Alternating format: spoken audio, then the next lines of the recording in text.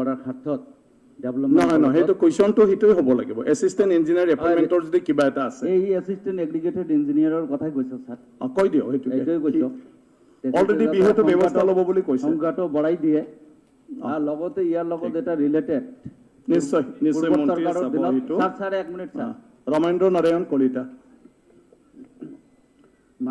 মাননীয় অধ্যক্ষ মহোদয় এক্ৰিডিটেড যেটো ইঞ্জিনিয়াৰ সেই সকলক স্থায়ীকৰণ কৰাত হয়তো কিছু অসুবিধা হ'ব কন্ট্ৰেকচুৱেল বেচিছত কাম কৰি আছে কিন্তু মাননীয় অধ্যক্ষ মহোদয় এই যিবিলাক এক্ৰিডিটেড ইঞ্জিনিয়াৰ আছে সেই সকলে মান্থলি পায় 14000 টকা আৰু যিবিলাকে পাৰ্মানেন্টলি জুনিয়ৰ ইঞ্জিনিয়াৰ হৈ আছে এইবিলাক জুনিয়ৰ ইঞ্জিনিয়াৰ স্যাৰ গতিকে তেখেতসকলে 14000 টকাত চলাটো বহুত কঠিন কাৰণ তেওঁলোকে টেকনিক্যাল লাইনৰ মানুহ আৰু দ্বিতীয়তে এতিয়া যেহেতু আপুনি কি বিচাৰে মন্ত্ৰী মহোদয় ফাইনেন্স বা বিভিন্ন যিবিলাক আঁচনিবিলাক চায় গতিকে মই ভাবোঁ যে যিখিনি ফিক্স স্যালাৰি তেওঁলোকক দিছে এইবিলাক বৃদ্ধি কৰাৰ ব্যৱস্থা মাননীয় মন্ত্ৰী মহোদয়ে কৰিব নেকি মন্ত্ৰী মহোদয় অধ্যক্ষ মহোদয় ইতিমধ্যে আমি এক্ৰিডিটেড ইঞ্জিনিয়াৰসকলক 19800 পৰা 21780 টকালৈ আমি ইতিমধ্যে তেওঁলোকক আমি মাননি দি আছোঁ আৰু ইয়াৰ উপৰিও তেওঁলোকৰ সহানুভূতিৰ প্ৰতি লক্ষ্য ৰাখি পেলাই আমাৰ অসম চৰকাৰে যেনেকুৱাকৈ কেজুৱেল লিভ পায় আৰ্ণ লিভ পায় maternity leave child care leave পায় সেইসমূহ ইতিমধ্যে আমি প্ৰপ'জ কৰিছোঁ যে অন্ততঃ তেওঁলোকেও এই সুবিধাসমূহ পোৱাটো উচিত আৰু যাৰ কাৰণে নেকি আমি চৰকাৰলৈ এই বিষয়ে আমি প্ৰেৰণ কৰিছোঁ মই ভাবোঁ এইকেইটা সুবিধা তেওঁলোকে পালে casual leave earn leave maternity leave child care leave পালে নিশ্চয় তেওঁলোকে কিছু সকাহ পাব আৰু আমাৰ যিহেতু প্ৰপ'জ আমাৰ যিহেতু ইতিমধ্যে তেওঁলোকে এনজয় কৰি আছে আৰু এজ পাৰ দ্য নৰ্মছ তেওঁলোকে ঠিকাভিত্তিক কণ্টেক্সুৱেল হৈ পেলাই 19800 যিহেতু পাই আছে গতিকে এতিয়াও যিহেতু আমি APSCতে হওক বা বিভিন্ন বিভাগত যিহেতু আমাৰ পোষ্ট ইতিমধ্যে আমি এডভাৰটাইজমেণ্ট কৰিছোঁ আৰু ইতিমধ্যে মাননীয় মুখ্যমন্ত্ৰী ডাঙৰীয়াই সিদ্ধান্ত গ্ৰহণ কৰিছে যে আগন্তুক দিনত 1 লাখ যি আমি পোষ্ট আমি নিযুক্তি দিয়া হ'ব সেই 1 লাখ নিযুক্তিৰ ভিতৰতো অধিকাংশ PNRDয়ে হওক বা PWDয়ে হওক বা পাব্লিক হেল্থত বহু ইঞ্জিনিয়াৰ বা এক্ৰিডিটেড ইঞ্জিনিয়াৰ তেওঁলোকে দে কেন এপ্লাই গতিকে তেওঁলোকে নিশ্চয় আগন্তুক দিনত নিজৰ জীৱনৰ কথা ভাবি তাতো এপ্লাই কৰিলে আমি NOC দি দিম আমাৰ কোনো আপত্তি নাই ধন্যবাদ কুৱেশ্যন নম্বৰ 22 কুৱেশ্যন নম্বৰ 22 সাপ্লিমেণ্টাৰী কৈছে না তিনিটাহে দিব পাৰো সাপ্লিমেণ্টাৰী কুৱেশ্যন নম্বৰ 22 Yes, sir.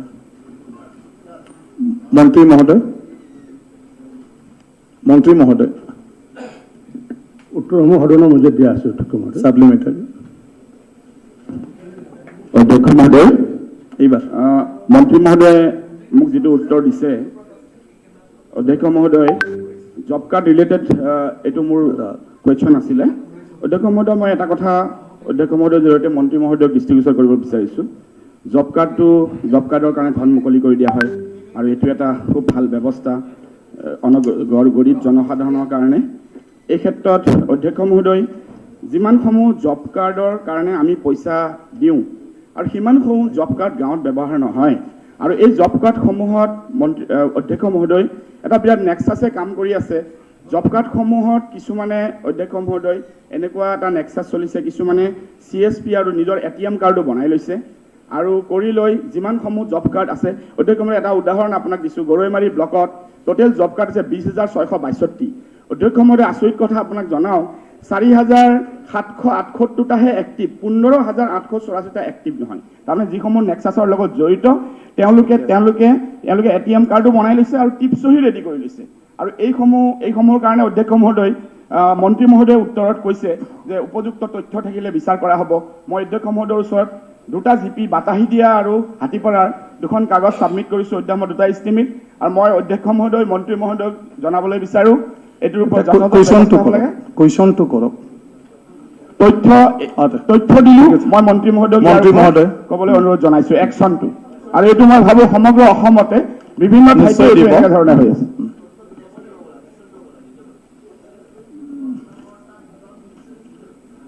অধ্যক্ষ মহোদয় আমাৰ যি গ্ৰামোন্নয়ন পঞ্চায়ত বিভাগৰ যি জব কাৰ্ডৰ যিটো ব্যৱস্থা এই জব কাৰ্ডৰ ব্যৱস্থা ইতিমধ্যে এটা সুন্দৰ ব্যৱস্থা ভাৰত চৰকাৰে এইটো প্ৰৱৰ্তন কৰিছে আৰু যাৰ কাৰণে জব কাৰ্ডৰ ব্যৱস্থাটো অসম চৰকাৰে প্ৰৱৰ্তন কৰি আহিছে আৰু এতিয়ালৈ অধ্যক্ষ মহোদয় আমাৰ অসমত 53,94,940 জন আমাৰ জব কাৰ্ডধাৰী ব্যক্তি আছে আৰু জব কাৰ্ড থাকিলে এইটো মেণ্ডেটৰী নহয় যে তেওঁলোকে কাম কৰিব লাগিব আৰু সেইকাৰণে এতিয়ালৈ সক্ৰিয় হৈ আছে 35 লাখ আউট অফ অধ্যক্ষ মহোদয় 53 লাখৰ ভিতৰত 35 লাখ সক্ৰিয় হৈ আছে 35,38,054খন আমাৰ সক্ৰিয় জব কাৰ্ড আছে আৰু ইয়াৰ উপৰিও আমি এবাৰ নতুনকৈ আলোচনা আমি কৰিছোঁ যে IBS বেনিফিচিয়াৰীৰ জৰিয়তে অনুসূচিত জাতি অনুসূচিত জনজাতি দৰিদ্ৰ সীমাৰেখা মহিলা মুৰব্বী থকা পৰিয়াল প্ৰধানমন্ত্ৰী আৱাস যোজনাৰ অধীনত হিতাধিকাৰী থকা আৰু ক্ষুদ্ৰ আৰু উপায়ন্ত খেতিয়কসকলক আমি পুনৰ IBSৰ জৰিয়তে তেওঁলোকে যাতে অতি কমেও 50,000 পৰা 70,000 টকা যাতে নিজৰ ঘৰতে সৰু সৰু পুখুৰী হওক সৰু সৰু বাগিচাই হওক নেমু বাগিচাই হওক বা অন্য খেতি কৰিব পাৰে তাৰ কাৰণে ইতিমধ্যে আমি IBSৰ জৰিয়তে জব কাৰ্ড দিয়াৰ ব্যৱস্থা কৰিছোঁ গতিকে এই প্ৰক্ৰিয়াটো সুন্দৰ প্ৰক্ৰিয়া কিন্তু মাননীয় বিধায়ক মহোদয় যিটো অভিযোগ আনিছে মই সেইটো অভিযোগ অস্বীকাৰ নকৰোঁ কাৰণ কিয় যে তেনেকুৱাকৈ MGNৰেগাৰ জৰিয়তে তেনেকুৱাকৈ কাম কৰাৰ বাবদ ইতিমধ্যে মাননীয় মুখ্যমন্ত্ৰী মন্ত্ৰী মহোদয় অহাৰ পিছত ব্যৱস্থা লোৱাৰ কথা ক'লে আমি তেনেকুৱা স্পেচিফিক অভিযোগ পালে ৰাইজৰে হওক বা বিধায়কৰে হওক ইতিমধ্যে আপুনি জানে সৰোজ দাস বুলি এজন BDO ইতিমধ্যে ছাছপেণ্ড কৰা হৈছে আৰু সুজা আহমেদ মজুমদাৰ নামৰ এজন BDOৰ এগেইনষ্টে FIR লঞ্চ কৰা হৈছে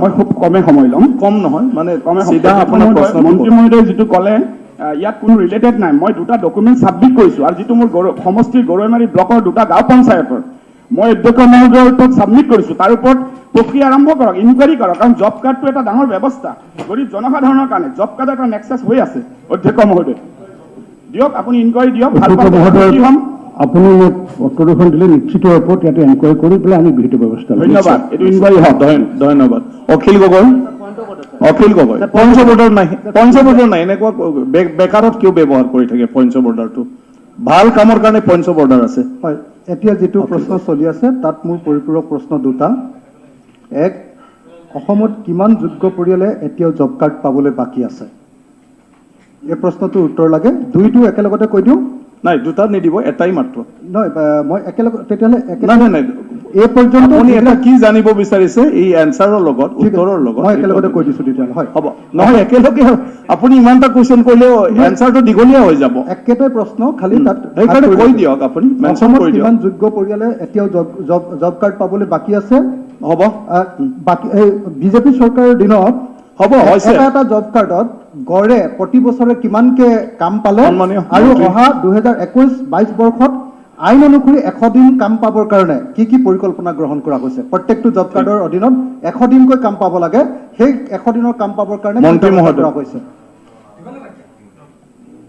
অধ্যক্ষ মহোদয় যোগ্য জব কাৰ্ডধাৰী বুলি ইয়াতে তেনেকুৱা কোনো সংজ্ঞা নাই যিসকলে MGNৰেগাৰ জৰিয়তে কাম কৰিব বিচাৰে তেওঁলোকে আমাক যেতিয়া ডিমাণ্ড দিয়ে আৰু ডিমাণ্ডৰ আধাৰত আমি তেওঁলোকক কাম দিওঁ আৰু ইতিমধ্যে 100 দিনৰ কাম কৰা নিশ্চিত কাম দিয়াৰ আমাৰ প্ৰতিশ্ৰুতি আছে চৰকাৰৰ আৰু অধ্যক্ষ মহোদয় আপুনি জানি সুখী হ'ব যে আমাৰ অসম চৰকাৰে ইতিমধ্যে যোৱা 20 আৰু 21 বিত্তীয় বৰ্ষত আমি প্ৰায় এইটো লৈ প্ৰায় আমি 25 লাখ কোটি টকা ইতিমধ্যে আমি অসম চৰকাৰে ব্যয় কৰিছে জব কাৰ্ডৰ নামত আৰু আনহাতে চলিত বিত্তীয় বৰ্ষত এতিয়ালৈ আমি 644 কোটি টকা ইতিমধ্যে জব কাৰ্ডৰ বাবদ আমি পেমেণ্ট আদায় কৰিছোঁ গতিকে যিসকলে জব কাৰ্ডৰ কাম কৰিব বিচাৰে আমি নথৈ আনন্দিত হ'ম কাৰণ কিয় আজি চাহ বাগানত বহু মানুহে তেওঁলোকে কাম কৰি আছে তেওঁলোকে যি মজুৰি পাই আছে তাতকৈ আমাৰ মজুৰি বহু বেছি গতিকে আমি সকলোকে আহ্বান জনাইছোঁ যে জব কাৰ্ডত যাতে সকলো ভাৰতত থকা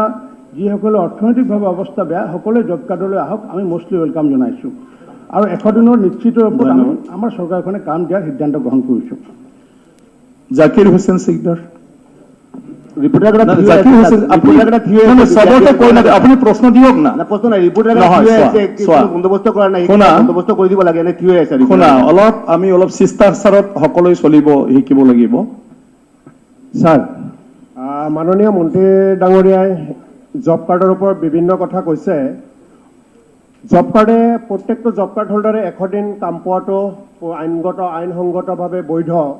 মই আপোনাৰ জৰিয়তে মাননীয় মন্ত্ৰী ডাঙৰীয়াৰ পৰা উত্তৰ পাব বিচাৰিম আৰু জানিব বিচাৰিম যে 53,94,980 জন জব কাৰ্ড হোল্ডাৰৰ বিপৰীতে যোৱা বিত্তীয় বৰ্ষত মাত্ৰ 71,788 জন জব কাৰ্ড হোল্ডাৰ 100 দিনৰ কাম পাইছে।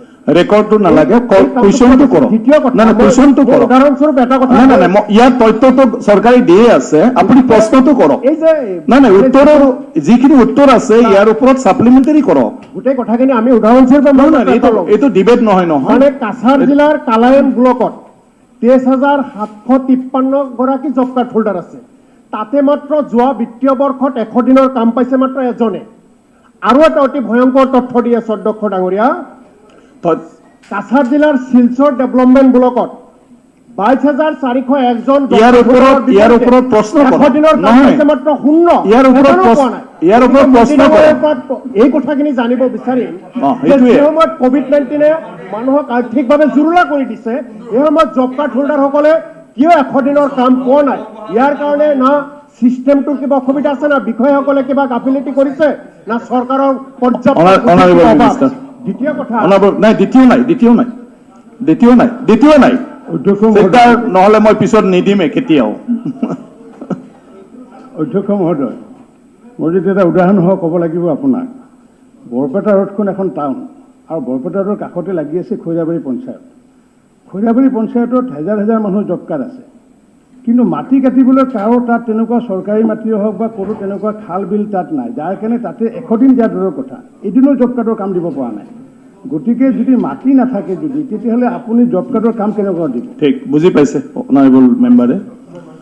তো এতিয়া ৰফিকুল ইছলাম উত্তৰ দি দিলে তেখেতে, মাটি নাই, এইটো জব কাৰ্ড মাটিৰ ওপৰত কাম হ'ব। হৈছে চোৱা শিকদাৰ, তেনেকুৱা নহয়। আপুনি প্ৰশ্ন কৰিলে মন্ত্ৰী মহোদয় উত্তৰ দিলে।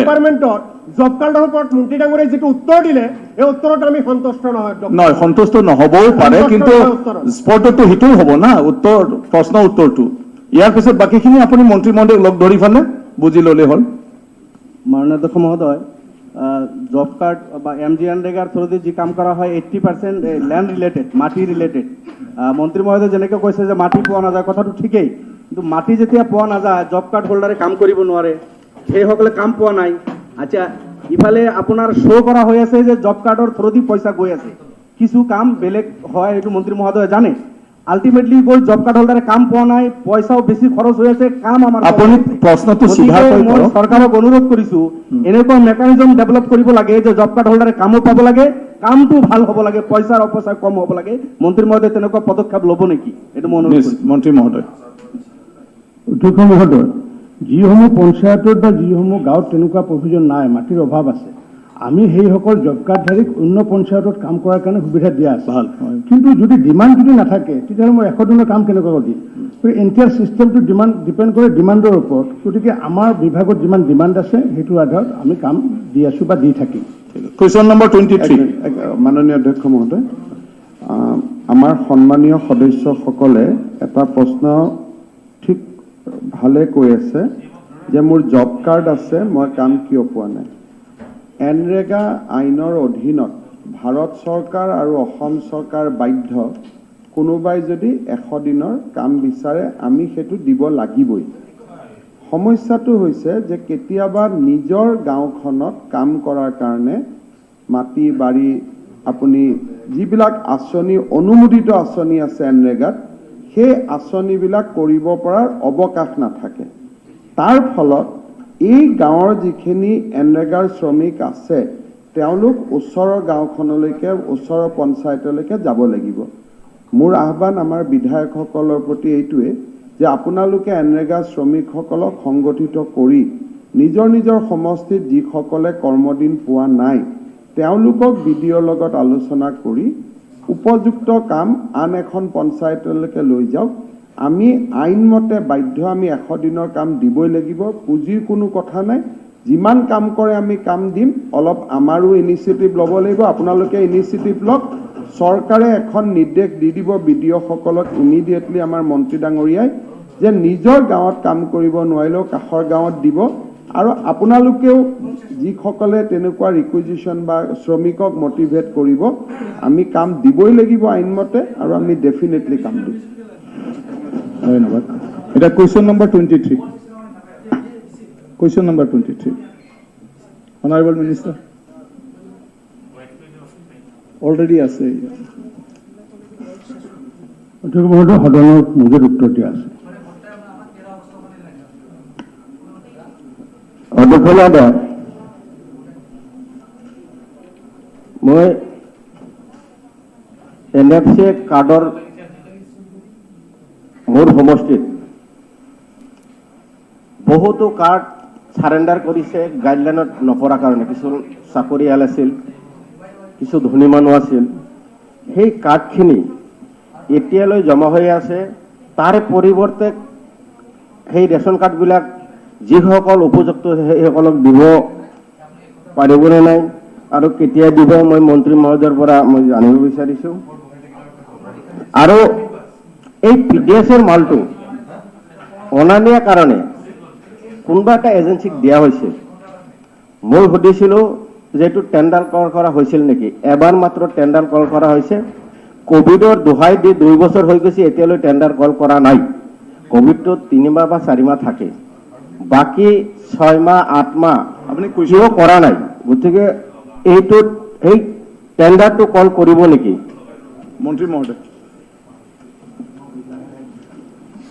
অধ্যক্ষ মহোদয় তেখেতে প্ৰথম বিষয়টো যিটো সুধিছিলে যে বহু অযোগ্য ব্যক্তিয়ে অৰ্থাৎ অৰ্থনৈতিকভাৱে সচ্ছল ব্যক্তিয়ে ইতিমধ্যে এই কাৰ্ড এনজয় কৰি আছে আমি ইতিমধ্যে মাননীয় মুখ্যমন্ত্ৰী ডাঙৰীয়াৰ লগতে ময়ো আমি সেইসকল ব্যক্তিক আমি আহ্বান জনাইছিলোঁ যে দুখীয়া নিচলাসকলক যাতে আমি তেনেকুৱা যাতে কাৰ্ড যাতে পুনৰ দিব পাৰোঁ তাৰ কাৰণে অৰ্থনৈতিকভাৱে সচ্ছল ব্যক্তিয়ে যাতে এইসমূহ পৰিহাৰ কৰে আৰু আমাৰ আহ্বানক সঁহাৰি জনাই ইতিমধ্যে ভালে সংখ্যক ব্যক্তিয়ে তেনেকুৱা কাৰ্ড এৰিছে বহুতে এই কাৰ্ডসমূহ ষ্টেটাছ চিম্বল হিচাপে ৰাখি থৈ আছে এইখন কাৰ্ডৰ আগন্তুক দিনত NRC বা ভোটাৰ লিষ্টৰ বা কোনো ধৰণৰ অফিচিয়েল ডকুমেণ্ট নহয় এক্সেপ্ট এই ৰেচনখিনি লোৱাৰ কাৰণে গতিকে আমি জুলাইৰ পিছত আমি উপায়ুক্তসকলক আমি নিৰ্দেশ দিম যে তেওঁলোকে গাঁওবুঢ়াৰ জৰিয়তে হওক বা কনচাৰ্ণ অথৰিটিৰ জৰিয়তে হওক তেনেকুৱাসকলক ব্যক্তিৰ আমি কাৰ্ডসমূহ কৰ্তন কৰাৰ কাৰণে সিদ্ধান্ত গ্ৰহণ কৰিছোঁ আৰু সন্মানীয়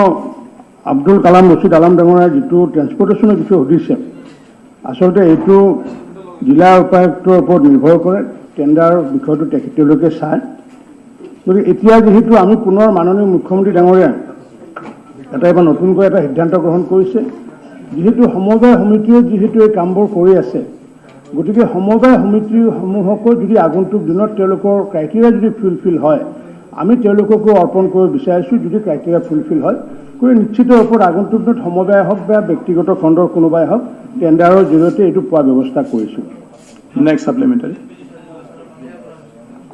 যদি সেই দিছে এইটো টেণ্ডাৰ কল কৰিব লাগে যদি কৰা হোৱা নাই এইটো কিবা ইনকুৱাৰী কৰি কিবা বিহিত ব্যৱস্থা ল'ব নেকি আৰু মোৰ কুৱেশ্যনটো অনাৰ মেইন অৰ্থটো হ'ল ইয়াতে এটা ভয়ংকৰ কেলেংকাৰী হৈ আছে এই ট্ৰেন্সপৰ্ট এজেঞ্চিৰ দ্বাৰা কি কৰিছে মই গোৱালপাৰা জিলাকে উদাহৰণ দি কৈছোঁ এতিয়া সৰ্বক বা বঙাইগাঁৱৰ পৰা মালটো লৈ আহিলে আনি পেলাই গোৱালপাৰাত এফচেট এইটো ৰাখি থৈ দিলে ৰাখাৰ পিছত কি হয় তাতে মানে হোলচেল মাৰ্কেটটো হ'ল যেতিয়া সোসাইটিয়ে চাউলটো লৈ আনে এটা সোসাইটিৰ যদি 1000 কুইণ্টেল এলটমেণ্ট হয় 1000 কুইণ্টেলটো লৈ নাযায় তাতে আপুনি বস্তুটো আপুনি বুজিব লাগিব আপোনাৰ প্ৰশ্ন আপুনি বুজিব লাগিব চৰকাৰক অৱগত কৰি আছো সেইটোৰ কাৰণে আপোনালোকে ডিবেটত ডিছকাশ্যনটো কথা পাতিব নহয় কুৱেশ্যন আৱাৰ আপুনি কুৱেশ্যনটো আনিছে কিয় ইয়াতে এটা ভয়ংকৰ কেলেংকাৰী আপুনি কুৱেশ্যন আনিছে হৈ গ'ল আৰু যদি কুৱেশ্যন নাই সাপ্লিমেণ্টাৰী মই দি আছো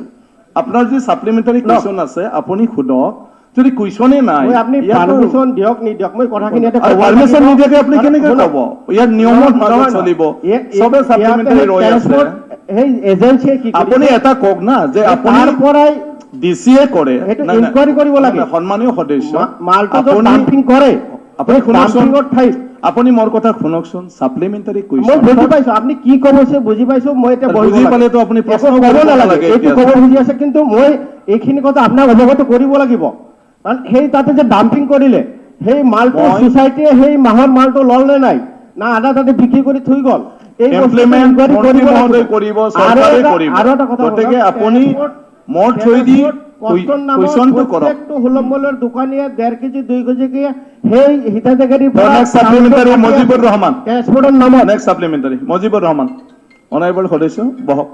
আচল কথাখিনি মই ক'ব নোৱাৰিম। মাননীয় কুৱেশ্যন মাননীয় অধ্যক্ষ মহোদয়, মই আপোনাৰ জৰিয়তে বিভাগীয় মন্ত্ৰীৰ পৰা এটা কথা জানিব খুজিছোঁ যে মাননীয় অসমৰ মুখ্যমন্ত্ৰী আৰু মাননীয় বিভাগীয় মন্ত্ৰী কেইবাবাৰো আপোনাৰ পেপাৰত এড দিছে আৰু ৰিকুৱেষ্ট কৰিছে। আপুনি কুৱেশ্যনটো কৰক। এইটো গোৱালপাৰাৰ কুৱেশ্যনটো গৈ আছে ছাৰ। মানে সেইটো নহয় ছাৰ, এইটো অসমৰ গোটেই এডভাৰটাইজমেণ্টৰ কথা ক'ত পৰা আহি গ'ল? ছাৰ, আপুনি ইয়াতে- যিটো ইয়াতে উত্তৰ ছাৰ, আছে ৰেচন কাৰ্ডৰ সেই কথাটো উত্তৰত কৈ আছে। বিসংগতি ছাৰ, কি I am আছে telling about বা ৰেচন জানিবলগীয়া আৰু কি আছে সেইটো হয়, আপুনি ছাৰ। সোধক। এই নেশ্যনেল ফুড ছিকিউৰিটি আণ্ডাৰত হয়। যিবিলাক ৰেচন কাৰ্ড আছে, এই ৰেচন কাৰ্ড যিবিলাক মানুহে আপোনাৰ অনাধিকাৰভাৱে ইলিগেলি আপোনাৰ ৰিকুৱায়াৰ কৰি আছে, এইখিনি ঘূৰাই দিবৰ কাৰণে এতিয়ালৈকে বহুবাৰ আপোনাৰ ৰিকুৱেষ্ট কৰা হৈছে। কিন্তু বহু ধনী মানুহ যিসকলৰ আপোনাৰ চাৰিচকীয়া গাড়ী আছে, ঘৰ আছে, তেখেতসকলে এতিয়ালৈকে কাৰ্ডবিলাক ঘূৰাই দিয়া নাই। গতিকে ঘূৰাই নিদিয়া কাৰ্ড হোল্ডাৰ সকলৰ ওপৰত কিবা একশ্যন ল'বনে নাই, এই বিষয়ে মই মাননীয় বিভাগীয় মন্ত্ৰীৰ পৰা জানিব খুজিছোঁ। মন্ত্ৰী মহোদয়। এইটো সুন্দৰ প্ৰশ্ন এটা আনিছে সন্মানীয় বিধায়কগৰাকীয়ে। আমিতো বাৰম্বাৰ কৈ আছোঁ যে দুখীয়া নিচলা বহু ব্যক্তি, তেনেকুৱা ব্যক্তিয়ে এতিয়াও তেনেকুৱা অন্নমুঠিৰ কাৰণে তেওঁলোকে বাদ পৰি আছে। আৰু আপুনি নিশ্চয় জানে অধ্যক্ষ মহোদয়, আমাৰ মাননীয় প্ৰধানমন্ত্ৰী ডাঙৰীয়া গৰীব কল্যাণ আঁচনিৰ অধীনত এতিয়ালৈ প্ৰায় অসমত 2,51,00,000 ব্যক্তিক তেনেকুৱাকৈ আমাৰ গৰীব কল্যাণ আঁচনিৰ জৰিয়তে আমি চাউল প্ৰদান কৰি আহিছোঁ। আৰু সেইটোৰ প্ৰতি লক্ষ্য ৰাখি মাননীয় মুখ্যমন্ত্ৰী ডাঙৰীয়া আৰু মই নিজে আমি আহ্বান জনাইছিলোঁ। আমি আহ্বানক সহায় দিছে আৰু 30 তাৰিখে জুলাই তাৰিখে অন্ত পৰিব। 30 তাৰিখৰ পিছত এইসমূহ কাৰ্ড কেনেকুৱাকৈ কৰ্তন কৰিব পৰা যায়, আমি এই বিষয় লৈ পেলাই চূড়ান্ত সিদ্ধান্ত গ্ৰহণ কৰিম। আৰু ধনী ব্যক্তিৰ যদি তেনেকুৱা নাম থাকে, আমি বাতৰি কাকতত তেওঁলোকৰ বিজ্ঞাপন আকাৰে প্ৰকাশ কৰিম যে এইসকল ধনী ব্যক্তিয়ে এনেকুৱা কাৰ্ড এনজয় কৰি আছিলে। নিশ্চিত ওপৰত আমি ভাল পাইছোঁ তেখেতক। আগন্তুক দিনত সকলোৱে এই বিষয়টো সঁহাৰি জনালে ভাল হ'ব। অধ্যক্ষ মহোদয়। আশৰাফুল হুছেইন। মাননীয় অধ্যক্ষ মহোদয়, মন্ত্ৰী চবেই মহোদয়ৰ সুধিব জৰিয়তে পাৰে, সুধিব বিষয়টো বিচাৰিছোঁ- গোৱালপাৰা হ'ব লাগিব। আপোনাৰ জৰিয়তে মন্ত্ৰী মহোদয়ক সুধিব বিচাৰোঁ যে এতিয়াও অনেক দৰিদ্ৰ পৰিয়ালে ৰেচন কাৰ্ড পাবলৈ বাকী আছে আৰু এই ক্ষেত্ৰত এনে হাজাৰ হাজাৰ পৰিয়ালক ৰেচন কাৰ্ড দিয়াৰ ক্ষেত্ৰত চৰকাৰে কি ব্যৱস্থা গ্ৰহণ কৰিব আৰু কিমান দিনৰ ভিতৰত গ্ৰহণ কৰিব, তাৰ এটা স্পষ্ট বিবৃতি যদি সদনৰ মজিয়াত দিয়ে আমি সুখী হ'ম। Honourable minister. মাননীয় অধ্যক্ষ মহোদয়, ইতিমধ্যে খন্তেক আগতে সেই বিষয়ে ক'লোঁ। মোৰ আজি ভাল লাগিছে যে আজি সকলোৱে সহমত প্ৰকাশ কৰিছে। মাননীয় মুখ্যমন্ত্ৰী ডাঙৰীয়া আৰু মই যিটো আহ্বান জনাইছিলোঁ যে দুখীয়া নিচলাসকলক সহায় কৰাৰ ক্ষেত্ৰত সকলোৱে আজি ঐক্যমত প্ৰকাশ কৰিছে।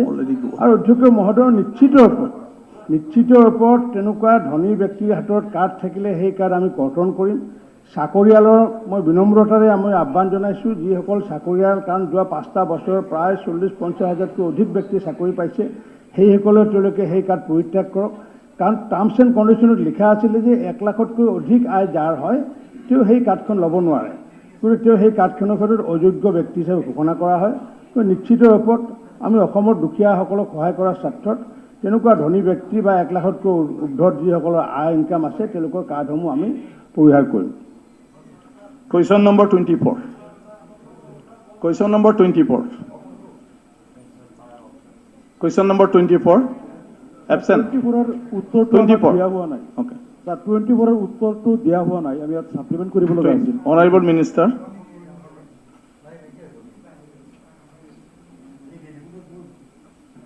অধ্যক্ষ মহোদয়, এইটো আমাৰ তাত নপৰে, এইটো ডিভাৰ কৰা আছিলে। এইটো আমাৰ বিভাগত নপৰে। এইটো আচলতে চাহ শ্ৰমিকৰ বিভাগত পৰে, টি ৱেলফেয়াৰত পৰে। চাহ শ্ৰমিক। হয়, এইটো অধ্যক্ষ মহোদয় আমি আপোনালৈ পত্ৰ লিখিছিলোঁ যে এই বিষয়টো আমাৰ বিভাগত নপৰে।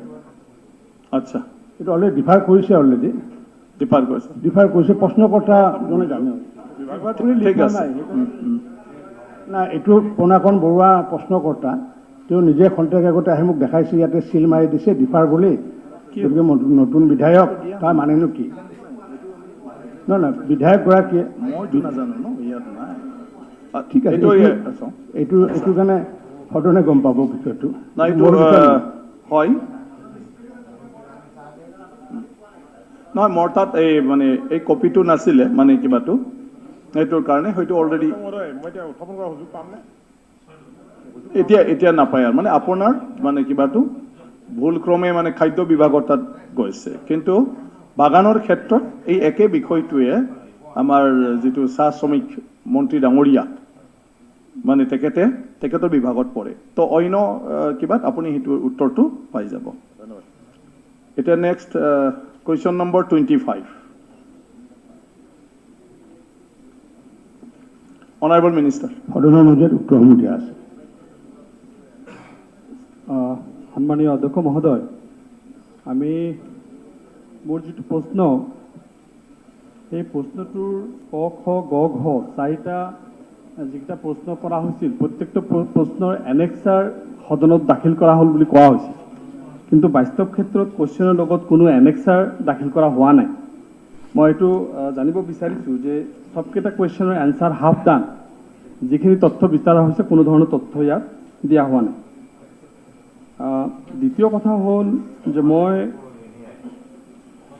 মাননীয় মন্ত্ৰী মহোদয় জানিব বিচাৰিছোঁ দক্ষিণ শালমাৰা মানকাছৰ জিলা পৰিষদ গঠন হোৱাৰ পিছৰ পৰা আজিলৈকে অফিচ বাবদ ফাৰ্নিচাৰ বাবদ বা অফিচ চলা বাবদ গোটেই মানে মেচিনাৰীটোত আজিলৈকে চৰকাৰে কিমান টকা ধাৰ্য কৰিছে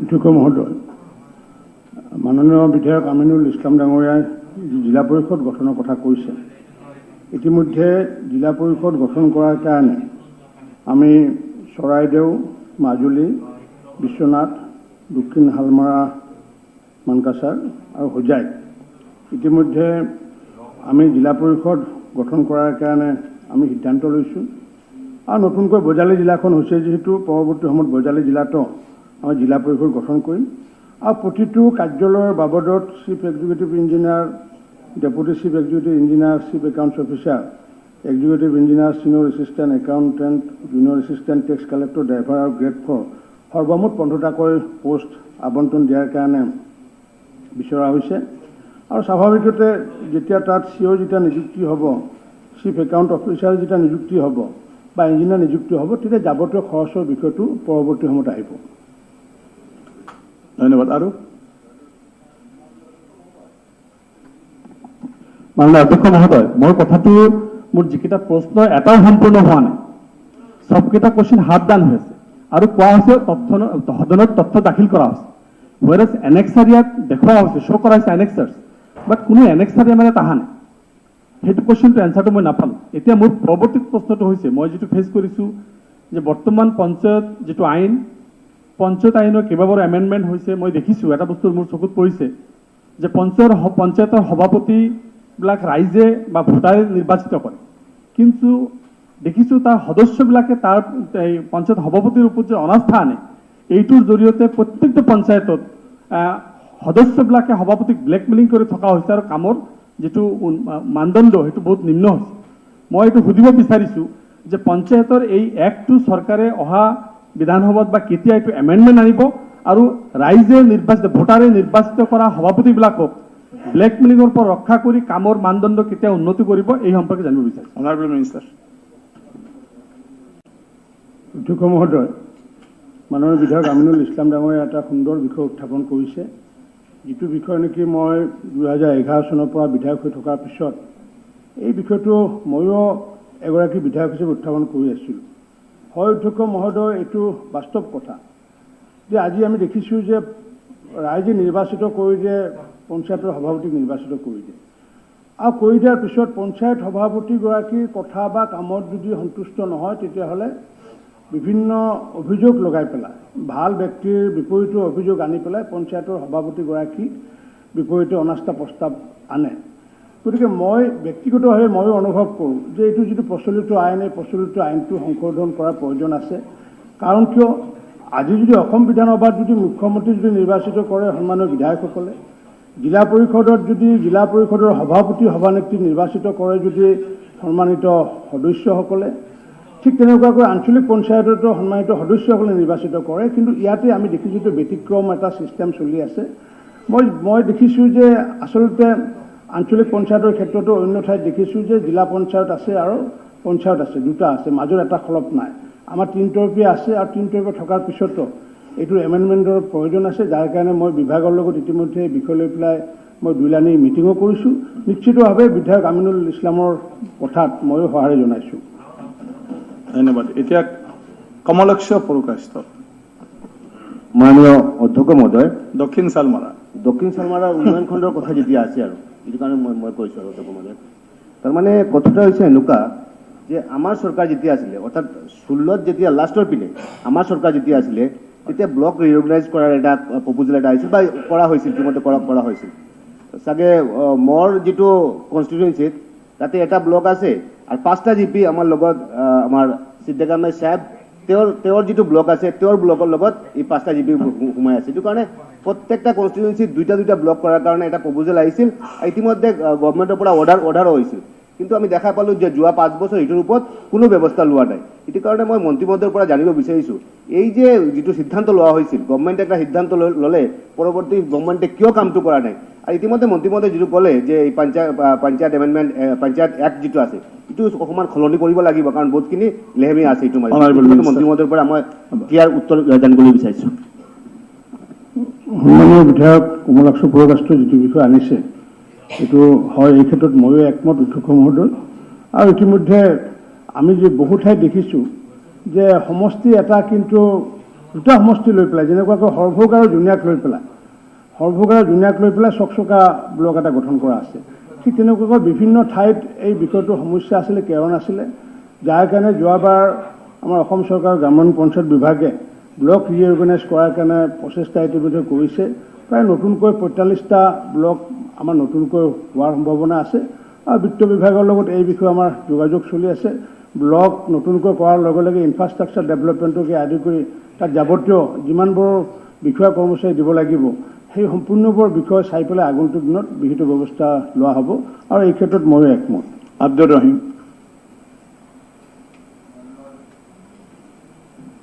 মাননীয় অধ্যক্ষ মহোদয়, আমাৰ মন্ত্ৰী মহোদয়ে পঞ্চায়ত সভাপতিৰ ক্ষেত্ৰত যিটো কথা কৈছে যে ৰাইজৰ দ্বাৰা নিৰ্বাচিত প্ৰতিনিধি, কিন্তু আমাৰ সদস্যসকলে প্ৰভাৱান্বিত কৰাৰ কাৰণে পঞ্চায়তত দেখা যায় আমাৰ কাম কাজখিনি সুচাৰুৰূপে হৈ নুঠে। ঠিক তেনেকৈ আমাৰ মন্ত্ৰী মহোদয়ক মই সুধিব খুজিছোঁ, উদাহৰণ হিচাপে আমাৰ বৰপেটাৰ কথা কৈছোঁ ছাৰ, যে বৰপেটা ডেভেলপমেণ্ট ব্লক আমাৰ দুজন বিডিঅ, এজন ফিচাৰী ডিপাৰ্টমেণ্টৰ মানুহ, আজি ছাৰ আমাৰ ভৱানীপুৰ ব্লকৰ বিডিঅ, তেখেত আপোনাৰ বেলেগ কুৱেশ্যন আছে, দক্ষিণ শালমাৰাৰ মই পঞ্চায়তৰ ওপৰতে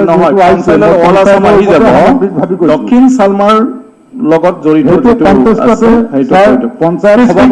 স্পেচিফিক কুৱেশ্যন, আপুনি দক্ষিণ শালমাৰাৰ বিষয়ত যিখিনি আহিছে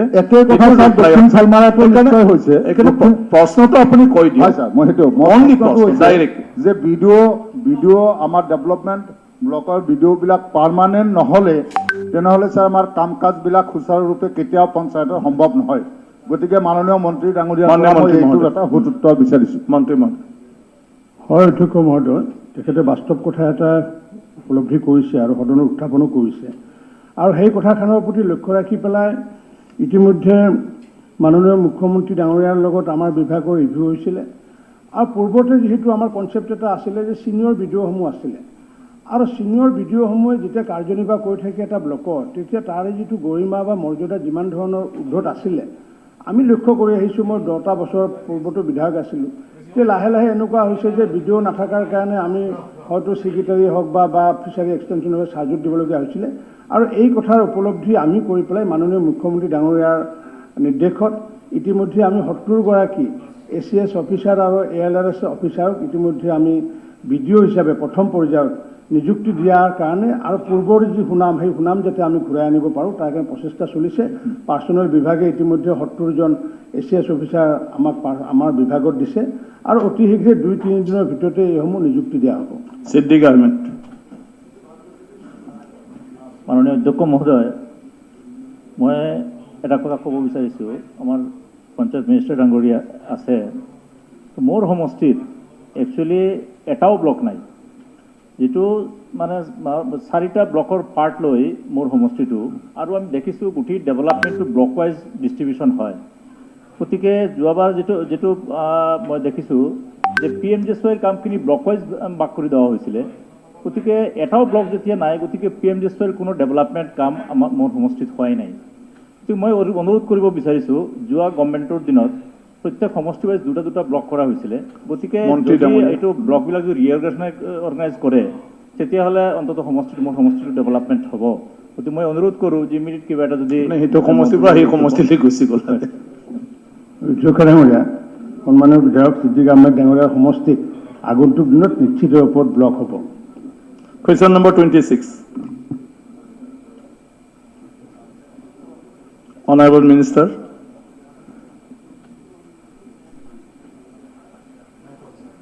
Honorable Minister. সদনৰ উত্তৰ দিয়া আছে। অধ্যক্ষ মহোদয়, মই আপোনাৰ জৰিয়তে জানিব বিচাৰিছোঁ, জনস্বাস্থ্য কাৰিকৰী ডিপাৰ্টমেণ্টত জল জীৱন মিছন মানে এটা বৃহৎ অভিযান, কাৰণ ঘৰে ঘৰে পাইপেৰে সংযোগ কৰি পানী দিয়াটো কঠিন নহয়। ইতিমধ্যে কাম বহুতখিনি আৰম্ভ হৈছে, আমাৰ হাজোতো আৰম্ভ হৈছে বা আপোনালোকৰ সকলোৰে সমষ্টিতে আৰম্ভ হৈছে, কিন্তু ঘৰে ঘৰে পাইপ সংযোগ কৰিবলৈ যাওঁতে ইমানখিনি পাইপৰ প্ৰয়োজনৰ লগত কিমান ঘৰে ঘৰে, আৰু আজিকালি প্ৰতিটো ঘৰত দেখা যায় এঘৰতে 2 ভাগ 3 ভাগ ভাগ হৈ থাকে, যে মানে আমাৰ এইটো কঠিন কাম। এঘৰত দিলেই নহ'ব, তেওঁৰ ঘৰতে চোতালতে 5 ভাগ ভাগ হৈ আছে। গতিকে কিমান পাইপ লাগিব, কিমান সংযোগকৰণ, কেনেকৈ ধৰণে চলাব, এনেকুৱা নেটৱৰ্কিংটো কেনেকৈ কৰিব। যোৱা বছৰ দেখা গৈছে অলপ পাইপ কিনিছে আমাৰ চৰকাৰে, গতিকে সেইখিনি পাইপেৰে এইখিনি কাম সম্পূৰ্ণ কৰিব নে আমাৰ চৰকাৰৰ আমাৰ নতুন মন্ত্ৰী আহি পেলাই নতুনকৈ পাইপ কিনি পেলাই আকৌ নতুন ব্যৱস্থা ল'ব, বা কেনেকৈ ধৰণে কৰিব, এইখিনি অকণ বিতংভাৱে জনালে ভাল হয়। মন্ত্ৰী মহোদয়।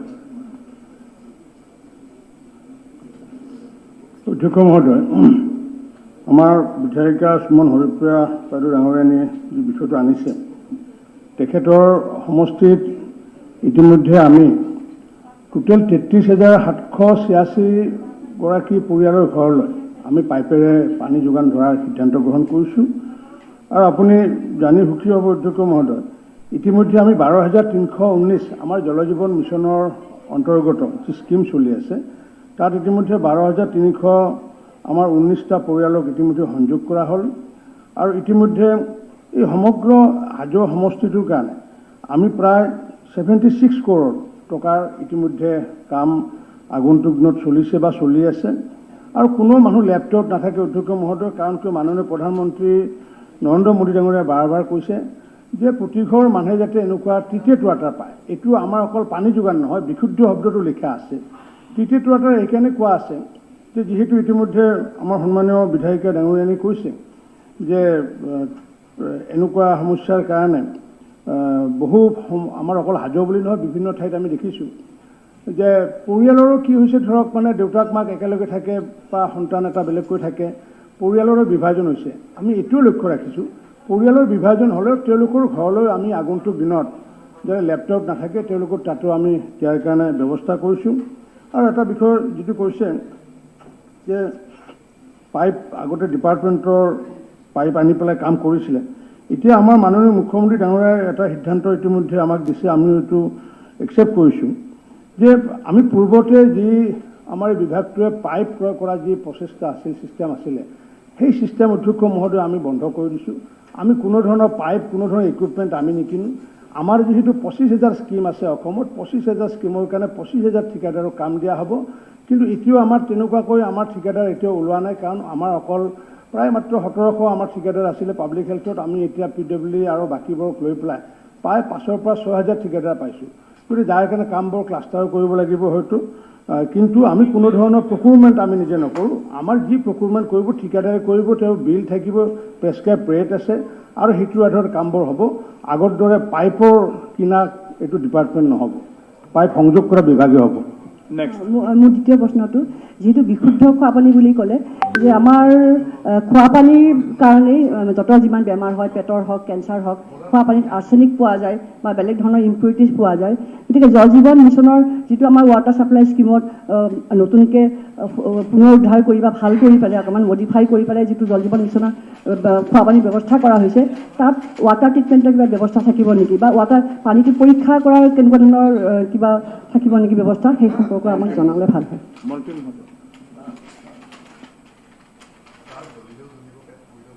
হয় অধ্যক্ষ মহোদয়, বিধায়িকা ডাঙৰীয়ানীয়ে ভাল কথা কৈছে। কাৰণ কিয় আমি অসমত দেখিছোঁ যে পানীৰ কাৰণে বিভিন্ন মানুহ অসুস্থ হয়। এতিয়া কেঞ্চাৰ কিয় হয় মই নাজানো, এতিয়া হয়তো পৰীক্ষা নিৰীক্ষা চলি আছে। কিন্তু অসমত দেখিছোঁ যে আমি আৰ্ছেনিকযুক্ত পানী সেৱন কৰি আছোঁ, ফ্ল'ৰাইডযুক্ত পানী সেৱন কৰি আছোঁ, আইৰণযুক্ত পানী সেৱন কৰি আছোঁ। এতিয়া আইৰণটো আমি ছেপাৰেট কৰিব পাৰোঁ বিভিন্ন ফিল্টাৰৰ জৰিয়তে। আমি দেখিছোঁ যে ফ্ল'ৰাইডটোৰ কাৰণে আমি বিভিন্ন কম বয়সতে তেওঁলোকে বয়সস্থ হোৱা আমি দেখিছোঁ, দাঁতবোৰ হালধীয়া হোৱা দেখিছোঁ, তেওঁলোকৰ হাতৰ ভৰিৰ হাড়বোৰ একেবাৰে ক্ষীণাই যোৱা দেখিছোঁ।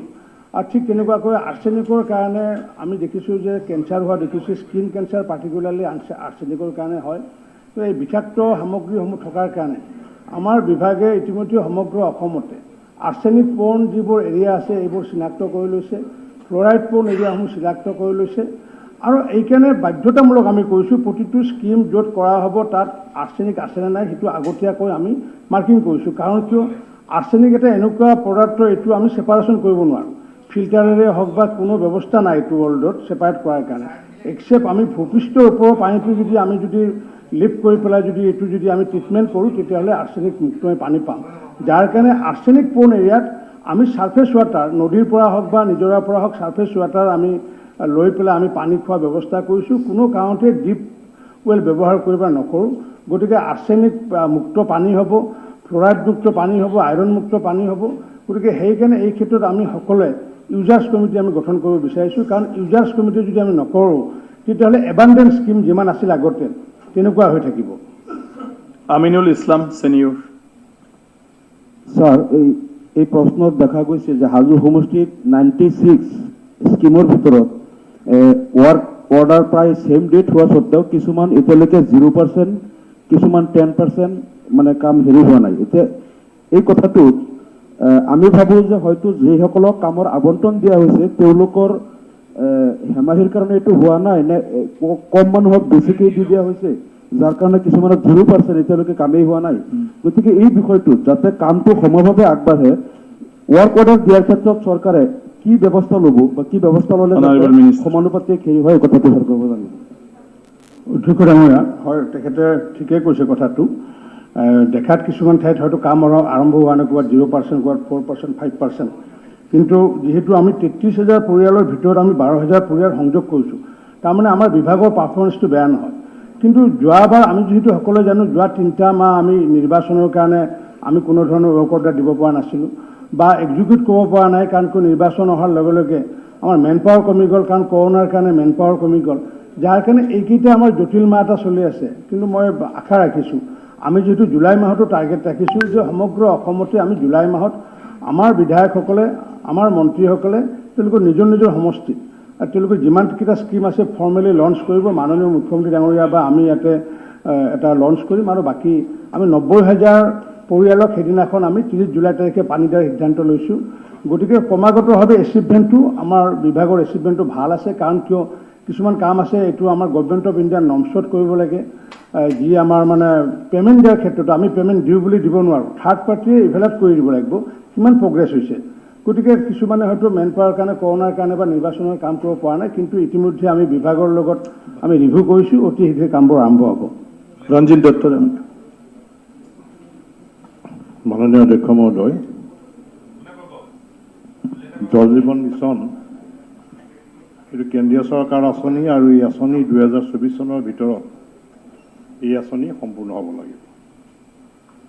এটা ভাল আঁচনি, প্ৰত্যেক ঘৰ মানুহৰ ঘৰলৈ পানী পাইপৰ যোগেদি খোৱা পানী, বিশুদ্ধ খোৱা পানী যোৱাৰ ব্যৱস্থা হ'ব। এইটো আমাৰ মোদী চৰকাৰৰ, নৰেন্দ্ৰ মোদী ডাঙৰীয়াৰ এটা ভাল আঁচনি। কিন্তু কথা হ'ল কি, আমি চাইছোঁ আমাৰ সমষ্টিবিলাকতো আমাৰ জল জীৱন মিছনৰ কাম হৈ আছে। ইয়াত পাৰ্চেণ্টেজো চাইছোঁ বহুত কম পাৰ্চেণ্টেজ, মানে ধৰক প্ৰগ্ৰেছৰ যিটো ৰিপৰ্ট, এই ৰিপৰ্টত খুব প্ৰগ্ৰেছটো খুব কম হৈ আছে। আৰু এই মিছনত DPR বনোৱাৰ কাৰণে বেলেগ এজেঞ্চি আছে, কাম এক্সিকিউটিভ কৰিব আমাৰ এক্সিকিউটিভ ইঞ্জিনিয়াৰ বা PHC বিভাগীয় বিষয়াসকলে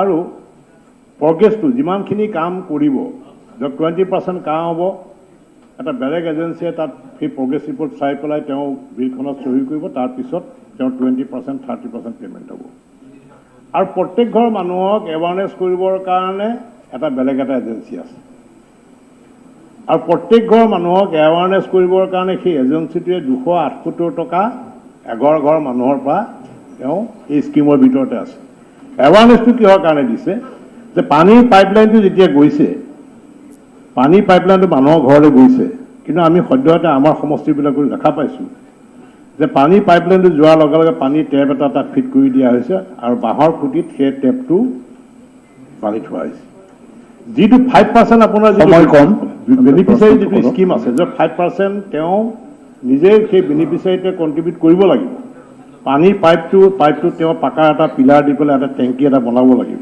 কিন্তু সেইটো সদ্যহতে আমি দেখা পোৱা নাই যেটো এৱাৰনেছৰ যিবিলাক এজেঞ্চি আছে এৱাৰনেছ কৰিবৰ কাৰণে যিবিলাক এজেঞ্চি প্ৰত্যেকটো ডিভিজনতে এজেঞ্চিবিলাক ৰখা হৈছে তেওঁলোকে গাঁৱে গাঁৱে গৈ পেলাই সেই ধৰণৰ তেওঁলোকে সজাগতাবিলাক তেওঁলোকে কৰা নাই মই মাননীয় মন্ত্ৰী ডাঙৰীয়াক মই অনুৰোধ কৰিছোঁ যে এই সজাগতাটো পঞ্চায়তৰ প্ৰতিনিধিসকলৰ দ্বাৰা গাঁৱে গাঁৱে গৈ পেলাই যাতে সজাগতাটো হয় আৰু আমি আশা ৰাখিম যে 2024 চনৰ ভিতৰত গোটেই অসমৰ ৰাইজে প্ৰত্যেক ঘৰ মানুহে বিশুদ্ধ খোৱা পানী পাব বুলি আশা ৰাখিম আৰু এটা মই ক'বলৈ বিচাৰিছোঁ যে আৰু কুৱেশ্যন আছে হৈ যাব মন্ত্ৰী ডাঙৰীয়া আপুনি এচুৰেঞ্চ দিয়ক অনাৰেবল মিনিষ্টাৰ অধ্যক্ষ মহোদয় এই কোনটো অলৰেডি পইণ্ট অফ অৰ্ডাৰ সেইকাৰণে মই point of order sir point of order কিন্তু এতিয়া ক'ব দি আছে স্যাৰ নালাগে পইণ্ট অফ অৰ্ডাৰ না কুৱেশ্যন লাষ্ট আছে ইয়াৰ পিছত নাই স্যাৰ অনাৰেবল মিনিষ্টাৰ আপুনি জবাবটো দিয়ক স্যাৰ ৰঞ্জিত ডাঙৰীয়া যথেষ্ট সময় দিয়া হয় আৰু ক'লে মানে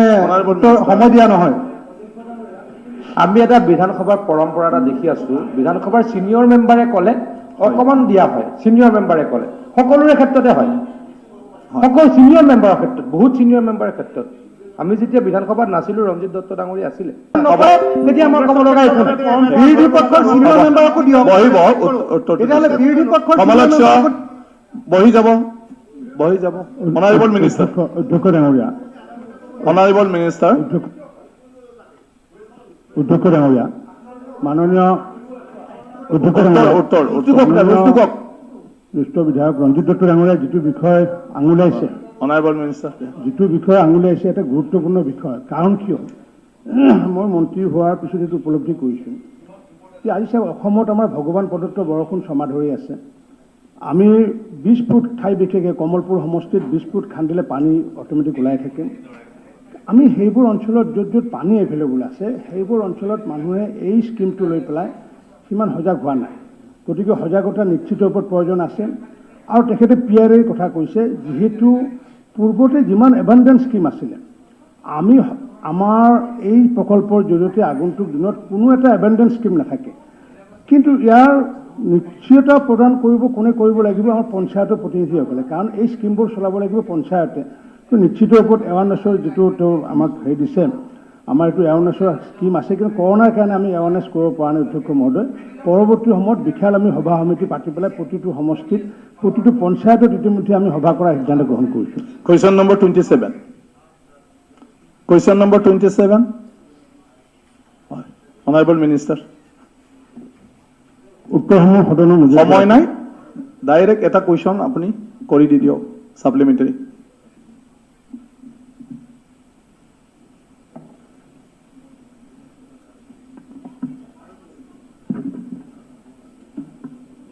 মাননীয় অধ্যক্ষ মহোদয় বদরপুর বিধানসভা সক্রিয় জনস্বাস্থ্য কারিগরি বিভাগের গ্রামীণ প্রকল্পগুলো সঞ্চালকের অনেক দেরি হয়ে পড়েছে এবং এই প্রকল্পগুলোর সম্ভাবনা হওয়ার কারণ কি তা জানার অনুরোধ রইল আর দ্বিতীয় কথা হল প্রকল্পগুলো সংস্কার না করায় উক্ত এলাকায় জনসাধারণের অপরিশোধিত পানীয় জল পেয়ে অসুস্থ হয়ে গেছে এই বিষয়ে সরকার অবগত কি যদি সরকার এই বিষয়ে অবগত তাহলে এই প্রকল্পগুলো অবিলম্বে সংস্কার করে পানীয় জল খোয়ার ব্যবস্থা করে দেওয়া হোক অনারেবল মিনিস্টার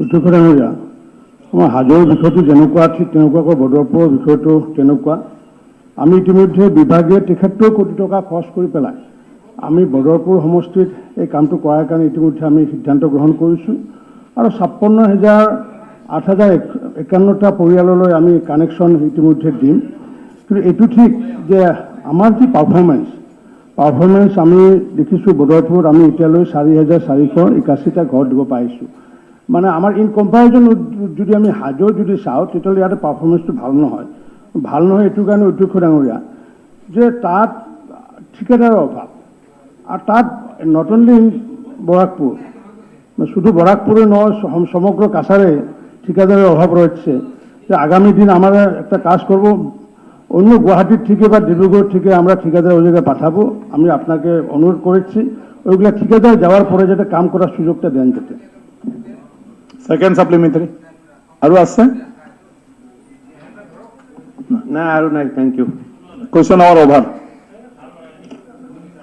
কাৰ্যসূচী নং 2 মাননীয় একো কথা নচলে আইটেম নম্বৰ 2 নতুন বিধায়কসকলৰ সময় অসম বিধানসভাৰ প্ৰক্ৰিয়া আৰু কাৰ্য পৰিচালনাৰ নিয়মাৱলী তেজ 2 নং দফাৰ অধীনত নিম্ন উল্লেখিত সদস্য কেইগৰাকীয়ে নিম্ন উল্লেখিত বিভাগসমূহৰ মাননীয় মন্ত্ৰীৰ মনোযোগ আকৰ্ষণ কৰিব নতুন মন্ত্ৰীসকল কি তেনেকুৱাটো বিচাৰে না আলোচনা কৰাটো বিচাৰে মানে নতুন বিধায়কৰ এতিয়া এমএলএ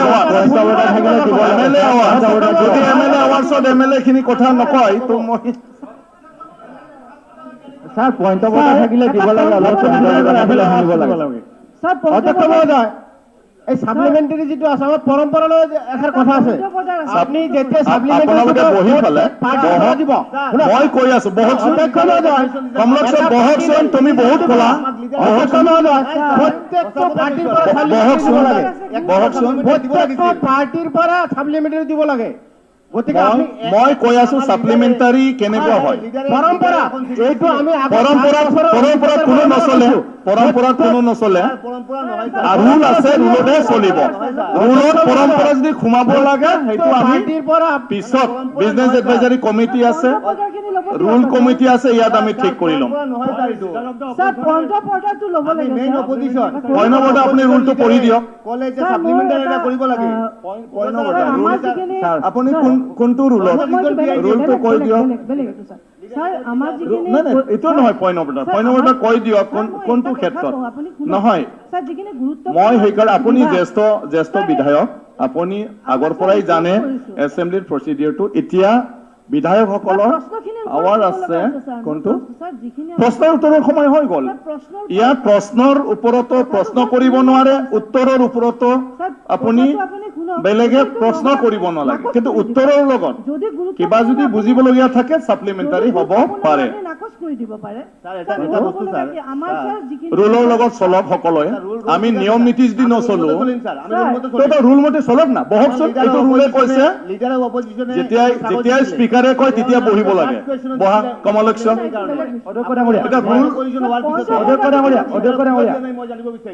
অনাৰেবল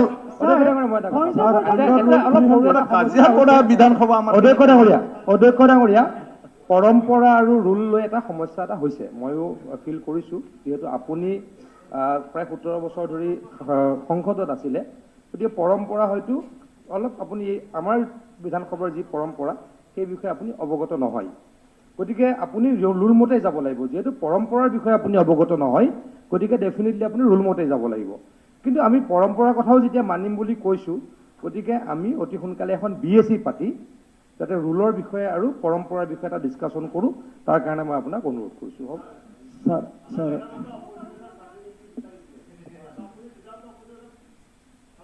নহয় চাওক মই চব ভালদৰে সোধক মই এনেকুৱা কাজিয়া টাইপত নাযাওঁ মোৰ স্বভাৱটো কাজিয়া মোৰ পৰম্পৰাটো কাজিয়া কৰা নহয় ঘৰৰ পৰা এনেকৈ আহিছোঁ গাঁৱৰ পৰা মই পৰম্পৰা কাজিয়া নকৰা সমাজৰ পৰা আহিছোঁ মই কি কৰিম কাজিয়া বুলি কিয় আমি লাগিলে চুপ থাকো অধ্যক্ষ মহোদয় মোৰ পৰম্পৰাটো চুপ থাকা মই নামানিব পাৰোঁ মই কাজিয়া কৰা পৰম্পৰাৰ পৰা মই ডাঙৰ হোৱা নাই গতিকে আমি কথাবিলাক আপোনাক অৱগত মই এষাৰ কওঁ মাননীয় অধ্যক্ষ মহোদয়, যোৱাবাৰ এটা কথা হৈছিল যে অধ্যক্ষ মহোদয়ে আমাক কৈছিল সেই সময়ত যে আপোনালোকে কোনে কোনে ছাপ্লিমেণ্টাৰী কৰিব লিখি দিব লাগে।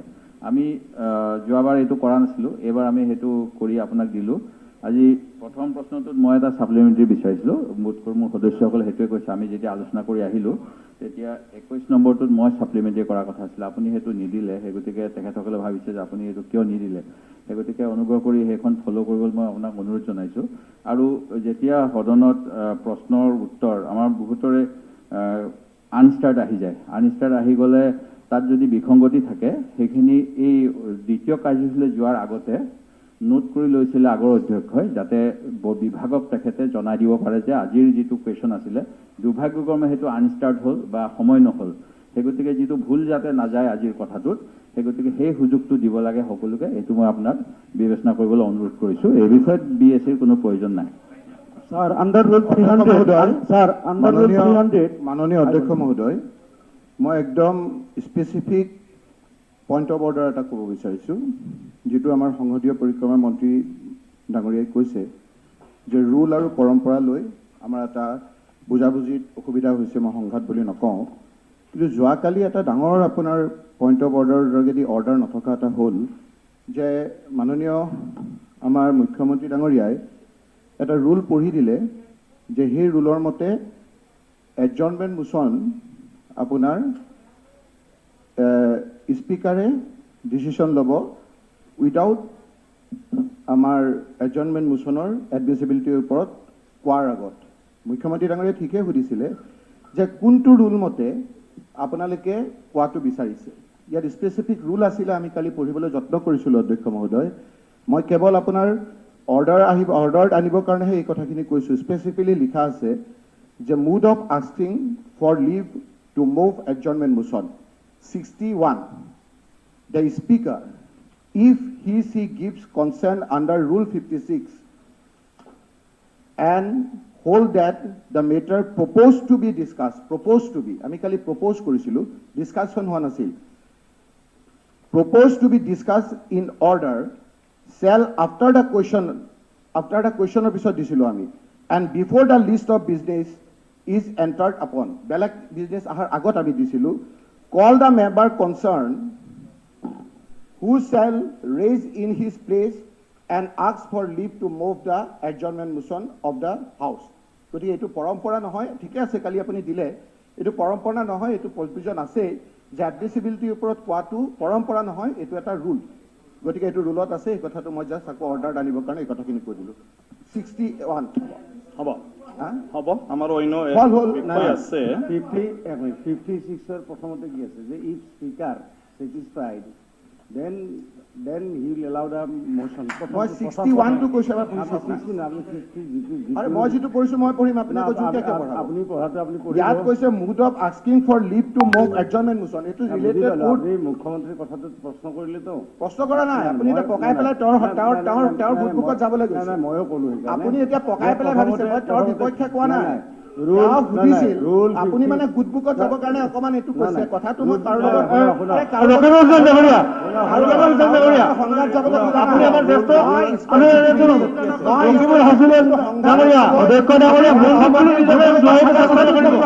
আমাৰ দলৰ নেতা মুখ্যমন্ত্ৰী ডাঙৰীয়া, আমাৰ দলৰ নেতা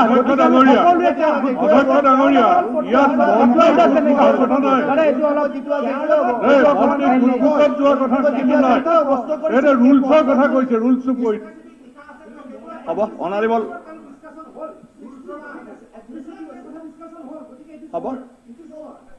হ'ব অলৰেডি অনাৰেবল, সেইটোক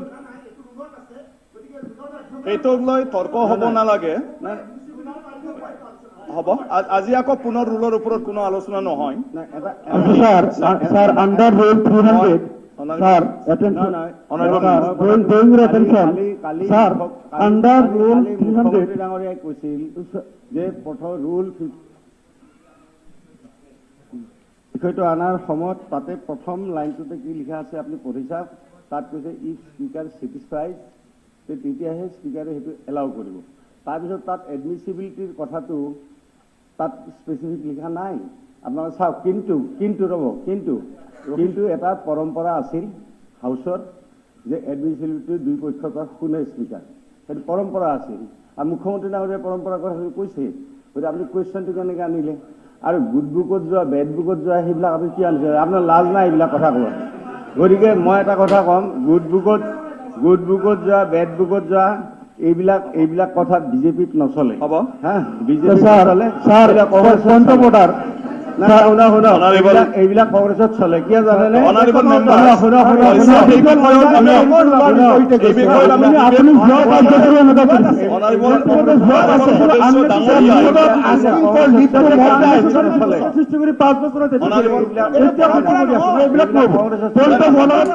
আপোনালোকে সকলোৱে মই ইয়াতকৈ ডাঙৰটো লৈছো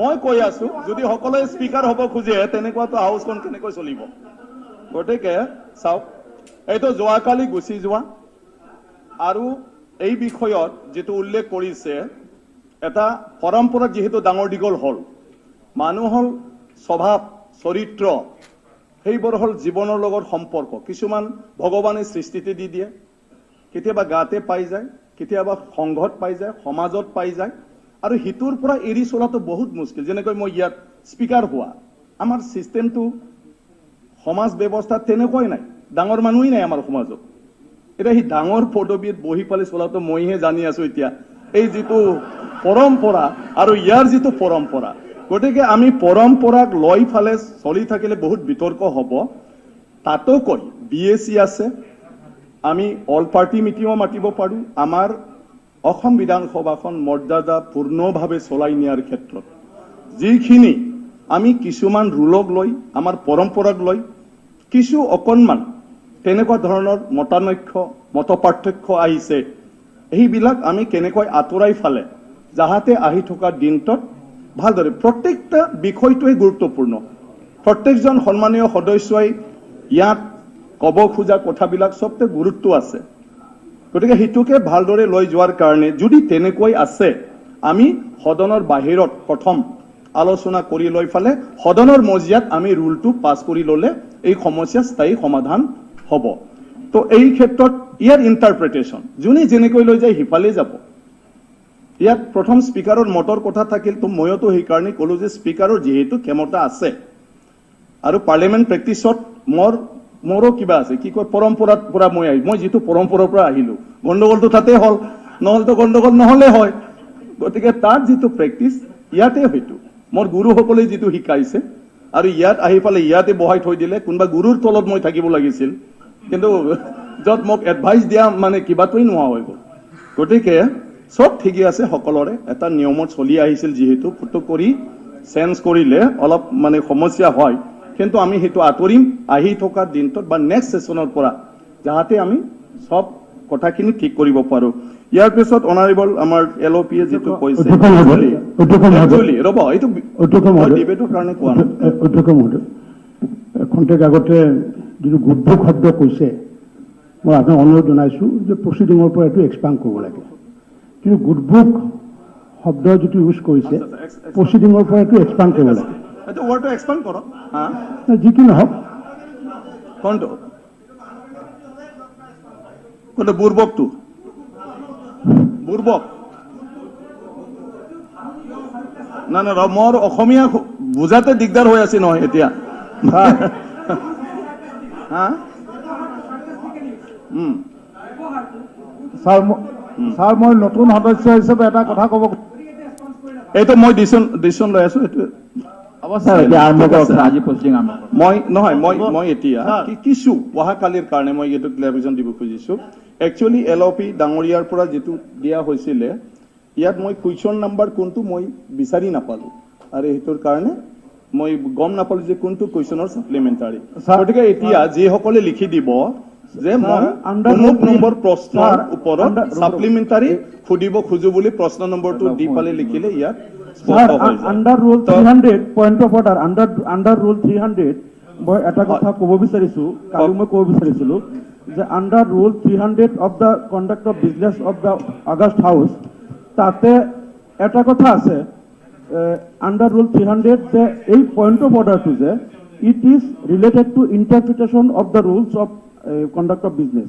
গতিকে ইয়াতে প্ৰত্যেকটো যেতিয়া এটা এজেণ্ডা পাৰ হ'ব, সেই কাৰ্যসূচীটো পাৰ হোৱাৰ পিছত নেক্সট কাৰ্যসূচী আৰম্ভ হোৱাৰ আগত এই কাৰ্যসূচীটোত যদি কিবা ৰুল ব্ৰেক হৈছে বা কিবা হৈছে, এই মাজত যিকোনো মেম্বাৰে পইণ্ট অফ অৰ্ডাৰ দি সেইটো আনিব পাৰে আৰু এইটো ৰাইট আছে।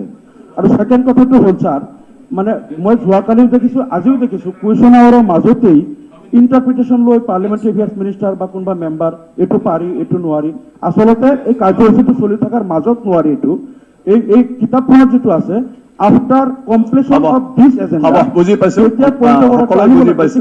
প্ৰত্যেকদিন কুৱেশ্যন আৱাৰ এনেকে পাছ হ'ব। আমি নেক্সটত যাম, লেট হৈ গৈছে, নালাগে। আৰু এটা কথা, এতিয়া point of order sir, Hemanga Thakuria ডাঙৰীয়া আমাৰ মেম্বাৰ্ছ আৱাৰ্ছৰ হাউচত এটা খবৰ কাৰণে যোৱাকালি ভুল হৈ গৈছে। আপুনি হাউচ এডজন কৰিলে, নাই কৰা। মই হাউচ এডজন কৰা নাই কালি, নাই কৰা।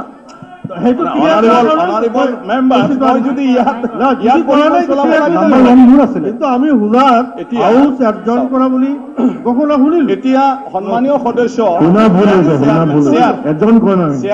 শ্বেয়াৰক যদি তেনেকুৱাই মানে অভিযোগ দি থাকে, তেতিয়াহ'লে হাউচখন চলিব কেনেকৈ? শ্বেয়াৰক প্ৰটেকশ্যন কোনে দিব? মইতো আপোনালোকৰে, মই মন্ত্ৰীৰো নহয়, চৰকাৰৰো নহয়, মই ইয়াত হাউচৰ অনাৰেবল সদস্যসকলৰ। গতিকে যেতিয়া কথা কয় কাজিয়া কৰে চবে, কোনে কি কৈছে বুজি নাপাওঁ, আধা কথা কোনেও নুশুনে। এতিয়া মই শব্দটোই বুজি নাপালোঁ, এটা এক্সপানশ্যনৰ ডিমাণ্ড আহিছে, কিবা আহিছে, মানে ক'ত কেতিয়া কি শব্দ কাৰ কাণত পৰিল, কোনে কি ক'লে। গতিকে সেইকাৰণে পৰিৱেশ, আৰু মই এতিয়া এইবাৰৰ পৰা কাণত লগাই দিয়াটো লগাই আছোঁ নেক্সট ছেশ্যনটোত, যাহাতে সঠিকভাৱে চবে শুনে। মানে কাণত লগাব লাগিব। এতিয়া আপোনালোকে হাল্লা কৰিলে মই ইয়াত একো বুজি নাপাওঁ, মানে এইফালে। তো এতিয়া সেইকাৰণে চব হৈছে, এইটো এটা মেম্বাৰসকলৰ কাৰণে অত্যন্ত গুৰুত্বপূৰ্ণ। গতিকে মেম্বাৰ্ছ আৱাৰ্ছত মই হেমাংগ ঠাকুৰীয়া ডাঙৰীয়াক অনুৰোধ কৰিছোঁ। মাননীয় অধ্যক্ষ মহোদয়, আপোনাক ধন্যবাদ জ্ঞাপন কৰিছোঁ যে নিয়ম 23(2)ৰ অধীনত নতুন বিধায়ক হিচাপে মোক কোৱাৰ সুযোগ দিছে। অধ্যক্ষ মহোদয় আৰু সদন, মই মোৰ সমষ্টি পলাশবাৰী সমষ্টি এনেকুৱা এটা সমষ্টি, যিটো সমষ্টি ব্ৰহ্মপুত্ৰৰ চাউথ বেংকৰ গুৱাহাটীৰ পৰা আপ টু মানকাছাৰলৈ দুৱাৰমুখ বুলি অভিহিত হয়, আৰু গুৱাহাটীৰ লগত লগ লাগি থকা এটা সমষ্টি। যোৱা বিগত 5 বছৰত আমাৰ মিত্ৰজোঁটৰ চৰকাৰ অহাৰ পিছত, বিজেপি মিত্ৰজোঁটৰ চৰকাৰ অহাৰ পিছত আমাৰ সমষ্টিত যথেষ্টখিনি কাম হৈছে। কিন্তু বহু সময়ত আগৰ সময়ছোৱাত তেনেদৰে উন্নয়নৰ কাম নোহোৱাত আমাৰ সমষ্টি কিছু ক্ষেত্ৰত পিছ পৰি আছিল। মই 3টা বিভাগত মই আমাৰ পলাশবাৰী সমষ্টিৰ কিছু কথা উপস্থাপন কৰিব বিচাৰিছোঁ, যদিও বহুখিনি সমস্যা আছে। মই পৰ্যটন ক্ষেত্ৰত আৰু স্বাস্থ্য ক্ষেত্ৰত আৰু শিক্ষাৰ ক্ষেত্ৰত কেইটামান আমাৰ সমস্যা আৰু কিছু আমাৰ অভিযোগ আপোনালোকক মই মন্ত্ৰী মহোদয়ক জনাব বিচাৰিছোঁ। মই পৰ্যটনৰ ক্ষেত্ৰত আমাৰ পৰ্যটন মন্ত্ৰী মহোদয়ৰ দৃষ্টি আকৰ্ষণ কৰিব বিচাৰিছোঁ যে আমাৰ পলাশবাৰী সমষ্টিত ঐতিহ্যমণ্ডিত বহুখিনি আমাৰ পৰ্যটনস্থলী আছে। এই পৰ্যটনস্থলীসমূহ মই মন্ত্ৰী মহোদয়ক সংৰক্ষণ কৰা আৰু উন্নতকৰণৰ কাৰণে মই অনুৰোধ জনালোঁ। বিশেষকৈ আপোনালোকে সকলোৱে জানে, আমাৰ পলাশবাৰী সমষ্টিৰ গৌৰৱ, আৰু অকল পলাশবাৰী সমষ্টিৰে নহয়, গোটেই অসমৰে এটা গৌৰৱ, চান্দুবি এটা হ্ৰদ আছে পলাশবাৰী সমষ্টিত। এই বৃহত্তৰ চান্দুবি হ্ৰদটো অতি মনোমোহা হয়, আৰু মেঘালয় বৰ্ডাৰত আমাৰ চান্দুবি হ্ৰদটো অৱস্থিত আৰু আপোনালোকে সকলোৱে জানে 1897 চনতে ভূমিকম্পৰ ফলত এই চান্দুবি হ্ৰদটো সৃষ্টি হৈছিলে আৰু এনেকুৱাকৈ ভূমিকম্পৰ ফলত সৃষ্টি হোৱা হ্ৰদ অসমত তথা ভাৰতবৰ্ষ বা পৃথিৱীতে বহুত কম আছে আৰু এই চান্দুবি অঞ্চলটো আপোনালোকে সকলোৱে জানে প্ৰত্যেক বছৰে লাখ লাখ পৰ্যটক আমাৰ চান্দুবি অঞ্চললৈ আহে প্ৰাকৃতিক সৌন্দৰ্য চাবৰ বাবে আৰু আমাৰ চান্দুবি অঞ্চলত যথেষ্ট সংখ্যক ফ্লোৰা এণ্ড ফনা বিভিন্ন ধৰণৰ গছ গছনি আছে আৰু জীৱ জন্তু পোৱা যায় আৰু তাৰ উপৰিও মাইগ্ৰেটৰী বাৰ্ডছ যথেষ্ট সংখ্যক আহে আৰু সেইটো কাৰণে আমাৰ বহুখিনি পৰ্যটক চান্দুবি অঞ্চললৈ আহে আৰু বিভিন্ন ষ্টুডেণ্টে বিভিন্ন ৰাজ্যৰ পৰা আহিও আমাৰ চান্দুবি অঞ্চলত তেওঁলোকে ৰিচাৰ্চ কৰি আছে কিন্তু আমাৰ চান্দুবি অঞ্চলত আজিলৈ তেওঁলোকক থকা খোৱাৰ বাবে বা তেওঁলোকক থকাৰ সুবিধাৰ কাৰণে আমাৰ চৰকাৰীভাৱে ব্যৱস্থা লোৱা হোৱা নাই মই মন্ত্ৰী মহোদয়ক অনুৰোধ জনাম যাতে অনতি পলমে চান্দুবি ডেভেলপমেণ্টৰ কাৰণে আমাৰ বিশেষ এটা ডাঙৰ আঁচনি লয় কিয়নো এই চান্দুবিয়ে যথেষ্ট সংখ্যক বাহিৰৰ পৰ্যটকো আজি আকৰ্ষণ কৰিব পাৰিছে মই বৰ্তমানৰ মুখ্যমন্ত্ৰী হিমন্ত বিশ্ব শৰ্মা ডাঙৰীয়াক ধন্যবাদ জ্ঞাপন কৰিছোঁ তেওঁ যোৱা সময়ছোৱাত যেতিয়া মন্ত্ৰী আছিলে তেতিয়াই তেওঁ আমাৰ চান্দুবিলৈ যোৱা ৰাস্তা যিটো আছে আমাৰ পলাকবাৰী মিৰ্জা হৈ যিটো চান্দুবি যোৱা ৰাস্তা আছে সেইটো ভাল কৰাৰ কাৰণে 157 crores ইতিমধ্যে দিছে সেই ৰাস্তাটো হোৱাৰ লগে লগে এই ৰাস্তাটোৰ এটা সমস্যা আছিল এই সমস্যাটা সমাধান এবছৰৰ ভিতৰত কমপ্লিট হ'ব এই ৰাস্তাটো হোৱাৰ লগে লগে যথেষ্ট সংখ্যক আৰু পৰ্যটক তালৈ আহিব সেইটো কাৰণে মই মন্ত্ৰী মহোদয়ক অনুৰোধ জনাম তাত যাতে পৰ্যটনৰ কাৰণে থকা খোৱাৰ ব্যৱস্থা আমাৰ চৰকাৰীভাৱে কৰা হয় উন্নতকৰণ কৰা হয় ইয়াৰ উপৰিও আপোনালোকে সকলোৱে জানে আমাৰ সমষ্টিত আমাৰ অসমৰ গৌৰৱ আমাৰ জ্ঞানপীঠ বিজেতা আমাৰ সকলোৰে শ্ৰদ্ধাৰ মামণি ৰয়ছম গোস্বামী ডাঙৰীয়ানী তেখেত আমাৰ সমষ্টিতে জন্মগ্ৰহণ কৰিছিলে মই অনুৰোধ জনাম তেওঁৰ জন্মস্থান আমৰঙ্গা বৰিহটত এখন যেন তেওঁৰ স্মৃতিত এটা ভাল এটা ভৱন তৈয়াৰ কৰে সেই তাৰ বাবে যাতে আমাৰ মন্ত্ৰী মহোদয়ে ব্যৱস্থা লয় আমাৰ অসমৰে বিখ্যাত এখন শক্তিপীঠ আছে তাত টিয়ামাৰী শক্তিপীঠ বুলি কয় এই টিয়ামাৰী শক্তিপীঠৰো উন্নত কৰাৰ কাৰণে মই মন্ত্ৰী মহোদয়ক মই অনুৰোধ জনাওঁ আপোনালোকে সকলোৱে জানে যে অসমত গেংগেটিক ডলফিন পোৱা যায় এই গেংগেটিক ডলফিনটো বিশেষকৈ ব্ৰহ্মপুত্ৰৰ কিছু কিছু এৰিয়াত পোৱা যায় কিন্তু আমাৰ পলাকবাৰী সমষ্টিত কুকুৰমাৰা বুলি এখন ঠাই আছে তাত কুলহী নদী আছে এই কুলহী নদীৰ এটা গেংগেটিক ডলফিনৰ শিহু যিটো কওঁ আমি অসমীয়াত শিহুৰ এটা স্থলী আছে য'ত নেকি ব্ৰিডিঙো হয় আৰু সেই শিহুৰ এটা স্থান আছে য'ত নেকি আমি শিহুবিলাক দেখা পাওঁ এই শিহুবিলাকৰ এই স্থানটো সংৰক্ষণ কৰাৰ কাৰণে আৰু দখলা পাহাৰৰ ওচৰতে এটা শিহুৰ এটা এৰিয়া আছে যিটো গেংগেটিক ডলফিন বুলি কোৱা হয় ইংলিছত সেই এৰিয়াটো আমি সংৰক্ষণৰ কাৰণে মন্ত্ৰী মহোদয়ৰ দৃষ্টি আকৰ্ষণ কৰিলোঁ কিয়তো তাতো বিভিন্ন ধৰণৰ ষ্টুডেণ্টে গুৱাহাটী ইউনিভাৰ্চিটিয়ে হওক বা অন্যান্য ইউনিভাৰ্চিটিৰ ষ্টুডেণ্টবিলাকে তাত ৰিচাৰ্চ কৰে গৈ পেলাই চ' তাতো এটা ভাল এটা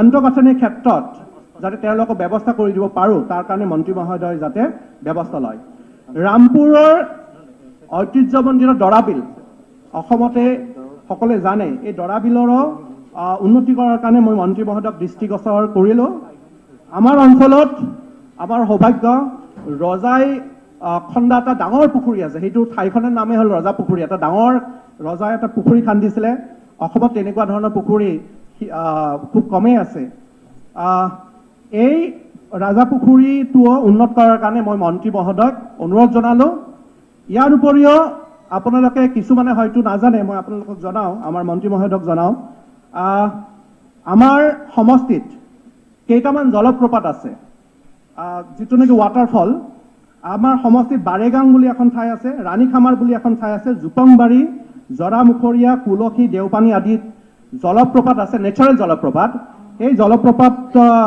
অলপ দুৰ্গত ঠাইত থকাৰ কাৰণে পৰ্যটক যথেষ্টখিনি আহে, কিন্তু কিছুমান পৰ্যটকৰ অসুবিধা হয়।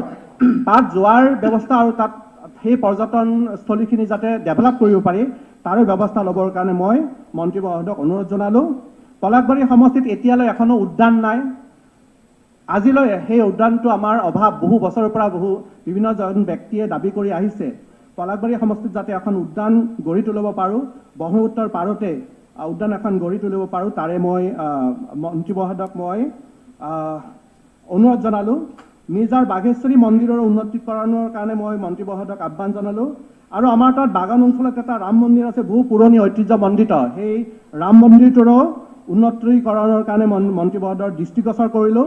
ৰমাটিত থকা দুধকুঁৱৰী পীঠ এখন ঐতিহ্যমণ্ডিত পীঠ, এই পীঠখনৰ মই মন্ত্ৰী মহোদয়ক উন্নতি কৰাৰ কাৰণে মই অনুৰোধ জনালোঁ। মোৰ জন্মস্থান, মোৰ গাঁও এখন আছে, তাত এখন দখলা পাহাৰ বুলি অঞ্চল আছে। এই অঞ্চলটো দখলা পাহাৰত বহু পুৰণি এটা মন্দিৰ আছে, শিৱ মন্দিৰ আছে, বহু পুৰণি। তাত কিন্তু গোটেই অসমৰ পৰা বহুখিনি ভিজিটৰ্ছ আহে চাবলৈ, কিয়নো দখলা পাহাৰৰ সেই মন্দিৰৰ লগে লগে দখলা পাহাৰৰ সৌন্দৰ্য নদীৰ ওচৰত, ব্ৰহ্মপুত্ৰ নদীৰ ওচৰত থকাৰ কাৰণে যথেষ্টখিনি পৰ্যটক তালৈ আহে। এই দখলা পাহাৰৰ অঞ্চলৰো উন্নতিকৰণৰ কাৰণে মই মন্ত্ৰী মহোদয়ক আহ্বান জনালোঁ। তাৰ লগে লগে আমাৰ গোটেই দক্ষিণ কামৰূপ, অকল পলাশবাৰী সমষ্টি নহয়, গোটেই দক্ষিণ কামৰূপত আমাৰ ডাঙৰ প্ৰেক্ষাগৃহ নাই। আৰু সেইটোৰ কাৰণে আমাৰ কেতিয়াবা ডাঙৰ মিটিং পাতিবৰ কাৰণে, অফিচিয়েল মিটিং হওক বা অন্যান্য মিটিং পাতিবলৈ সভাপতি কৰিবৰ কাৰণে আমাৰ গোটেই দক্ষিণ কামৰূপ ৰাইজে অসুবিধা হয়। চ' সেই ক্ষেত্ৰত মই আমাৰ পলাশবাৰী সমষ্টিত এটা প্ৰেক্ষাগৃহ নিৰ্মাণৰ কাৰণেও মই মন্ত্ৰী মহোদয়ক আহ্বান জনাইছোঁ। ইয়াৰ লগে লগে আমাৰ বহু পুৰণি সত্ৰ আমাৰ পলাশবাৰী সমষ্টিত আছে। এই সত্ৰ বহু পুৰণি, বহু ঐতিহ্যমণ্ডিত সত্ৰবিলাক আছে, বহুকেইখন সত্ৰ আছে। এই সত্ৰবিলাকৰো উন্নতিকৰণৰ কাৰণে মই মন্ত্ৰী মহোদয়ক, পৰ্যটন বিভাগৰ মন্ত্ৰী মহোদয়ক আহ্বান জনালোঁ। মই মাননীয় স্বাস্থ্যমন্ত্ৰী মহোদয়ক বিষয় এটা দৃষ্টিগোচৰ কৰিব বিচাৰিছোঁ। আমাৰ পলাশবাৰী সমষ্টিতেই আমাৰ পলাশবাৰী সমষ্টিত গুৱাহাটীৰ লগত লগ লাগি আছে নিশ্চয়কৈ, সেইকাৰণে গুৱাহাটীত আগতে আহিছিলে ইয়াতে মানুহে।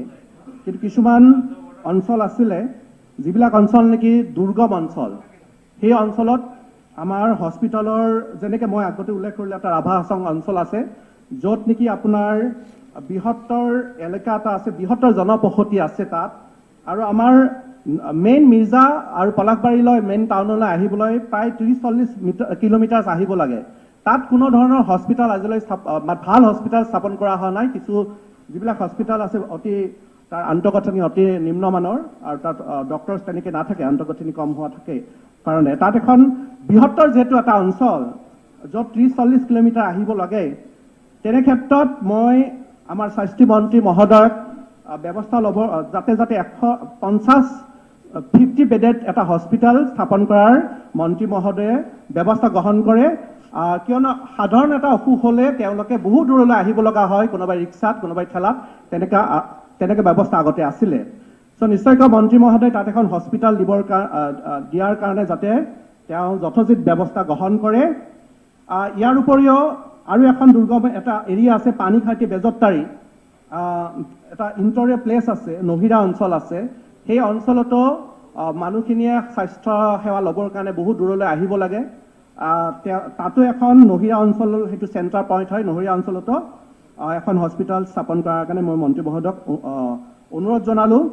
ইয়াৰ উপৰিও কৰোণাৰ সময়ত আমাৰ যথেষ্ট কষ্ট হৈছিলে, যিহেতু কৰোণা মহামাৰীৰ সময়ত আমি ৰাজ্যখনত আমাৰ চৰকাৰৰ ভাৱে কোভিডৰ ভেকচিন দিয়াৰ ব্যৱস্থা কৰা হৈছে, কোভিড টেষ্ট কৰাৰ ব্যৱস্থা হৈছে। কিন্তু আমাৰ কিছুমান স্বাস্থ্য কেন্দ্ৰত আন্তঃগাঁথনি দুৰ্বল হোৱাৰ ফলত তাত কেতিয়াবা কি হয়, পজিটিভ পেচেণ্ট পালেও তেওঁলোকক বেলেগকৈ থোৱাৰ ব্যৱস্থা কৰিব নোৱাৰি, আন্তঃগাঁথনি নিম্নমানৰ হৈ থকাৰ কাৰণে। ভেকচিন আৰু কোভিড পেচেণ্ট প্ৰায়বিলাক একেলগে বহিব দিব লগাৰ পৰিৱেশ এটা গঢ়ি উঠিছিলে। চ' সেই ক্ষেত্ৰত মই মন্ত্ৰী মহোদয়ক আন্তঃগাঁথনি যাতে তাত হস্পিটেলবিলাকৰ আন্তঃগাঁথনি অতি কম দিনৰ ভিতৰত যাতে নিৰ্মাণ কৰি উঠে, কৰাৰ ব্যৱস্থা লয় তাৰে মই অনুৰোধ জনালোঁ।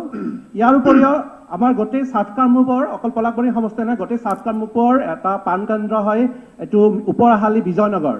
এই ওপৰহালি বিজয়নগৰৰ যদি হস্পিটেলখন BHC ইতিমধ্যে আছে, এই হস্পিটেলখন যদি আমি সাব ডিভিজন বা এখন মডেল হস্পিটেলত পৰিণত কৰোঁ, এটলিষ্ট 100 বেডেড, গোটেই যিহেতু মই আগতে উল্লেখ কৰিলোঁ গোটেই পলাশবাৰী সমষ্টিটোৱে আপ টু মানকাচাৰলৰ এখন দুৱাৰদলি হয়, গোটেই বৃহত্তৰ সেই অঞ্চলৰ ৰাইজে গুৱাহাটীলৈ নাহি তাতে চিকিৎসা কৰাৰ ব্যৱস্থা কৰিব পৰা যাব। মন্ত্ৰী মহোদয়ক ইয়াৰে এটা যথোচিত ব্যৱস্থা ল'ব। সন্মানীয় বিধায়ক, আপোনাৰ আৰু 3 মিনিট টাইম আছে, 3 মিনিটত আপুনি শেষ কৰিব। হয়, পলাশবাৰী মিউনিচিপালিটিত যিহেতু আপোনালোকে জানে পলাশবাৰী সমষ্টিৰ নামে হৈছে পলাশবাৰী, আমাৰ যিখন মিউনিচিপালিটি পলাশবাৰী টাউনৰ নামতে পলাশবাৰী সমষ্টিটোৰ নামকৰণ কৰা হৈছে। এই পলাশবাৰী কিন্তু টাউনত যিখন মিউনিচিপালিটিত যিখন হস্পিটেল আছে, স্বাস্থ্যকেন্দ্ৰ আছে, এই স্বাস্থ্যকেন্দ্ৰৰ কিন্তু আন্তঃগাঁথনি অতি নিম্নমানৰ হৈ আছে। সেইটো কাৰণে মন্ত্ৰী মহোদয়ক তাৰ উপৰিও ৰামপুৰ আৰু মিৰ্জা আৰু বৰিহাটত থকা আৰু তাৰ লগে লগে যিবিলাক উপ স্বাস্থ্য কেন্দ্ৰ আছে সেই স্বাস্থ্য কেন্দ্ৰৰ আন্তঃগাঁথনি যাতে ভাল হয় তাৰে ব্যৱস্থা কৰিবৰ কাৰণে মই মন্ত্ৰী মহোদয়ক অনুৰোধ জনালোঁ।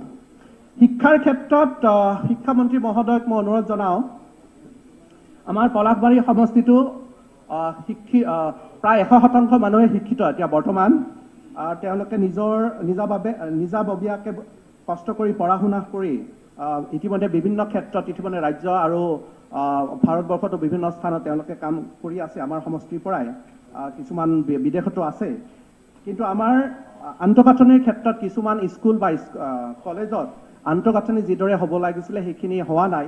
মই মাননীয় শিক্ষামন্ত্ৰী মহোদয়ক আন্তঃগাঁথনি উন্নত কৰাৰ কাৰণে মই অনুৰোধ জনাম। আৰু আগতে উল্লেখ কৰিছোঁ ৰাভা হাছং এৰিয়াৰ এটা পুৰণি দাবী আছিলে তেওঁলোকৰ ষ্টুডেণ্টে, এইটো এটা গুৰুত্ব সহকাৰে মন্ত্ৰী মহোদয়ক মই জনাব বিচাৰিছোঁ যে বৃহত্তৰ ৰাভা হাছং এটা এৰিয়া আছে, যিটো এৰিয়াৰ পৰা ল'ৰা ছোৱালীয়ে হায়াৰ ছেকেণ্ডেৰী পঢ়িবৰ কাৰণে 30-40 কিলোমিটাৰ যাব লগা হয়। ত' 30-40 কিলোমিটাৰ যদি গৈ পেলাই ল'ৰা ছোৱালীয়ে পঢ়িব লগা হয়, তেতিয়া ল'ৰাজনে আহি পেলাই সি আৰু ভাগৰ লাগে, ৰাতি আৰু আহি পেলাই সি পঢ়িব নোৱাৰে।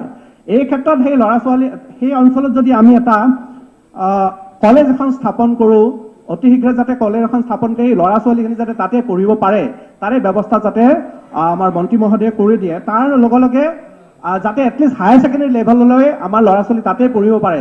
যিবিলাক হাইস্কুল আছে হাইস্কুলবিলাকক যাতে হায়াৰ ছেকেণ্ডেৰীলৈ পৰ্যবেক্ষিত কৰিব পাৰি তাৰে ব্যৱস্থা মন্ত্ৰী মহোদয়ক ল'বলৈ মই অনুৰোধ জনাম।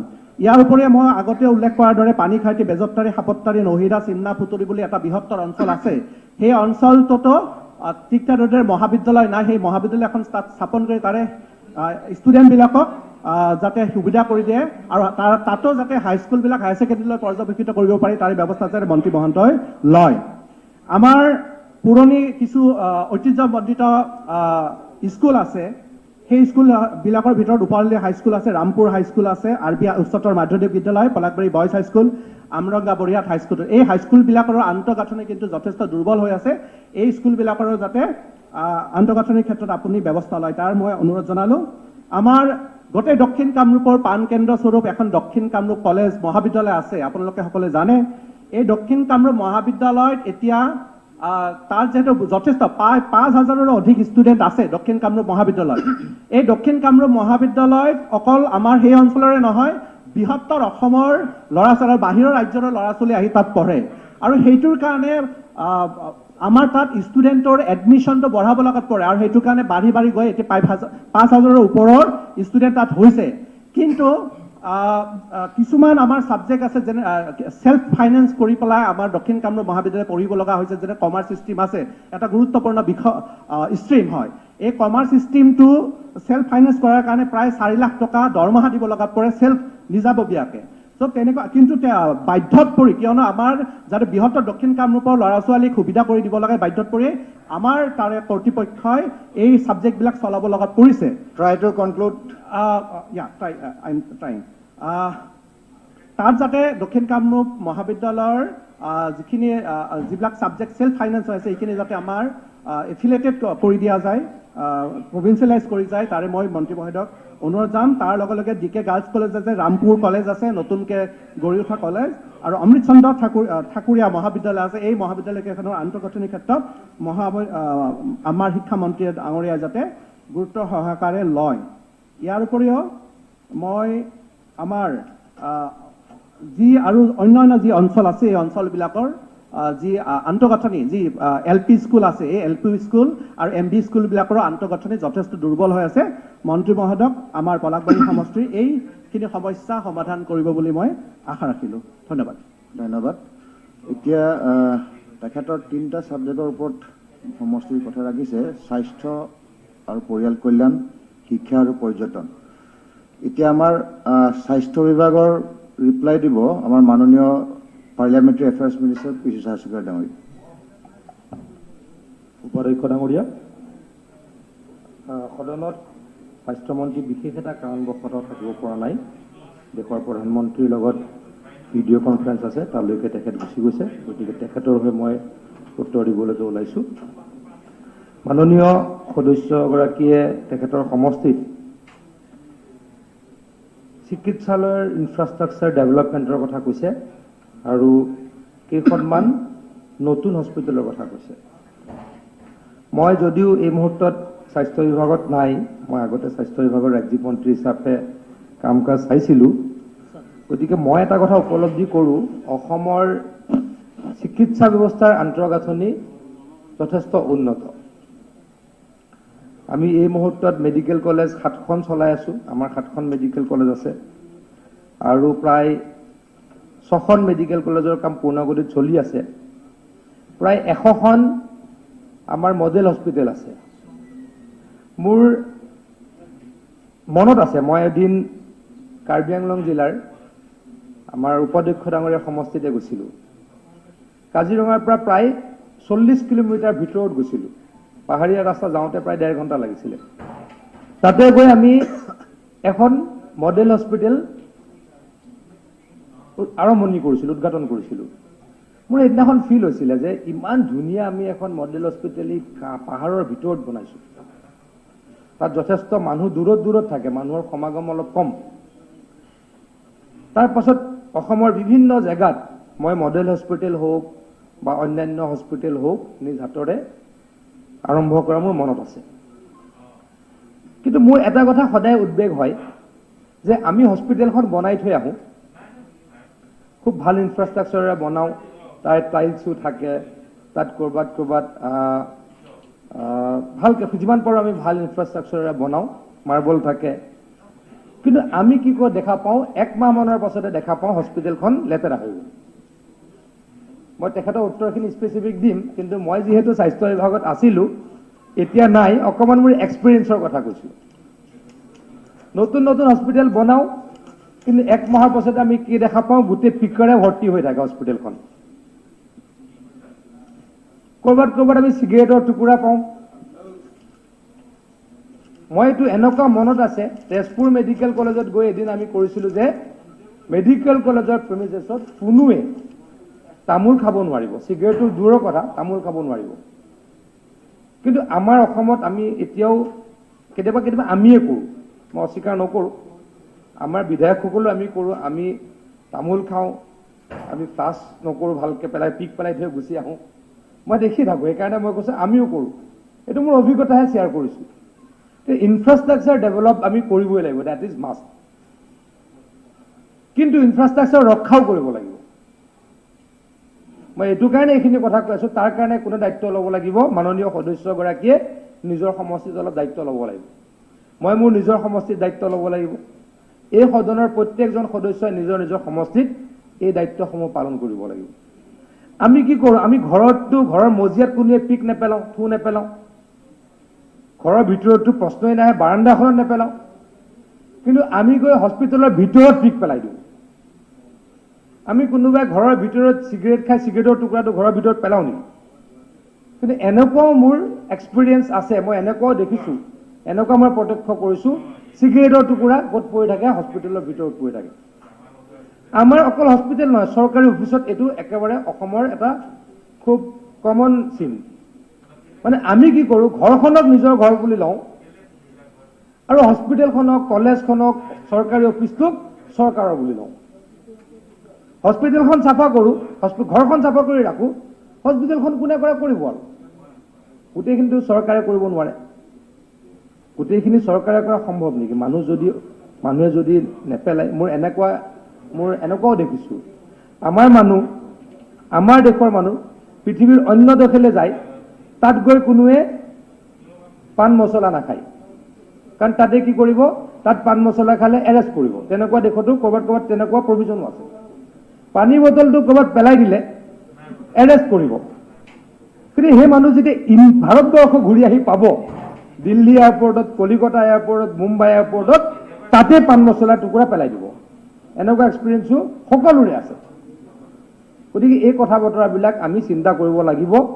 আৰু বিধানসভাখন আমাৰ অসমৰ এখন সৰ্বোচ্চ স্থান। তাৰ পৰা আমি এনেকুৱা মেছেজো কেতিয়াবা দিব লাগিব। সেইকাৰণেহে মোৰ এক্সপিৰিয়েঞ্চৰ ভিত্তিত এই কথাকেইটা ক'লোঁ। কাৰণ মই আকৌ কৈছোঁ, মই আগতে যিহেতু স্বাস্থ্য বিভাগত ৰাজ্যিক মন্ত্ৰী হিচাপে আছিলোঁ, অসমৰ স্বাস্থ্য ক্ষেত্ৰত আমি আমূল পৰিৱৰ্তন কৰিবলৈকে সক্ষম হৈছিলোঁ। আগতে মেডিকেল কলেজ আছিলে 6খন, আকৌ 6 চনলৈকে মাত্ৰ 3খন বা 7 চনলৈকে মাত্ৰ 3খন। তাৰপিছত মেডিকেল কলেজ ক'ত ক'ত হ'ল আমি দেখিছোঁ। আমি যোৰহাটত হ'ল, তাৰপাছত ডিফুত হ'ল, তাৰপাছত তেজপুৰত হ'ল, এতিয়া লখিমপুৰত চলি আছে, এতিয়া নগাঁৱত চলি আছে, চৰাইদেউত চলি আছে, বিশ্বনাথত চলি আছে, এতিয়া কোকৰাঝাৰত চলি আছে, ধুবুৰীত চলি আছে, এইমছ প্ৰায় সম্পূৰ্ণ হৈ গ'ল, গুৱাহাটীত 2খন মেডিকেল কলেজৰ কাম আৰম্ভ হ'ল। গতিকে স্বাস্থ্যৰ ক্ষেত্ৰত আমি আমূল পৰিৱৰ্তন কৰিবলৈকে সক্ষম হৈছোঁ। কিন্তু 5টা বছৰত একেবাৰেতো গোটেইখিনি কৰিব নোৱাৰি। 5টা বছৰত ইমান মেডিকেল কলেজ আমি বনালোঁ, 70 বছৰত তাৰ আধাৰো নাই হোৱা নাছিলে। গতিকে আৰু বহুত কৰিছোঁ, আৰু কৰিবলৈকে নিশ্চয়কৈ আছে। এতিয়া মই মাননীয় সদস্যগৰাকীৰ কথালৈকে আহোঁ যে আমি অসম চৰকাৰে চিকিৎসালয়সমূহৰ বা অসমৰ স্বাস্থ্য বিভাগে চিকিৎসালয়সমূহৰ আন্তঃগাঁথনি উন্নীতকৰণ, মেৰামতি তথা আধুনিকৰণ ইত্যাদিৰ বাবে সময়ে সময়ে ব্যৱস্থা লৈ আহিছোঁ। পলাশবাৰী সমষ্টিৰ ৰাইজৰ লগতে অসমৰ সকলো শ্ৰেণীৰ জনসাধাৰণৰ মাজত উন্নত মানৰ চিকিৎসা সেৱা প্ৰদানৰ বাবে চৰকাৰ বদ্ধপৰিকৰ। উপৰোক্ত কামসমূহৰ বাবে সঞ্চালকালয়ৰ অধীনত পুঁজিৰ ব্যৱস্থা আছে। মানে আমাৰ হেল্থ ডাইৰেক্টৰেটত পুঁজিৰ ব্যৱস্থা আছে। উক্ত পুঁজিৰ পৰাই আমি সময় সাপেক্ষে আৰু প্ৰয়োজন অনুসৰি সমগ্ৰ অসমৰ স্বাস্থ্য কেন্দ্ৰসমূহৰ আন্তঃগাঁথনি উন্নীতকৰণ ইত্যাদি কৰি থকা হৈছে। মাননীয় বিধায়ক মহোদয়ে উপস্থাপন কৰা সমস্যাসমূহৰ সমাধানৰ বাবে চৰকাৰে পৰ্যায়ক্ৰমে চেষ্টা কৰি আহিছে। বৰ্তমান পলাশবাৰী সমষ্টিৰ জনসাধাৰণক নিম্মুক্ত স্বাস্থ্য কেন্দ্ৰ কেইখনৰ দ্বাৰা স্বাস্থ্য সেৱা আগবঢ়াই থকা হৈছে। খণ্ড প্ৰাথমিক স্বাস্থ্য কেন্দ্ৰ ওপৰহালি আৰু ৰামপুৰ, সামূহিক স্বাস্থ্য কেন্দ্ৰ হৈছে মিৰ্জা আৰু ষ্টেট ডিছপেঞ্চৰী জাৰুবৰী, মডেল হস্পিটেল হৈছে জিয়াকুৰ নিৰ্মাণৰত অৱস্থাত আছে। মাননীয় সদস্যগৰাকীক অনুৰোধ কৰিছোঁ, কি অৱস্থাত আছে এই বিষয়ে আপোনালোকে যাতে সদনত বা স্বাস্থ্যমন্ত্ৰীক জনাই আমি তুৰাম্বিত যাতে কাম কৰিব পাৰোঁ, তাৰ কাৰণে আমি উদ্যোগ ল'ম। ক্ষুদ্ৰ প্ৰাথমিক স্বাস্থ্য কেন্দ্ৰ উমাকান্ত আৰু চন্দ্ৰকান্ত গোস্বামী মেমৰিয়েল চিকিৎসালয় আছে। ৰাজ্যিক চিকিৎসালয় গুইমাৰা, নহিৰা, লোহাৰঘাট, ৰাজাপাৰা, পলাশবাৰী আৰু মৰিয়াতলিত আছে। উপস্বাস্থ্য কেন্দ্ৰ সাতপখিলি, গৰুমাৰা, বগামাটি, গোৱালহাটী, মানিকপুৰ, কুলসী, লোহাৰহাট, ৰাজাপুখুৰী, ৰঙামাটি, কুলডুং, লদুগুৰি, বাৰেগাঁও, দহালি, চাউতালা, খাচৰা, ধানিপাৰা, কন্দুং, নলবাৰী কুন্দুং, এখন নলবাৰী আছে নেকি তাতে? নলবাৰী সমষ্টি নহয়, কিন্তু জেগাটোৰ নাম নলবাৰী কুন্দুং।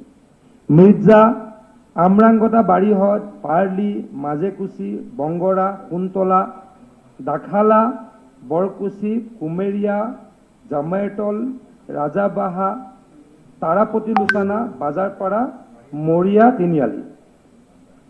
এইকেইখন হৈছে উপস্বাস্থ্য কেন্দ্ৰ।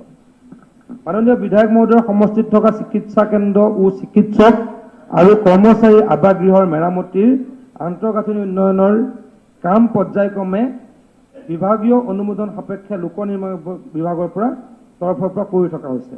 মানে কিছুমান কাম ইতিমধ্যে কাম চলি আছে। এই বিষয়ে মই বিধায়ক মহোদয়ক অলপ খবৰ ল'বলৈকে মই অনুৰোধ জনাইছোঁ। বাকী থকা প্ৰস্তাৱখিনি পুঁজি সাপেক্ষে কথাটো যিহেতু তেখেত নতুনকৈ অহা বিধায়ক মই অকণমান ক'ব খুজিছোঁ, বাজেটত যেনেকৈ পুঁজিৰ আবণ্টন হয় তেনেকৈ নতুন কামৰ সিদ্ধান্ত লোৱা হয়। গতিকে নিশ্চয়কৈ নতুন বাজেট হ'ব। তাত প্ৰিপেয়াৰিঙৰ কাৰণে কিমান টকা আমাৰ চৰকাৰে বা বিত্ত বিভাগে স্বাস্থ্য বিভাগক দিয়ে তাৰ ওপৰত ডিপেণ্ড কৰি পলাশবাৰী সমষ্টিৰ যিখিনি কাম ক'ৰবাত আধৰুৱা হৈ আছে বা ক'ৰবাত নতুনকৈ ইনফ্ৰাষ্ট্ৰাকচাৰ ডেভেলপমেণ্ট কৰিব লাগিব, সেইখিনি কামৰ কাৰণে আমি সিদ্ধান্ত ল'ম। চিকিৎসালয়সমূহৰ উন্নতিকৰণ তথা নতুনকৈ নিৰ্মাণৰ কাম কেন্দ্ৰীয় চৰকাৰৰ নীতি অনুসৰি জনসংখ্যা ভিত্তিত কৰা হয়। উপস্বাস্থ্য কেন্দ্ৰ স্থাপনৰ ক্ষেত্ৰত 5,000 জনসংখ্যা সমতল অঞ্চলত আৰু 3,000 পৰ্বতীয়া অঞ্চলত, মানে উপস্বাস্থ্য ক'ত ক'ত হ'ব, য'ত 5,000 প্লেইনত 5,000 জনসংখ্যা আৰু হিলছত পাহাৰীয়া অঞ্চলত 3,000 এৰিয়াত আমি স্বাস্থ্য কেন্দ্ৰ বনাওঁ। আৰু প্ৰাথমিক চিকিৎসা কেন্দ্ৰ স্থাপনৰ ক্ষেত্ৰত আমি প্লেইনছত 30,000 জনসংখ্যাৰে গঠিত এটা অঞ্চলত আমি ষ্টেট ডিছপেঞ্চৰী বনাওঁ। আৰু হিলছ পাহাৰীয়া অঞ্চলত 20,000 মানুহৰ যদি এটা এলেকা হয় তাত আমি এই অনুষ্ঠানটো বনাওঁ।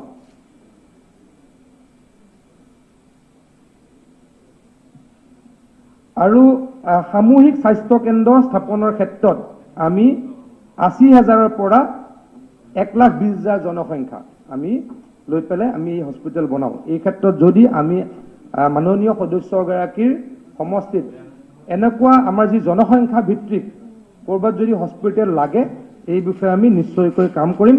তেখেতে আৰু এখন 50 বেডেড হস্পিটেলৰ কথা কৈছে। মোৰ কিন্তু এক্সপিৰিয়েঞ্চ এটা তেখেতক মই জনাব খুজিছোঁ। মোৰ সমষ্টি জাগিৰোড গুৱাহাটীৰ পৰা বেছি দূৰত নহয়।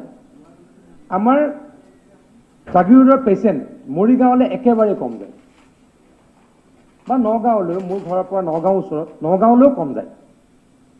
ক'লৈকে আহে? গুৱাহাটীলৈকে আহে। কাৰণ গুৱাহাটীৰ মেডিকেল কলেজত অলপ ভাল ট্ৰিটমেণ্ট পায় বা এক্সপিৰিয়েঞ্চ ডক্টৰৰ ট্ৰিটমেণ্ট পায় বুলি মানুহৰ এইটো মানসিক ধাৰণা। তাৰ মাজত এখন হস্পিটেল পোৱা যায় সোণাপুৰত, সেইখনো এখন ডিষ্ট্ৰিক্ট হস্পিটেল। ডিষ্ট্ৰিক্ট হস্পিটেলখন অন্য ডিষ্ট্ৰিক্ট হস্পিটেলত যিমান পেচেণ্ট হয় তাৰ তুলনাত সোণাপুৰৰ চিভিল হস্পিটেলত বা ডিষ্ট্ৰিক্ট হস্পিটেলত পেচেণ্ট কম। কিয়নো আকৌ কৈছোঁ যে চাইকলজিকেল মানুহৰ যিটো চিন্তাধাৰা যে গুৱাহাটীত গ'লে ভাল ট্ৰিটমেণ্ট হ'ব, মেডিকেল কলেজত গ'লে ভাল ট্ৰিটমেণ্ট হ'ব। এতিয়া গুৱাহাটীত দ্বিতীয়খন মেডিকেল কলেজৰ কাম চলি আছে। চাংচাৰীত, তেখেতলোকৰে জিলাত চাংচাৰীত এইমছৰ কাম একেবাৰে শেষ পৰ্যায়ত। গতিকে আৰু ডাঙৰ হস্পিটেল কৰি ল'লে সেইখন কামত আহিব নে নাহিব অকণমান যাতে বিধায়কগৰাকীয়ে ভাবি লয়, মই তাৰ কাৰণে অনুৰোধ কৰিছোঁ। মানে এনেকুৱা হ'ব নালাগে যে হস্পিটেল লাগে বুলি হস্পিটেল কৰিলোঁ, কিন্তু কি হ'ল তাতে পেচেণ্ট নাই। মোৰ এনেকুৱা, মোৰ জাগিৰোডৰ মডেল হস্পিটেলখন আছে, নখোলা বুলি এখন মডেল হস্পিটেল আছে জাগিৰোডত। তাত পেচেণ্ট, মডেল হস্পিটেল এখনত আমি 10জন ডক্টৰ থাকিব লাগে মিনিমাম, আৰু পেচেণ্টটো মিনিমাম 250 পৰা 300 হ'ব লাগিব। মই এদিন যেতিয়া নতুনকৈ জাগিৰোডত বিধায়ক হ'লোঁ তেতিয়া মই দেখিলোঁ যে 120জনমান পেচেণ্ট হয়, কেতিয়াবা নহয়।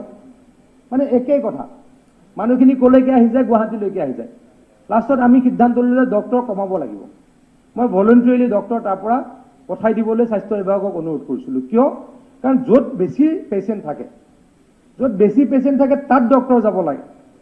য'ত পেচেণ্ট কম তাত ডক্টৰ এনে বহি থকাৰ কোনো প্ৰশ্ন নাই। গতিকে মই তেনেকুৱা সিদ্ধান্ত ওলোটাকৈ লৈছিলোঁ। গতিকে এই ক্ষেত্ৰত মাননীয় সদস্যগৰাকীয়ে চাই চিন্তি স্বাস্থ্য বিভাগক যদি জনায়, আমি তাৰ ওপৰত নতুনকৈ সিদ্ধান্ত ল'বলৈকে নিশ্চয়কৈ চেষ্টা কৰিম। পুঁজি সাপেক্ষে মই তেখেতক এই সদনত প্ৰতিশ্ৰুতি দিলোঁ। ধন্যবাদ। ধন্যবাদ। এতিয়া মন্ত্ৰী মহোদয়, শিক্ষামন্ত্ৰী ডাঙৰীয়া।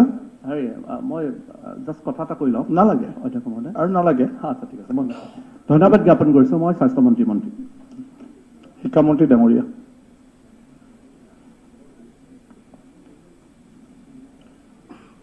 মাননীয় অধ্যক্ষ মহোদয়, পলাশবাৰী সমষ্টিৰ মাননীয় বিধায়ক হেমাংগৰ ঠাকুৰীয়া ডাঙৰীয়াই আজি এই মেম্বাৰ্ছ আৱাৰত তেখেতৰ সমষ্টিটোৰ শৈক্ষিক সমস্যাসমূহ দাঙি ধৰিছে। মই তেখেতক ধন্যবাদ জনাইছোঁ। সদনক তেখেতৰ সমষ্টিৰ এই শৈক্ষিক সমস্যাসমূহ ইয়াতে দাঙি ধৰাৰ কাৰণে। সাধাৰণতে চাবলৈ গ'লে যিখিনি তেখেতৰ বক্তব্য শুনাৰ পাছত আৰু তেখেতে লিখিত ৰূপতো দিছে। সামগ্ৰিকভাৱে চাবলৈ গ'লে এই গোটেই সমস্যাখিনি আমাৰ অসমৰ অন্যান্য সমষ্টিবিলাকৰ সমস্যাৰ লগত একে, অৰ্থাৎ সামগ্ৰিকভাৱে অসমৰ শৈক্ষিক সমস্যাবিলাক পলাশবাৰীৰ পৰা পৃথক নহয় বা পলাশবাৰী সমষ্টিৰ সমস্যাবিলাক অসমৰ সামগ্ৰিক সমস্যাবিলাকৰ পৰা খুব পৃথক নহয়।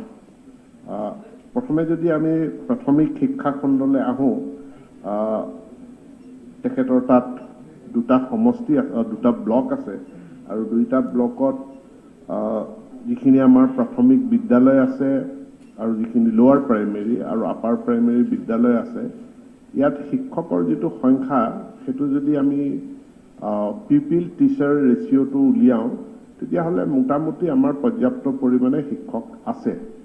যিখিনি ভেকেঞ্চি আছে, খালী পদ যিখিনি আছে, আমি সকলোৱে অৱগত যে চৰকাৰখনে ইতিমধ্যে ঘোষণা কৰিছে 1 লাখ নিযুক্তি প্ৰদান কৰাৰ কাৰণে, আৰু 1 লাখ নিযুক্তি প্ৰদান কৰাৰ ক্ষেত্ৰত আমাৰ যিমানখিনি খালী পদ আছে সেই খালী পদখিনি আমি পূৰণ কৰাৰ কাৰণে পদক্ষেপ লৈছোঁ।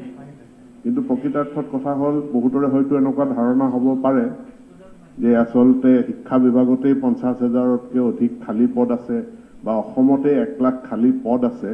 আচলতে সিমানখিনি আমাৰ খালী পদ নাই, যাৰ কাৰণে চৰকাৰখনে বহুতখিনি প্ৰচেষ্টা চলাব লগা হৈছে যে বহুত পদ সৃষ্টি কৰিব লাগিব, তেতিয়াহ'লেহে আমাৰ 1 লাখটো মিলিবগৈ। এতিয়া পদ সৃষ্টি কৰাৰ ক্ষেত্ৰতো আমি শিক্ষা বিভাগৰ অধীনতো য'ত য'ত পদ সৃষ্টি কৰাৰ প্ৰয়োজনীয়তা আছে সেই পদসমূহ সৃষ্টি কৰাৰ কাৰণে, অৰ্থাৎ ক্ৰিয়েট কৰাৰ কাৰণেও আমি পদক্ষেপ লৈছোঁ, যাতে আমি 1 লাখ টাৰ্গেটটো হিচাপ আমি এচিভ কৰিব পাৰোঁ। অৰ্থাৎ 1 লাখ টাৰ্গেটটো এচিভ কৰিবৰ কাৰণে আমি বহুখিনি কষ্ট কৰিব লগা হৈছে। গতিকে আজি মই মাননীয় পলাশবাৰী সমষ্টিৰ বিধায়কক মই এই আশ্বাসটো প্ৰথমে দিব বিচাৰোঁ যে প্ৰাথমিক শিক্ষা খণ্ডত যিখিনি খালী পদ আছে নিশ্চিতভাৱে আমাৰ এই 1 লাখ টাৰ্গেটৰ ভিতৰত সেইখিনি অন্তৰ্ভুক্ত হ'ব, আৰু খালী পদখিনিৰ উপৰিও তাতে প্ৰয়োজন ভিত্তিক নতুন পদো যদি সৃষ্টি কৰিব লগা আছে সেই নতুন পদখিনিও আমি সৃষ্টি কৰিম। সংশ্লিষ্ট তাৰ যি খণ্ড শিক্ষা বিষয়া আছে বা জিলা শিক্ষা বিষয়া আছে, তেওঁলোকে যদি এতিয়াই তেওঁলোকৰ সৃষ্টি কৰিবলগীয়া পদৰ তথ্যখিনি দিছপুৰলৈ পঠায়, তে নিশ্চিতভাৱে আমাৰ সেই শিক্ষকৰ সমস্যাটো আমাৰ দূৰ হ'ব।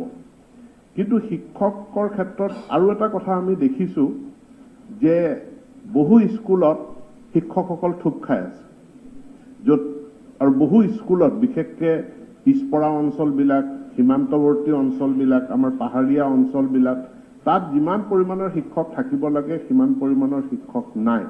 অৰ্থাৎ এটা মানে ভাৰসাম্য আমি ৰক্ষা কৰিব পৰা নাই। ক'ৰবাত ছাত্ৰ ছাত্ৰী বেছি আছে, শিক্ষক কম আছে, ক'ৰবাত ছাত্ৰ ছাত্ৰী কম আছে, তাতে আমি শিক্ষক বেছি আছে।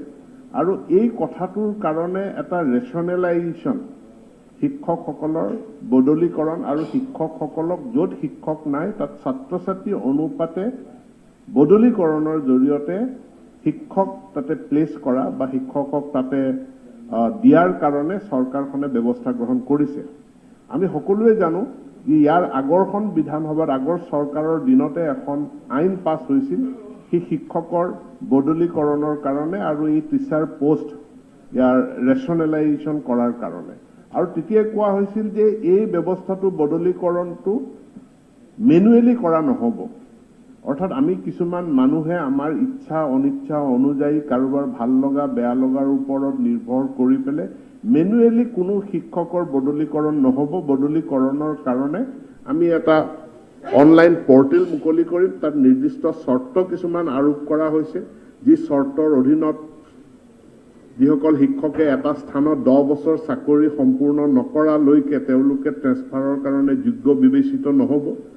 কিন্তু তাত এক্সেপশ্যনো থাকিব। আজি আমাৰ বহুসকল আমাৰ মহিলাই তেওঁলোকে দুৰ্গম অঞ্চলত বা অসুবিধাজনক অঞ্চলত তেওঁলোকে চাকৰি কৰি আছে, তেওঁলোকৰো বদলীকৰণৰ প্ৰয়োজনীয়তা থাকে নিৰাপত্তাৰ খাতিৰত, বা বহু লোক আছে তেওঁলোকে বিভিন্ন মানে স্বাস্থ্যজনিত কাৰণত তেওঁলোকৰ বাবে বদলিটো প্ৰয়োজনীয় হৈ উঠিব পাৰে এই সকলোবিলাক দিশ বিবেচনা কৰিয়ে সেই আইনখন প্ৰণয়ন কৰা হৈছে আৰু সেই আইনখনৰ ভিত্তিত বৰ্তমানে শিক্ষা বিভাগে এই পৰ্টেলটো খুলিবৰ কাৰণে এটা ছফটৱেৰ বা এটা প্ৰগ্ৰেম বা এটা হিউমেন ৰিসোৰ্স মেনেজমেন্ট সিস্টেম এটা নিৰ্মীয়মান অৱস্থাত আছে আমি অহা এটা বা দুটা মাহৰ ভিতৰতে এই পৰ্টেলটো খুলি দিবলৈ সক্ষম হ'ম আৰু এই পৰ্টেলটো খুলি দিয়াৰ লগে লগে আমি বদলীকৰণৰ প্ৰক্ৰিয়াও আৰম্ভ কৰিম আৰু লগে লগে আমাৰ কৰ্তৃত্বই যেটো আমি ৰেশনালাইজেশন কৰিব লাগে টিটিআৰ ৰেশিও পিপল টিচাৰ ৰেশিওটো অনুপাতটো মিলাই পেলাই যাতে আমি বদলীকৰণটো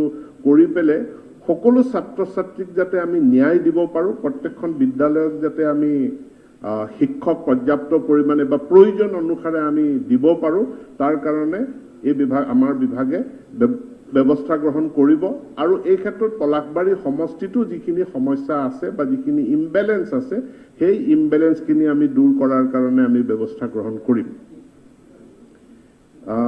ইয়াৰ লগত আৰু এটা আনুষংগিক কথা যেটো আন্তঃগাঁথনিৰ কথা উল্লেখ কৰিছে আমি সকলোৱে জানো যে আমাৰ আন্তঃগাঁথনি শৈক্ষিক খণ্ডত বিভিন্ন বিশেষকৈ প্ৰাথমিক খণ্ডত আন্তঃগাঁথনিত আমি বহুখিনি দুৰ্বল হৈ আছো আৰু যোৱাবাৰ যেতিয়া গুণোৎসৱ অনুষ্ঠিত হ'ল গুণোৎসৱ অনুষ্ঠিত হোৱাৰ পাছতে আমি এটা পদক্ষেপ লৈছিলো যেটো পদক্ষেপৰ জৰিয়তে সেই গুণোৎসৱৰ যি ৰিপৰ্ট কাৰ্ড আছিল ৰিপৰ্ট কাৰ্ডৰ ভিত্তিত আমি শিক্ষানুষ্ঠানসমূহৰ আন্তঃগাঁথনি বিশেষকৈ শ্ৰেণীকোঠা পাৰ্টিশন ৱাল আৰু ইলেক্ট্ৰিফিকেশন এইখিনিৰ উন্নয়নৰ কাৰণে উন্নয়নৰ কাৰণে ব্যৱস্থা গ্ৰহণ কৰি তেতিয়াই 980 কোটি টকাৰ এক পৰিকল্পনা প্ৰস্তুত কৰি কাম আৰম্ভ কৰা হ'ল সেই 980 কোটি টকাৰ এটা অংশ ইতিমধ্যে মুকলি কৰি দিয়া হৈছে আৰু এছএমচিৰ জৰিয়তে আমি সেই বিদ্যালয়সমূহৰ আন্তঃগাঁথনি উন্নয়নৰ কাম কৰিছো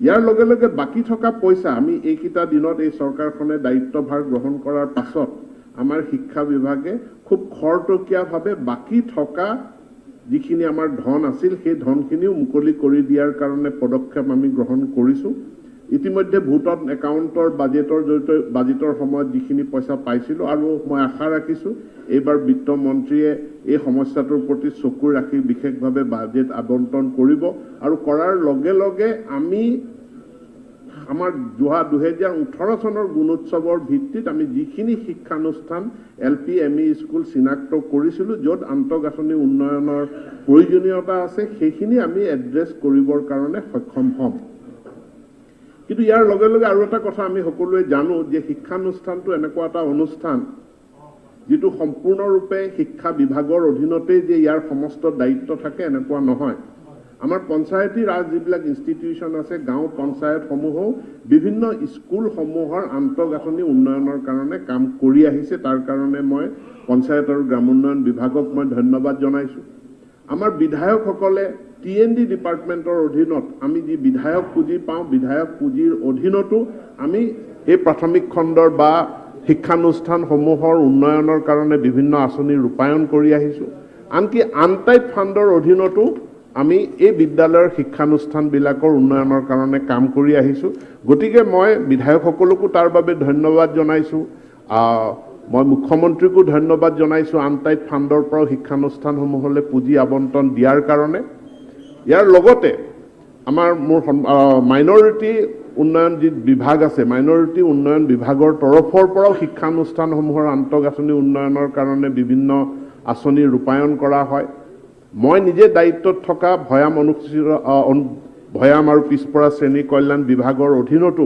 এই শিক্ষানুষ্ঠানবিলাকৰ উন্নয়নৰ কাৰণে বিভিন্ন আঁচনি ৰূপায়ণ কৰা হয় অৰ্থাৎ শিক্ষা বিভাগৰ উপৰিও বিভিন্ন বিভাগে শিক্ষানুষ্ঠানৰ আন্তঃগাঁথনি উন্নয়নৰ কাৰণে কাম কৰি আছে আজি পলাশবাৰী সমষ্টিত এটা অংশ বৃহৎ অংশ ৰাভা হাছং অট'নমাছ কাউন্সিলৰ ভিতৰত পৰে যিখিনি দক্ষিণ অঞ্চল মেঘালয়ৰ সীমান্তৱৰ্তী অঞ্চল সেই অঞ্চলবিলাকত শিক্ষা যথেষ্ট পৰিমাণে পিছ পৰি আছে মই কিছুদিন আগত মই ৰাভা হাছং স্বায়ত্তশাসিত পৰিষদৰ কাৰ্যালয়লৈ গৈছিলো আৰু তাত তেওঁলোকৰ পৰিষদখনক মই বিশেষভাৱে অনুৰোধ জনাইছো তেওঁলোকে যাতে এই সীমান্তৱৰ্তী অঞ্চলৰ শিক্ষানুষ্ঠান বিশেষকৈ প্ৰাথমিক যিখিনি শিক্ষানুষ্ঠান আছে এই শিক্ষানুষ্ঠানখিনিৰ আন্তঃগাঁথনি উন্নয়নৰ কাৰণে বিশেষ আঁচনি গ্ৰহণ কৰে কিন্তু এইটো কৰিবলৈ যাওঁতে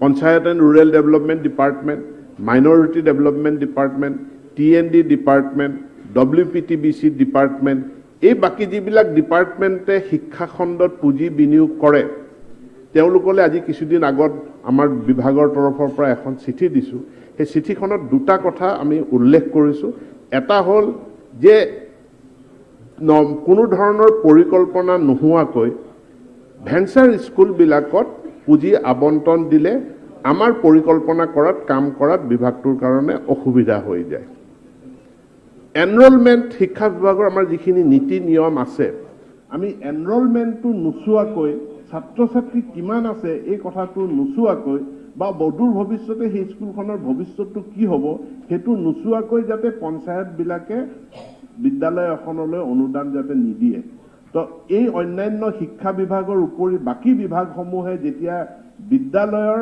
আন্তঃগাঁথনি উন্নয়নৰ পৰিকল্পনা কৰে বা আঁচনি লয় তেওঁলোকক মই অনুৰোধ জনাইছোঁ তেওঁলোকে শিক্ষা বিভাগৰ পৰা এখন NOC নো অবজেকশ্যন চাৰ্টিফিকেট তেওঁলোকে লৈ ল'লে আমাৰ পৰিকল্পনা মতে আমি কাম কৰাৰ কাৰণে আমাৰ সুবিধা হয় ইয়াৰ লগত আপোনালোক সকলোৱে অৱগত যে 2016 চনত শিক্ষা ক্ষেত্ৰ নামৰ এখন আঁচনি আমি গ্ৰহণ কৰিছিলোঁ য'ত একেটা কেম্পাছৰ ভিতৰতে থকা LP ME হাইস্কুল ইত্যাদি স্কুলবিলাকক আমি এখন বিদ্যালয়লৈ আমি এমালগেমেশ্যন কৰিছিলোঁ প্ৰায় 6000 স্কুল এই এমালগেমেশ্যন বা মাৰ্জাৰ প্ৰক্ৰিয়াৰ দ্বাৰা একত্ৰীকৰণ কৰা হ'ল আমাৰ ৰাইট টু এডুকেশ্যন আইনে কৈছে যে প্ৰতি 1 কিলোমিটাৰ ব্যাসাৰ্ধৰ ভিতৰত এখন LP স্কুল 3 কিলোমিটাৰ ব্যাসাৰ্ধৰ ভিতৰত এখন ME স্কুল 5 কিলোমিটাৰ ব্যাসাৰ্ধৰ ভিতৰত এখন হাইস্কুল থাকিব লাগে সেই ৰাইট টু এডুকেশ্যন আইনৰ যিটো নীতি আছে এই নীতিটোকো আমি গ্ৰহণ কৰিছোঁ আৰু গ্ৰহণ কৰি পেলাই আমি এমালগেমেশ্যনৰ উপৰি আমি ওচৰা ওচৰিকৈ থকা দুখন LP স্কুলক বা দুখন ME স্কুলক আমি এখন কৰি পেলাই আমি মাৰ্জ কৰিছোঁ আৰু এই আঁচনিখন শিক্ষা ক্ষেত্ৰৰ আঁচনিখন এতিয়া আমি পুনৰবাৰ আকৌ এবাৰ যিহেতু আমাৰ এটা প্ৰভিন্সিয়েলাইজেশ্যন হৈ গ'ল এই প্ৰভিন্সিয়েলাইজেশ্যনৰ জৰিয়তে আমি যিখিনি উপৰঞ্চি শিক্ষক পালোঁ আৰু যিখিনি বিদ্যালয় তাৰ আওতাৰ ভিতৰলৈ আহিল গতিকে এতিয়া আমি এটা নতুনকৈ পুনৰ এই শিক্ষা ক্ষেত্ৰৰ আঁচনিখন ৰূপায়ণ কৰিবলৈ আগবাঢ়িছোঁ ইয়াতে প্ৰসংগক্ৰমে মই কথাটো এইকাৰণে উল্লেখ কৰিছোঁ যে কঠালগুৰি LP স্কুল আৰু আমগুৰি LP স্কুল ওচৰা ওচৰিকৈ থকা দুখন LP স্কুল এতিয়া কঠালগুৰিত আন্তঃগাঁথনি ভাল কঠালগুৰিত এনৰোলমেণ্টো ভাল এতেকে আমগুৰি LP স্কুলখন কঠালগুৰিৰ লগত সামিল হ'ব এইটোৱে শিক্ষা বিভাগৰ পৰিকল্পনা কিন্তু আমগুৰি LP স্কুলখনৰ আন্তঃগাঁথনি বেয়া আমগুৰি স্কুলখনত এনৰোলমেণ্ট নাই বুলি তাতে পঞ্চায়তে তাত টকা 5 লাখ বিনিয়োগ কৰি দিছে কিন্তু আমি এতিয়া সিদ্ধান্ত ল'ম যে আমি আমগুৰি স্কুলখন নাৰাখোঁ আমগুৰি স্কুলখন কঠালগুৰিৰ লগত আমি একত্ৰীকৰণ কৰিম পঞ্চায়তৰ পইচাকেইটা অথলে যাব বা তাত যদি বিধায়কজনেও যদি তাত 5 লাখ টকা দি দিয়ে তেওঁৰ পুঁজিকেইটাও অথলে যাব কাৰণ সেই স্কুলখন নাথাকে আমাৰ শিক্ষা ক্ষেত্ৰ আঁচনিৰ অধীনত স্কুল দুইখনৰ একত্ৰীকৰণ হ'ব যিহেতু কঠালগুৰি আন্তঃগাঁথনি ভাল যিহেতু কঠালগুৰিত এনৰোলমেণ্ট বেছি আছে এতেকে আমগুৰিৰ স্কুলখন কঠালগুৰিৰ লগত একত্ৰীকৰণ কৰা হ'ব কিন্তু আমগুৰিত কৰা বিনিয়োগটো এতিয়া আমাৰ অথলে যাব এতেকে আমি শিক্ষা বিভাগৰ পৰা এটা NOC আমি ল'বৰ কাৰণে আমি আহ্বান জনাইছোঁ এই একত্ৰীকৰণ প্ৰক্ৰিয়াটোত আৰু এটা কথা আছে যিহেতু মাননীয় বিধায়কগৰাকীয়ে ইয়াতে এটা প্ৰসংগ উত্থাপন কৰিছে যে হাইস্কুলসমূহৰ আপগ্ৰেডেশ্যন হায়াৰ ছেকেণ্ডেৰী বহু স্থানত হায়াৰ ছেকেণ্ডেৰী স্কুল নাই গতিকে হাইস্কুলখন হায়াৰ ছেকেণ্ডেৰীলৈ আপগ্ৰেড কৰিব লাগে আমাৰ এতিয়াৰ যিটো শৈক্ষিক গাঁথনি হ'ব সেই শৈক্ষিক গাঁথনি হ'ব প্ৰাথমিক ছেকেণ্ডেৰী আৰু হায়াৰ এডুকেশ্যন উচ্চ শিক্ষা প্ৰাথমিকত LP ME দুইটাকে আমি সামৰি ল'লোঁ ছেকেণ্ডেৰীত 9, 10, 11, 12লৈকে আমি ছেকেণ্ডেৰী কৰিম এতিয়া আমাৰ হাইস্কুলসমূহ অৱধাৰিতভাৱে সকলো হাইস্কুলেই হায়াৰ ছেকেণ্ডেৰী স্কুললৈকে ক্লাছ 12লৈকে তেওঁলোকৰ আপগ্ৰেডেশ্যন হ'ব প্ৰক্ৰিয়ামত ইয়াত আমাৰ কোনো চিন্তা কৰিবলগীয়া কাৰণ নাই কিন্তু যিসমূহ stand alone higher secondary school বা ছিনিয়ৰ ছেকেণ্ডেৰী স্কুল আছে ক্লাছ 11-12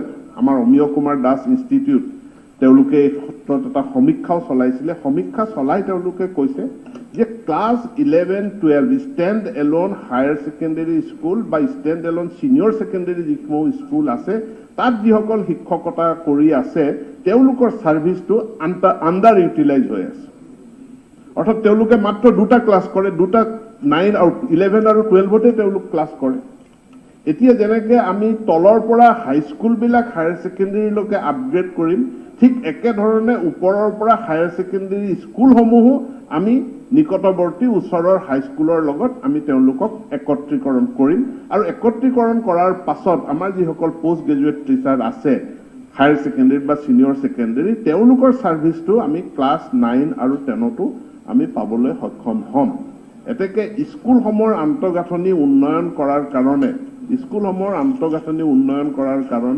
শিক্ষা বিভাগৰ পৰা উপৰিও বাকি যিসমূহ বিভাগে ইয়াত বিভিন্ন ধৰণে আঁচনি গ্ৰহণ কৰি আছে সেই বিভাগসমূহে শিক্ষা বিভাগৰ লগত এটা সমন্বয় ৰক্ষা কৰিব লাগিব শিক্ষা বিভাগৰ পৰা এটা এনঅচি তেওঁলোকে গ্ৰহণ কৰিব লাগিব যাতে আমাৰ যিখন শিক্ষা ক্ষেত্ৰ যিখন আঁচনি আছে সেই শিক্ষা ক্ষেত্ৰ আঁচনিখন ৰূপায়ণ কৰাৰ ক্ষেত্ৰত আমি সফলতা লাভ কৰোঁ এই সফলতা লাভ কৰিব নোৱাৰিলে আমাৰ যিমান সংখ্যক স্কুল আছে এই গোটেইখিনি স্কুল এটা সুন্দৰ ব্যৱস্থাপনাৰ মাজলৈ আমি আনিবৰ কাৰণে আমি সক্ষম নহম ইয়াত সকলোৰে মই সহায় সহযোগিতা বিচাৰিছো আৰু মই বিধায়কসকলক অনুৰোধ জনাম বিধায়কসকলক মই প্ৰত্যেককে শিক্ষা ক্ষেত্ৰ আঁচনিখনৰ যিটো আমাৰ পৰিকল্পনা আছে এই পৰিকল্পনাটো আপোনালোকক মই জনাম কিছু সংশোধনী সৰু সুৰা দুই এটা সংশোধনী আমি কৰি আছো আৰু ইতিমধ্যে আমি তথ্যও বিচাৰিছো এই ক্ষেত্ৰত সম্পূৰ্ণ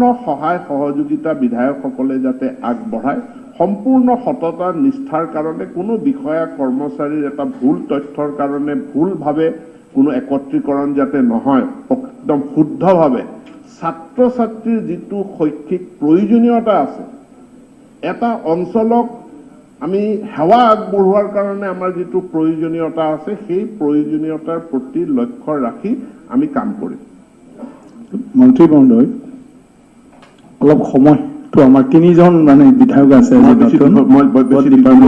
কিন্তু কেইটামান গুৰুত্বপূৰ্ণ কথা তেখেতে উল্লেখ কৰিছে সেই গুৰুত্বপূৰ্ণ কথাৰ ভিতৰত এটা গুৰুত্বপূৰ্ণ কথা মাননীয় বিধায়কজনে উল্লেখ কৰিছে যে তেখেতৰ সমষ্টিৰ বৃহৎ অঞ্চল এটা ৰাভা হাছং স্বায়ত্তশাসিত পৰিষদৰ ভিতৰত পৰে আৰু এই বৃহৎ অঞ্চলটোত কোনো মহাবিদ্যালয় নাই তেখেতে উল্লেখ কৰিছে ইয়াত কোনো হায়াৰ ছেকেণ্ডেৰী স্কুলো নাই অৰ্থাৎ আমাৰ জনজাতীয় অঞ্চলবিলাক শৈক্ষিক ক্ষেত্ৰত যথেষ্ট পিছপৰা এই কথাটোৱেই তেখেতৰ বক্তব্যৰ মাজেৰে ওলাই আহিছে শিক্ষা জনজাতীয় অঞ্চলবিলাকত বহুত দেৰিকৈ আৰম্ভ হৈছিল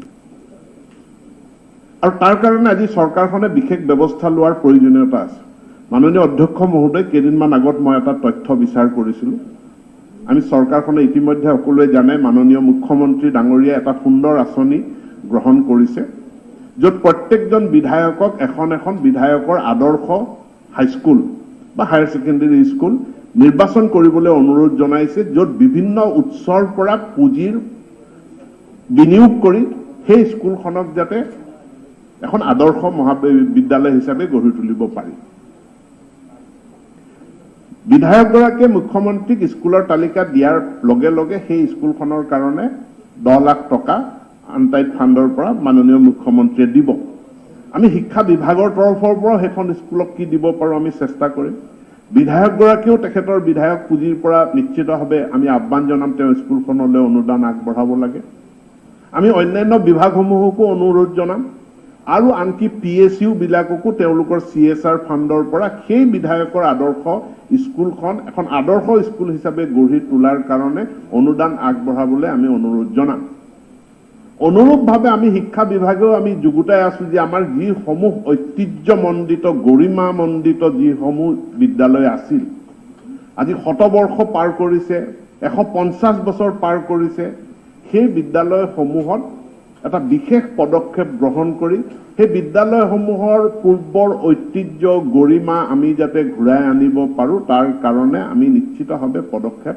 লোৱাৰ পৰিকল্পনা কৰিছোঁ। আৰু তাৰ কাৰণে যেতিয়া পৰিসংখ্যা মই সংগ্ৰহ কৰিছিলোঁ যে 100 বছৰ আগত অসমৰ কোন কোন জিলাত কিমানখন স্কুল আছিল, পৰিসংখ্যা যেতিয়া আহিল, পৰিসংখ্যা অহাৰ পাছত প্ৰায় মানে 500ৰ অধিক স্কুল এনেকুৱা আহিল যিবিলাক 100 বছৰ আগতে প্ৰতিষ্ঠা হৈছিল। কিন্তু পৰিসংখ্যাটোত এটা তথ্যত মোৰ চকুটো থমকি ৰ'ল।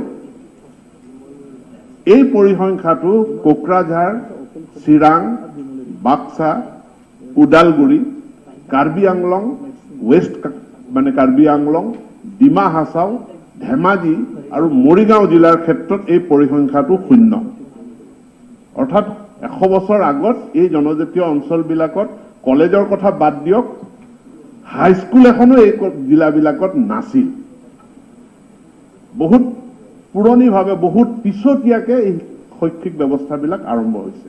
গতিকে নিশ্চিতভাৱে আজি আমাৰ চৰকাৰখনে বিশেষ কিছুমান ব্যৱস্থা গ্ৰহণ কৰিছে যে সংখ্যালঘু প্ৰধান অঞ্চলবিলাকত শিক্ষা পিছ পৰি আছে, বিশেষকৈ স্ত্ৰী শিক্ষা পিছ পৰি আছে।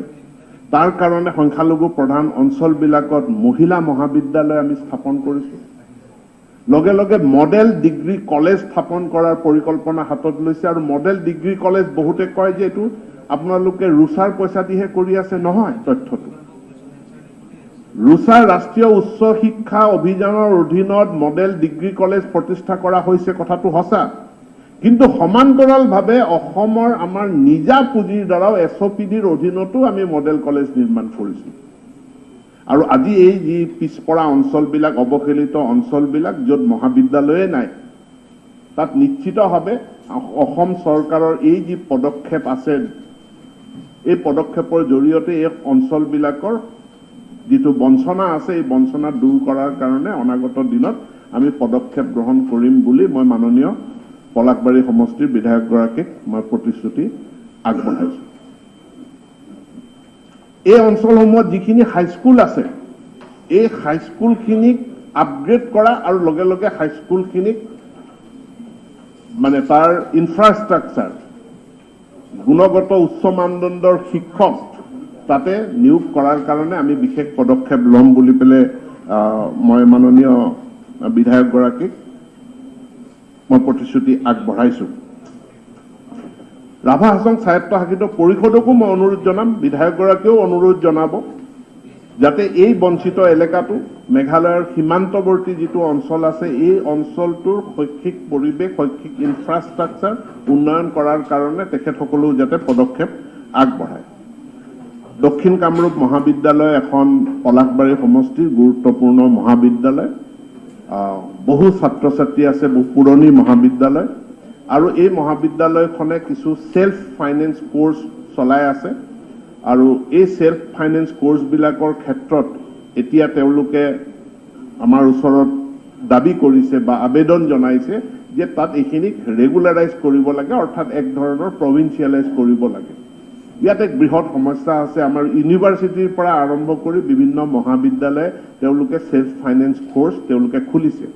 এতিয়া এই সেল্ফ ফাইনেন্স কোৰ্স যেতিয়া তেওঁলোকে খুলিছে, তাত যিসকল লোকক প্ৰবক্তাই হওক বা নন টিচিং ষ্টাফে হওক, ইয়াৰ কাৰণে আমাৰ বিভাগৰ পৰা, বিত্ত বিভাগৰ পৰা কোনো অনুমোদন তেওঁলোকে লাভ কৰা নাই।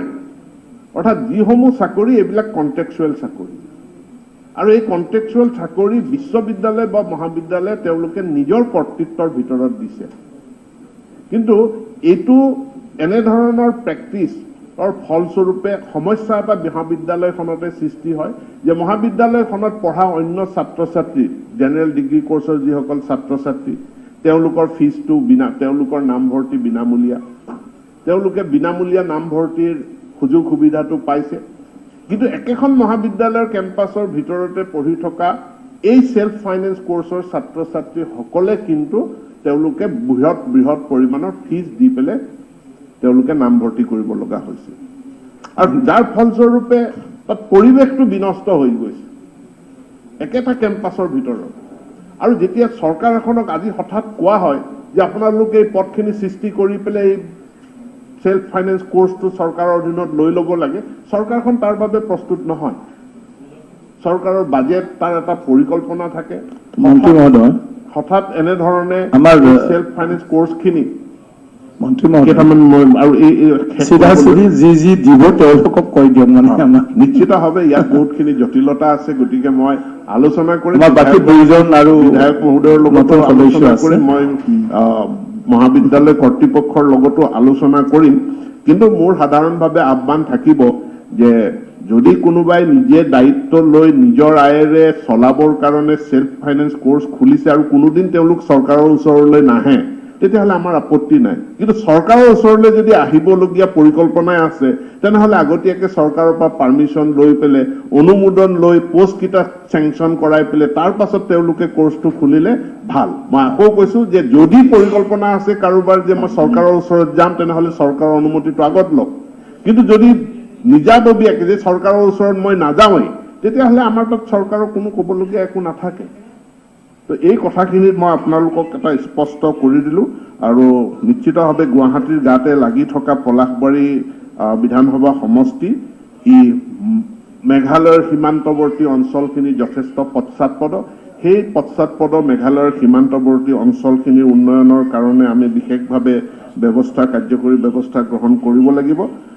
ইয়াৰ লগে লগে বিজ্ঞান শিক্ষা উন্নয়নৰ কাৰণেও আমি বিশেষ ব্যৱস্থা গ্ৰহণ কৰিব লাগিব। ইতিমধ্যে আমি কামৰূপ মহাবিদ্যালয় তথা দক্ষিণ কামৰূপ ছোৱালী মহাবিদ্যালয়লৈ আমি 1 কোটিকে টকা অসম চৰকাৰৰ তৰফৰ পৰা আমি আগবঢ়াইছো। ৰুচা UGCৰ পৰাও তেওঁলোকে বিভিন্ন শিতানত তেওঁলোকে পুঁজি লাভ কৰি আছে। আৰু 2019-20 বিত্তীয় বৰ্ষত আমি DK গাৰ্লছ কলেজৰ ছায়েন্স লেবৰেটৰীৰ কাৰণেও অসম চৰকাৰে 10 লাখ টকাৰ অনুমোদন আগবঢ়াইছে। আৰু পলাশবাৰী সমষ্টিক আমি ইয়াৰ শৈক্ষিক সমস্যাখিনি অসমৰ অন্যান্য সমষ্টিৰ শৈক্ষিক সমস্যাৰ লগতে একেলগে সমাধান কৰাৰ কাৰণে আমাৰ ফালৰ পৰা প্ৰচেষ্টা থাকিব। এই কথাখিনি তেখেতক মাননীয় সদস্য ডাঙৰীয়াক অৱগত কৰি মই মোৰ বক্তব্য এইখিনিতে সামৰণি মাৰিছোঁ। ধন্যবাদ। ধন্যবাদ। শিক্ষা বিভাগ মানে বহুত ডাঙৰ, তাৰ কাৰণে উপায় নাই, সদস্যৰ কাৰণে হয় সেই জবাববিলাকো, কিন্তু আমাৰ সময় যিহেতু কম, সেইটোৰ কাৰণে আমাৰ জবাবটো যিমান দিব লাগিছিলে সেইটো দিব নোৱাৰি। এতিয়া পৰ্যটন মন্ত্ৰী ডাঙৰীয়াক তেখেতৰো বিষয় আছে, কিন্তু 5 মিনিটতে আপোনাক দিব কৈছো, কাৰণ আপোনাৰতো চিধা চিধি বিভাগ হয়, সেইকাৰণে।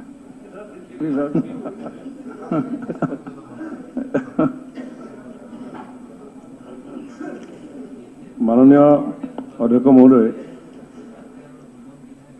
মাননীয় বিধায়ক হেমাংগ ঠাকুৰীয়া ডাঙৰীয়াই অসম বিধানসভাৰ প্ৰক্ৰিয়া আৰু কাৰ্য পৰিচালনা নিয়মাৱলী 23 অধীনত যিকেইটা বিষয় আলোচনা কৰিছে, তাৰ অন্তৰ্গত সেই বিষয়সমূহৰ ভিতৰত কেইবাটা গুৰুত্বপূৰ্ণ বিষয় উপস্থাপন কৰিছে পৰ্যটন বিভাগৰ দৃষ্টি আকৰ্ষণৰ নিমিত্তে।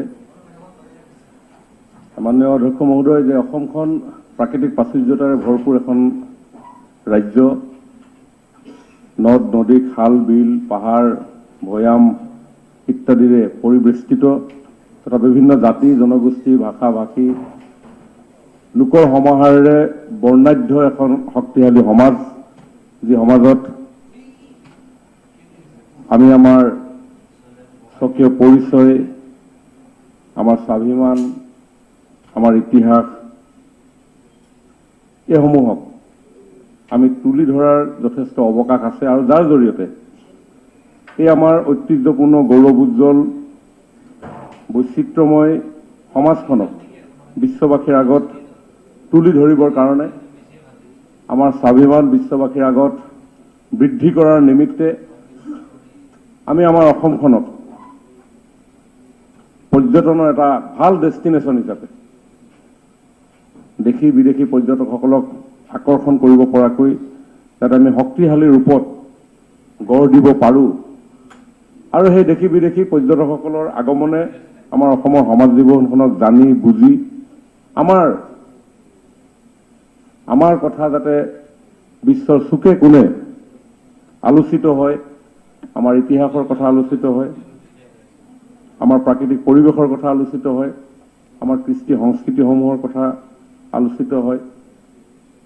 এনেধৰণৰ বাতাবৰণ আমি নিশ্চয় আগন্তুক দিনবিলাকত আমি গঢ়ি তুলিব লাগিব আৰু অহা 5 বছৰৰ কাৰণে যিসকল সন্মানীয় বিধায়ক বিভিন্ন সমষ্টিৰ পৰা প্ৰতিনিধিত্ব কৰি এই বিধানসভাত আহিছে, মই ভাবোঁ তেখেতসকলেও সেই দৃষ্টিভংগীৰ আগন্তুক দিনত পৰ্যটনৰ বিকাশ আৰু উন্নয়নৰ কাৰণে আমি সকলোৱে মিলি একেলগে কাম কৰিব লাগিব।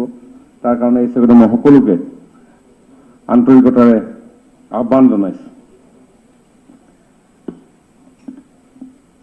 হেমাংগ ঠাকুৰীয়া ডাঙৰীয়াই তেখেতৰ যি সমষ্টিত কেইবাটাও গুৰুত্বপূৰ্ণ বিষয় সদনৰ দৃষ্টি আকৰ্ষণ কৰিছে। চান্দুবি অঞ্চল হয়, চান্দুবি অঞ্চল এটা অতি আকৰ্ষণীয় অঞ্চল। এই অঞ্চলটো তাত এটা হ্ৰদ আছে আৰু জানিব পৰা মতে সেই চান্দুবিৰ যিটো হ্ৰদ, সেই হ্ৰদটো ভূমিকম্পৰ পৰা সৃষ্টি হৈছিল। পাহাৰীয়া অঞ্চল, ওচৰত সুন্দৰ প্ৰাকৃতিক পৰিৱেশ আছে আৰু সেই হ্ৰদৰ দৃষ্টি উপভোগ কৰিবৰ কাৰণে প্ৰত্যেক বছৰে বহু সংখ্যক পৰ্যটক তালে সেই পৰ্যটকৰ সমাগম সেই অঞ্চললৈ হয় আৰু পৰ্যটকৰ চাহিদাৰ প্ৰতি লক্ষ্য ৰাখি সেই অঞ্চলটো উন্নয়নৰ প্ৰতি লক্ষ্য ৰাখি তাত ব্যক্তিগতভাৱে বহু ৰিজৰ্ট, কেম্প ইত্যাদিসমূহ গঢ় লৈ উঠিছে আৰু য'ত বহু যুৱক যুৱতী জড়িত হোৱাৰ ফলশ্ৰুতিত বহু কৰ্মসংস্থাপনৰ সৃষ্টি হৈছে। চান্দুবিত বিকশিত এই পৰ্যটনক প্ৰচাৰ আৰু প্ৰসাৰৰ বাবে অসম চৰকাৰে বিভিন্ন সময়ত বিভিন্ন ধৰণৰ পদক্ষেপ গ্ৰহণ কৰি আহিছে আৰু 1985 চনতেই সেই অঞ্চলটোত পৰ্যটনৰ এই বিকাশৰ দিশটোৰ প্ৰতি লক্ষ্য ৰাখি থকা খোৱা সুবিধাৰ কাৰণে লগতে পৰ্যটনৰ তথ্য বিষয়াৰ যাতে কাৰ্যালয় তাত গঢ় দিব পৰা যায় তাৰ প্ৰতি লক্ষ্য ৰাখি কাৰ্যালয় স্থাপন কৰা হৈছিলে আৰু চান্দুবি অঞ্চলৰ ৰাইজৰ দায়বদ্ধতা, সেই অঞ্চলৰ প্ৰতি থকা মৰম, সেই অঞ্চলটোক লৈ কৰা তেওঁলোকৰ গৌৰৱ, এই গোটেই বিষয়সমূহৰ কাৰণে 2010 চনৰ পৰাই তাত চান্দুবি উৎসৱ প্ৰশাসনৰ উদ্যোগত অনুষ্ঠিত হৈ আহিছে আৰু সেই মহোৎসৱত বহু সংখ্যক লোক তাত সমাগম হয় আৰু প্ৰত্যেক বছৰে এই মহোৎসৱৰ সংখ্যা, পৰ্যটকৰ সংখ্যা বৃদ্ধি পাই আহিছে। মই ভাবোঁ যে আগন্তুক দিনবিলাকত চান্দুবিকো আমি বিশ্ব পৰ্যটনৰ মানচিত্ৰত আমি অংশগ্ৰহণ কৰাৰ মানচিত্ৰত উপস্থাপন কৰাৰ যথেষ্ট অৱকাশ আছে আৰু এই ক্ষেত্ৰত মই ভাবোঁ সেই অঞ্চলৰ জনসাধাৰণৰ পাব্লিক পাৰ্টিচিপেশ্যন অতি গুৰুত্বপূৰ্ণ। কাৰণ যিকোনো এটা অঞ্চললৈকে পৰ্যটক যাবৰ কাৰণে বিভিন্ন আকৰ্ষণ নিশ্চিতভাৱে তাত থাকে, কিন্তু তাৰ লগে লগে এটা অতি গুৰুত্বপূৰ্ণ বিষয় অধ্যক্ষ মহোদয় যে পৰ্যটক এটা অঞ্চললৈ কেতিয়া যায়, সেই অঞ্চলটোৰ আচাৰ আচৰণ, জনসাধাৰণৰ ব্যৱহাৰ, এইবিলাকতো বহু পৰ্যটক আকৰ্ষিত হয় আৰু সেইকাৰণে যি স্থানেই নহওক, কেৱল মই চান্দুবিৰ কথাই কোৱা নাই, পৰ্যটকক আকৰ্ষিত কৰিবলৈ হ'লে সেই অঞ্চলৰ জনসাধাৰণৰ পাব্লিক যিটো পাৰ্টিচিপেশ্যন, সেই পাৰ্টিচিপেশ্যন অতি গুৰুত্বপূৰ্ণ। কাৰণ এজন পৰ্যটক তেওঁ অচিনাকি এডোখৰ ঠাইলৈ যায় আৰু অচিনাকি ঠাই এডোখৰত যেতিয়া তেওঁ পদাৰ্পণ কৰে, তেওঁ উৎসুকতাটো থাকে যে অঞ্চলৰ জনসাধাৰণৰ আচাৰ আচৰণ কেনেকুৱা, তেওঁলোকৰ ৰীতি নীতি কেনেকুৱা, তেওঁলোকৰ অভ্যাসসমূহ কেনেকুৱা। তো সেইবিলাক যদি ফ্ৰেণ্ডলি হয়, যদি সেইবিলাক বন্ধুত্বসুলভ আচৰণ হয়, পজিটিভ এটিটিউড তেওঁলোকৰ সেই পৰিৱেশটো দেখা পোৱা যায়, তেতিয়া সহজ হৈ যায় পৰ্যটকজন। গতিকে সেইকাৰণে মই ভাবোঁ কেৱল মাত্ৰ চান্দুবিৰ কাৰণেই মই কোৱা নাই, সমগ্ৰ অসমতে বহুত বিভিন্ন ধৰণৰ স্থান আগন্তুক দিনবিলাকত আমি নিৰ্মাণ কৰিব লাগিব। আমাৰ যি পানী ভাগ আছে, অসমখনক আমি বানপানী গৰাখহনীয়া বুলি সদায় বিভিন্ন সময়ত বিভিন্ন ধৰণে উপস্থাপন কৰি আহিছোঁ, আমাৰ চকুলো বুলি আমি কৈ আহিছোঁ। বানপানী, কিন্তু পানীৰ যিটো শক্তি, এই শক্তিৰ আধাৰত আমাৰ অসমৰ পানীখিনিক লৈ পানীৰ যি ইয়াতে সুলভতা আছে, বিভিন্ন ধৰণৰ অঞ্চলত আমি দেখিবলৈ পাওঁ ডাঙৰ ডাঙৰ আপোনাৰ ৱাটাৰ বডি। এইসমূহক আগন্তুক দিনবিলাকত কেনেকৈ সম্ভাৱনাৰ পৰা সম্পদলৈকে, এই সম্ভাৱনাক আমি সম্পদলৈকে লৈ যাব পাৰোঁ, তাৰো যথেষ্ট পৰিকল্পনাৰ প্ৰয়োজনীয়তা আছে। আগন্তুক দিনবিলাকত জলভাগক লৈও আমাৰ চৰকাৰে যথেষ্ট চিন্তা চৰ্চা কৰিব। ইতিমধ্যে তেনেধৰণৰ কিছু কথা বাৰ্তা আমি আৰম্ভ কৰিছোৱেই।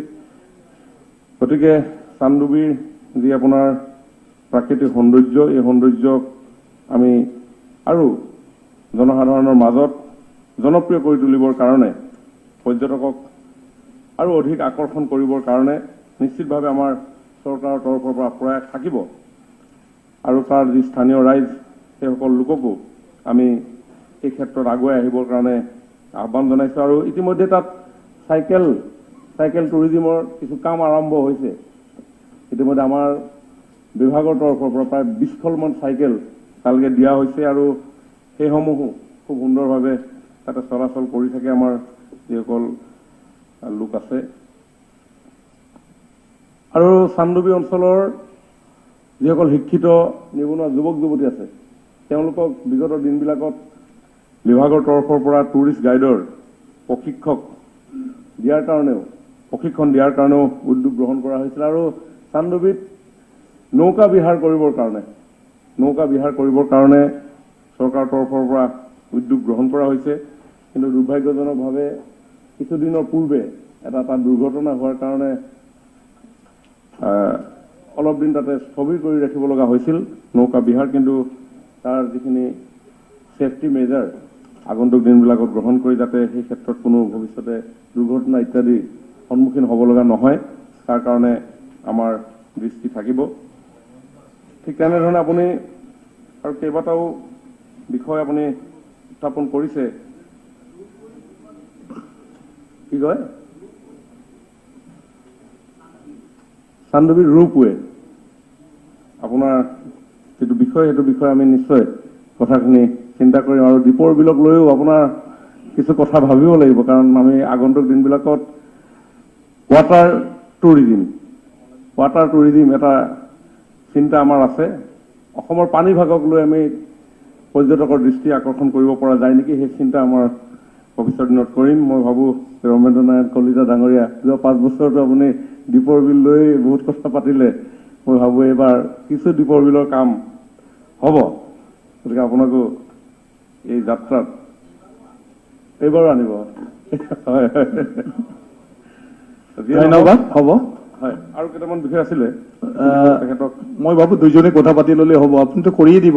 হয়, তাৰমানে 2জন আৰু আছে, আৰু তেনেকুৱা ধৰণৰ উত্তৰ বিভিন্ন বিভাগৰ মন্ত্ৰী ডাঙৰীয়াসকলৰ আছে। তো আজি নহ'লে তিনিজনৰ নহ'বই সময়। 2 মিনিটতকৈ শেষ কৰি দিম। চানডুবি অঞ্চলত বিভিন্ন পৰ্যটকৰ আকৰ্ষণ কৰিব পৰাকৈ বহু অঞ্চল আছে। তাতে অন্যতম দখলা পাহাৰ, মিৰ্জা পুলিচ পইণ্টৰ পৰা উত্তৰে গৈ ব্ৰহ্মপুত্ৰৰ পাৰত অৱস্থিত, যাৰ পথটোৰ দৈৰ্ঘ্য প্ৰায় 5.5 কিলোমিটাৰ। তাৰ পিছতে এই সেউজ পাহাৰটো, তাৰ ওপৰত 2টা মন্দিৰ পোৱা যায়। মন্দিৰ আছে তাত, বুঢ়া মন্দিৰ আৰু বিষ্ণু মন্দিৰ। সেইটো অঞ্চলো যথেষ্ট গুৰুত্বপূৰ্ণ। গতিকে আমাৰ এই বিধানসভাৰ মজিয়াৰ পৰা এই ক্ষেত্ৰত আমি সকলোকে সেই অঞ্চলো পৰিভ্ৰমণ কৰিবৰ কাৰণে মই অনুৰোধ জনাইছোঁ। ঠিক তেনেধৰণে জ্ঞানপীঠ বঁটা বিজয়িনী মামণি ৰয়ছম গোস্বামী বাইদেউৰো গৃহ তাতে আছিলে, আমৰাংগা। সেই অঞ্চলটোত আমি বিভিন্ন ধৰণৰ দৃষ্টিনন্দন দৃশ্য আমি তাত দেখিবলৈ পাওঁ। আৰু অন্যহাতে কুকুৰমৰাৰ তাতে কলহী নদীত আমি ডলফিন আমি তাতে দেখিবলৈ পাওঁ। ঠিক তেনেধৰণে বিজয়নগৰৰ উত্তৰ পাৰে এটা বৃহৎ অঞ্চল আছে। সেই অঞ্চলটি যথেষ্ট পৰ্যটনৰ সম্ভাৱনা আছে। দৰা বিল বুলি কয়, সেই অঞ্চলত বিভিন্ন জনগোষ্ঠীয় লোক বসবাস কৰে। ঠিক তেনেধৰণে ৰাজা পুখুৰী প্ৰায় 400 বছৰীয়া এটা পুখুৰী, প্ৰায় 80 বিঘা মাটি সামৰি এটা বৃহত্তৰ ৰজাদিনীয়া পুখুৰী তাতে আছে। ৰজা অৰিমত্তৰ নিৰ্দেশত সেই পুখুৰী খন্দা হৈছিল। ঠিক তেনেধৰণে কেইবাটাও জলপ্ৰপাত বিভিন্ন অঞ্চলত তাত দেখিবলৈ পোৱা যায়। সৰু সৰু জলপ্ৰপাত চান্দুবিৰ পৰা দক্ষিণে প্ৰায় 7 কিলোমিটাৰ নিলগত বাৰৈ গাঁৱত এই জলপ্ৰপাত আছে। চালাক ভাৰে ঠিক তেনেধৰণে কাফনডুঙা সেই তেনেকুৱা এটা জলপ্ৰপাত আছে। তো মই ভাবোঁ যে চান্দুবি এই বৃহত্তৰ এনেধৰণৰ বিভিন্ন অঞ্চলসমূহক সামৰি আমি এটা পৰ্যটন চাৰ্কিট হোৱাৰ সম্ভাৱনা আমি দেখা পাওঁ। আগন্তুক দিনবিলাকত এটা টুৰিষ্ট চাৰ্কিট আমি তাত গঢ় দিয়াৰ কাৰণে নিশ্চয় আমাৰ চেষ্টা থাকিব। আশা কৰোঁ সকলোৰে সহযোগিতাত আমি এইখিনি কাম কৰিবৰ কাৰণে সক্ষম হ'ম। আৰু এইখিনিকে কৈ মই মাননীয় বিধায়ক হেমন্ত ঠাকুৰীয়া ডাঙৰীয়াই পৰ্যটনৰ যিসমূহ বিষয় উত্থাপন কৰিছিল এইখিনি সদনৰ মজিয়াত অৱগত কৰিলোঁ। ধন্যবাদ। ধন্যবাদ। শ্ৰী অখিল গগৈ।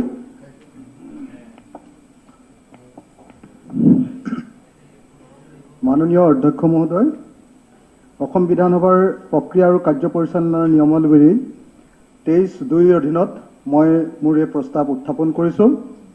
শিৱসাগৰক ৰাজ্যিক ঐতিহ্য ক্ষেত্ৰ বা ৰাজ্যিক ঐতিহ্য নগৰৰূপে ঘোষণাৰ প্ৰস্তাৱ। 1. শিৱসাগৰ অসমৰ ইতিহাসৰ সোণালী যুগৰ সৰ্বশ্ৰেষ্ঠ স্মাৰক। শিৱসাগৰ অজস্ৰ ঐতিহ্যশালী আৰু ঐতিহ্যশালী জাতীয় ঐতিহ্যৰ লগত জড়িত সম্পদৰে ভৰপূৰ। শিৱসাগৰ অসমৰ এক অদ্বিতীয় স্থান, যিয়ে অসমীয়া জাতিৰ ইতিহাস, ঐতিহ্য আৰু স্বাভিমানক ইমান সাৰ্থকভাৱে প্ৰতিফলিত কৰে। শিৱসাগৰত 151টা ঐতিহাসিক আৰু ঐতিহ্যপূৰ্ণ সম্পদ আছে। সেইবোৰ কীৰ্তিচিহ্নৰ সংখ্যা এনেধৰণৰ: শিৱসাগৰ ৰাজচক্ৰত আছে 114টা, সোণাৰী ৰাজচক্ৰত আছে 109টা, সাপেখাতী ৰাজচক্ৰত আছে 20টা, মাহমৰাত আছে 39টা, নাজিৰাত আছে 194টা, আমগুৰিত আছে 46টা আৰু ডিমৌ ৰাজচক্ৰত আছে 29টা। সৰ্বমুঠ 551টা এনেকুৱা ধৰণৰ কীৰ্তিচিহ্ন আছে, যিটো অসম বা ভাৰতবৰ্ষ বা পৃথিৱীৰ হয়তো কোনো ঐতিহাসিক ঠাইতে এনেকুৱা কীৰ্তিচিহ্ন নাই। ওপৰত উল্লেখ কৰাসমূহ কেৱল কীৰ্তিচিহ্ন। তাৰোপৰি আছে সাংস্কৃতিক সম্পদ, বিহুৰ নিভাঁজ ৰূপ। মই ক'ব খুজিছোঁ যে আজি শিৱসাগৰৰ যি বিহু, আজি যদি নিমাইজানৰ বিহু কোনোবাই শুনে, তেতিয়াহ'লে মই ভাবোঁ যে অসমৰ পুৰণি যি বিহুৰ সুৰ, সেই সুৰ আপোনালোকে আমি শুনিবলৈ পাম। সত্ৰীয়া সংস্কৃতি আৰু বিভিন্ন জনগোষ্ঠীৰ কৃষ্টি। মোৰ নিজৰ সমষ্টিতে যেনেকৈ বিহুৰ একদম পুৰণি সুৰ আছে, তেনেকৈ মিচিঙৰ খুব সুন্দৰ গুমৰাগ আছে। আমি দেখিছোঁ আমাৰ তাত নাগাসকলৰ গাঁও আছে, মণিপুৰী গাঁও আছে, মটকসকলৰ গাঁও আছে, আপোনাৰ খিলঞ্জীয়া মুছলমানসকলৰ গাঁও আছে, আৰু এনেকুৱা বিভিন্ন জাতি জনগোষ্ঠী, টাই ফাকেসকলৰ গাঁও আছে। বিভিন্ন জাতি জনগোষ্ঠীৰ কৃষ্টিৰে ভৰপূৰ হৈ আছে শিৱসাগৰ। আছে অসমৰ নিৰহ নিপানিক গ্ৰাম্য জীৱন, অসমৰ নিজৰ ধৰণৰ বাৰী আৰু গ্ৰাম্য কৃষ্টি। কোনোবাই যদি প্ৰকৃত অসমৰ পুৰণি অসমৰ আচল চিত্ৰটো যদি কোনোবাই চাব খোজে, এতিয়াও মোৰ সমষ্টিৰ এখন গাঁৱলৈ আহক। গাঁৱৰ বাৰী কেনেকৈ প্ৰতিষ্ঠা কৰে, মোমাই তামুলী বৰবৰুৱাই যি বাৰী প্ৰতিষ্ঠাৰ নিয়ম প্ৰতিষ্ঠা কৰিছিলে, তাৰ প্ৰকৃত নিভাঁজ ৰূপ চাবলৈ পাব শিৱসাগৰৰ গাঁও। ওপৰৰ কীৰ্তিচিহ্নসমূহৰ ঐতিহ্যগত আৰু নন্দনতাত্ত্বিক মূল্য অপৰিসীম, কিন্তু তাতোতকৈ গুৰুত্বপূৰ্ণ কথা হ'ল এইবোৰে অসমীয়া জাতিৰ প্ৰাচীন গৌৰৱ আৰু কাৰ্যকুশলতাৰো সাক্ষ্য বহন কৰি আছে। ৰংঘৰ, যাক এছিয়াৰ ভিতৰত এতিয়া এছিয়াৰ প্ৰথমটো এম্পি থিয়েটাৰ ৰূপে জনা যায়। তলাতল ঘৰ, কাৰেংঘৰ, জয়সাগৰ পুখুৰী, এছিয়াৰ ভিতৰত মানুহে খন্দা আটাইতকৈ ডাঙৰ পুখুৰী বুলি যাক কোৱা হয়। আৰু শিৱসাগৰ পুখুৰী, চৰাইদেউৰ অতি গৌৰৱময় মৈদামসমূহ, পহুগড়ক যাক এছিয়াৰ ভিতৰত প্ৰথমখন চিৰিয়াখানা বুলি কোৱা হয়, শিৱদৌল, বিভিন্ন গড়, জলনিষ্কাশন প্ৰণালী আদিবোৰ অনন্য উল্লেখযোগ্য গৌৰৱোজ্জ্বল সম্পদ। তাৰোপৰি জাতীয় সমন্বয়ৰ প্ৰতীকস্বৰূপে থিয় হৈ আছে আজানপীৰ দৰগাহ। এই সামৰিক অসামৰিক ৰাজহুৱা ক্ষেত্ৰসমূহ কেইবা শতিকাজোৰা প্ৰয়াস আৰু সাধনাৰ ফল, সমগ্ৰ অসমীয়া জাতিৰ এই সাধনাৰ ফল। এইবোৰ মধ্যযুগৰ অসমৰ ঐতিহ্য আৰু পৰম্পৰাৰ গৌৰৱময় নিদৰ্শন। বৃহৎ বৃহৎ অলেখ পুখুৰী, অদ্ভুত জলপ্ৰযুক্তিৰে নিৰ্মিত বিশাল ভাণ্ডাৰ শিৱসাগৰ নগৰখনৰ সামৰিক অসামৰিক নগৰ পৰিকল্পনাৰ অন্তৰ্ভুক্ত। এইবোৰ নগৰখনৰ প্ৰাকৃতিক পৰিদৃশ্যৰো অংগ। ৰাজধানী নগৰখনক গড়খাৱৈ আৰু চকীৰ সজ্জাৰে সুৰক্ষিত কৰা হৈছিল। শিৱসাগৰৰ ঐতিহ্যমণ্ডিত মন্দিৰবোৰ অতি সূক্ষ্ম অলংকৃত স্থাপত্যৰ উজ্জ্বল নিদৰ্শন। অসমৰ স্থানীয় মন্দিৰ স্থাপত্যকলাৰ দিশৰ পৰা এই মন্দিৰসমূহ পূৰ্ণ বিকশিত বুলি ক'ব পাৰি। এই মন্দিৰ কিছুমানৰ লগত জলপ্ৰণালীও সংযুক্ত হৈ আছে। ঐতিহাসিকসকলৰ মতে শিৱসাগৰৰ এই হিন্দু মূৰ্তিবিদ্যাৰ সৈতে জনজাতীয় মোটিফৰ সংযোগ ঘটিছে। অন্যান্য অট্টালিকাসমূহতো একেই সমন্বিত স্থাপত্যকলাৰ নিদৰ্শন বিদ্যমান। আহোম স্থাপত্যবিদ্যাৰ উৎকৰ্ষৰ চূড়ান্ত নিদৰ্শন এই অট্টালিকাসমূহ। ইয়াত নানাৰঙী সাংস্কৃতিক আৰু ধৰ্মীয় পৰম্পৰাৰ সংমিশ্ৰণ ঘটিছে। গম্বুজ আৰু তোৰণৰ ব্যৱহাৰে ভিন্ন সাংস্কৃতিক পৰম্পৰাৰ সংগ্ৰামৰ উমান দিছে। শিৱসাগৰ নগৰখন চালে দেখা যায় যে স্থানীয় আৰু সৰ্বভাৰতীয় পৰিকল্পনাৰ পৰা আহৃত সাংস্কৃতিক উপাদানৰ সৈতে আহোমৰ ৰাজকীয়, বাণিজ্যিক, সামৰিক আৰু কৃষি সম্পৰ্কীয় উপাদানৰ সংমিশ্ৰণেৰে নিৰ্মিত এখন অনন্য আৰু অতুলনীয় নগৰ হ'ল শিৱসাগৰ। মুঠতে গ্ৰাম্য আৰু নাগৰিক উপাদানৰ সুষম মিশ্ৰণৰ গতিশীল পৰম্পৰাৰে শিৱসাগৰৰ সপ্তদশ আৰু অষ্টাদশ শতিকাৰ ভাৰতবৰ্ষৰ এখন সৰ্বোত্তম ৰাজধানী ৰূপে পৰিগণিত হৈ আছে। আৰ্হি আৰু স্থাপত্যকলাৰ দিশৰ পৰা চালে দেখা যায় ৰংঘৰ নামৰ এই প্ৰাচীন প্ৰেক্ষাগৃহ নিৰ্মাণ কাৰ্যত পাতল ইটা আৰু প্ৰাকৃতিক চিমেণ্ট ব্যৱহাৰ কৰা হৈছিল। সমসাময়িক স্থপতিবিদসকলৰ মতে জৈৱিক সমল ব্যৱহাৰ কৰাৰ বাবে ৰংঘৰৰ ভিতৰ ভাগ এতিয়াও শীতল হৈ থাকে। আহোম সাংস্কৃতিক উৎকৰ্ষতাৰ অন্য এক প্ৰমাণ হ'ল গুড়, মাটিমাহ, শামুকৰ বিজল, চূণশিল, মাছতেল, শালগছৰ এঠা আদিৰে কাৰিকৰসকলে তৈয়াৰ কৰা প্ৰাকৃতিক চিমেণ্ট। ৰংপুৰৰ কাৰেং নামেৰে জনাজাত 7খলপীয়া আহোম ৰাজকাৰেংটো আহোম যুগৰ সৰ্ববৃহৎ প্ৰকল্প। ইয়াত এটা গুপ্ত পথেৰে নদীৰ সৈতে সংযোগ হৈ থকা অন্য এটা 3খলপীয়া কাৰেং পৰৱৰ্তী সময়ত এই ৰাজকাৰেঙৰ সৈতে সংযোগ কৰা হৈছিল। এই কাৰেংসমূহ আহোম ৰাজত্বৰ অন্তিম পৰ্বৰ উত্থান পতনৰ নিৰ্বাক সাক্ষী।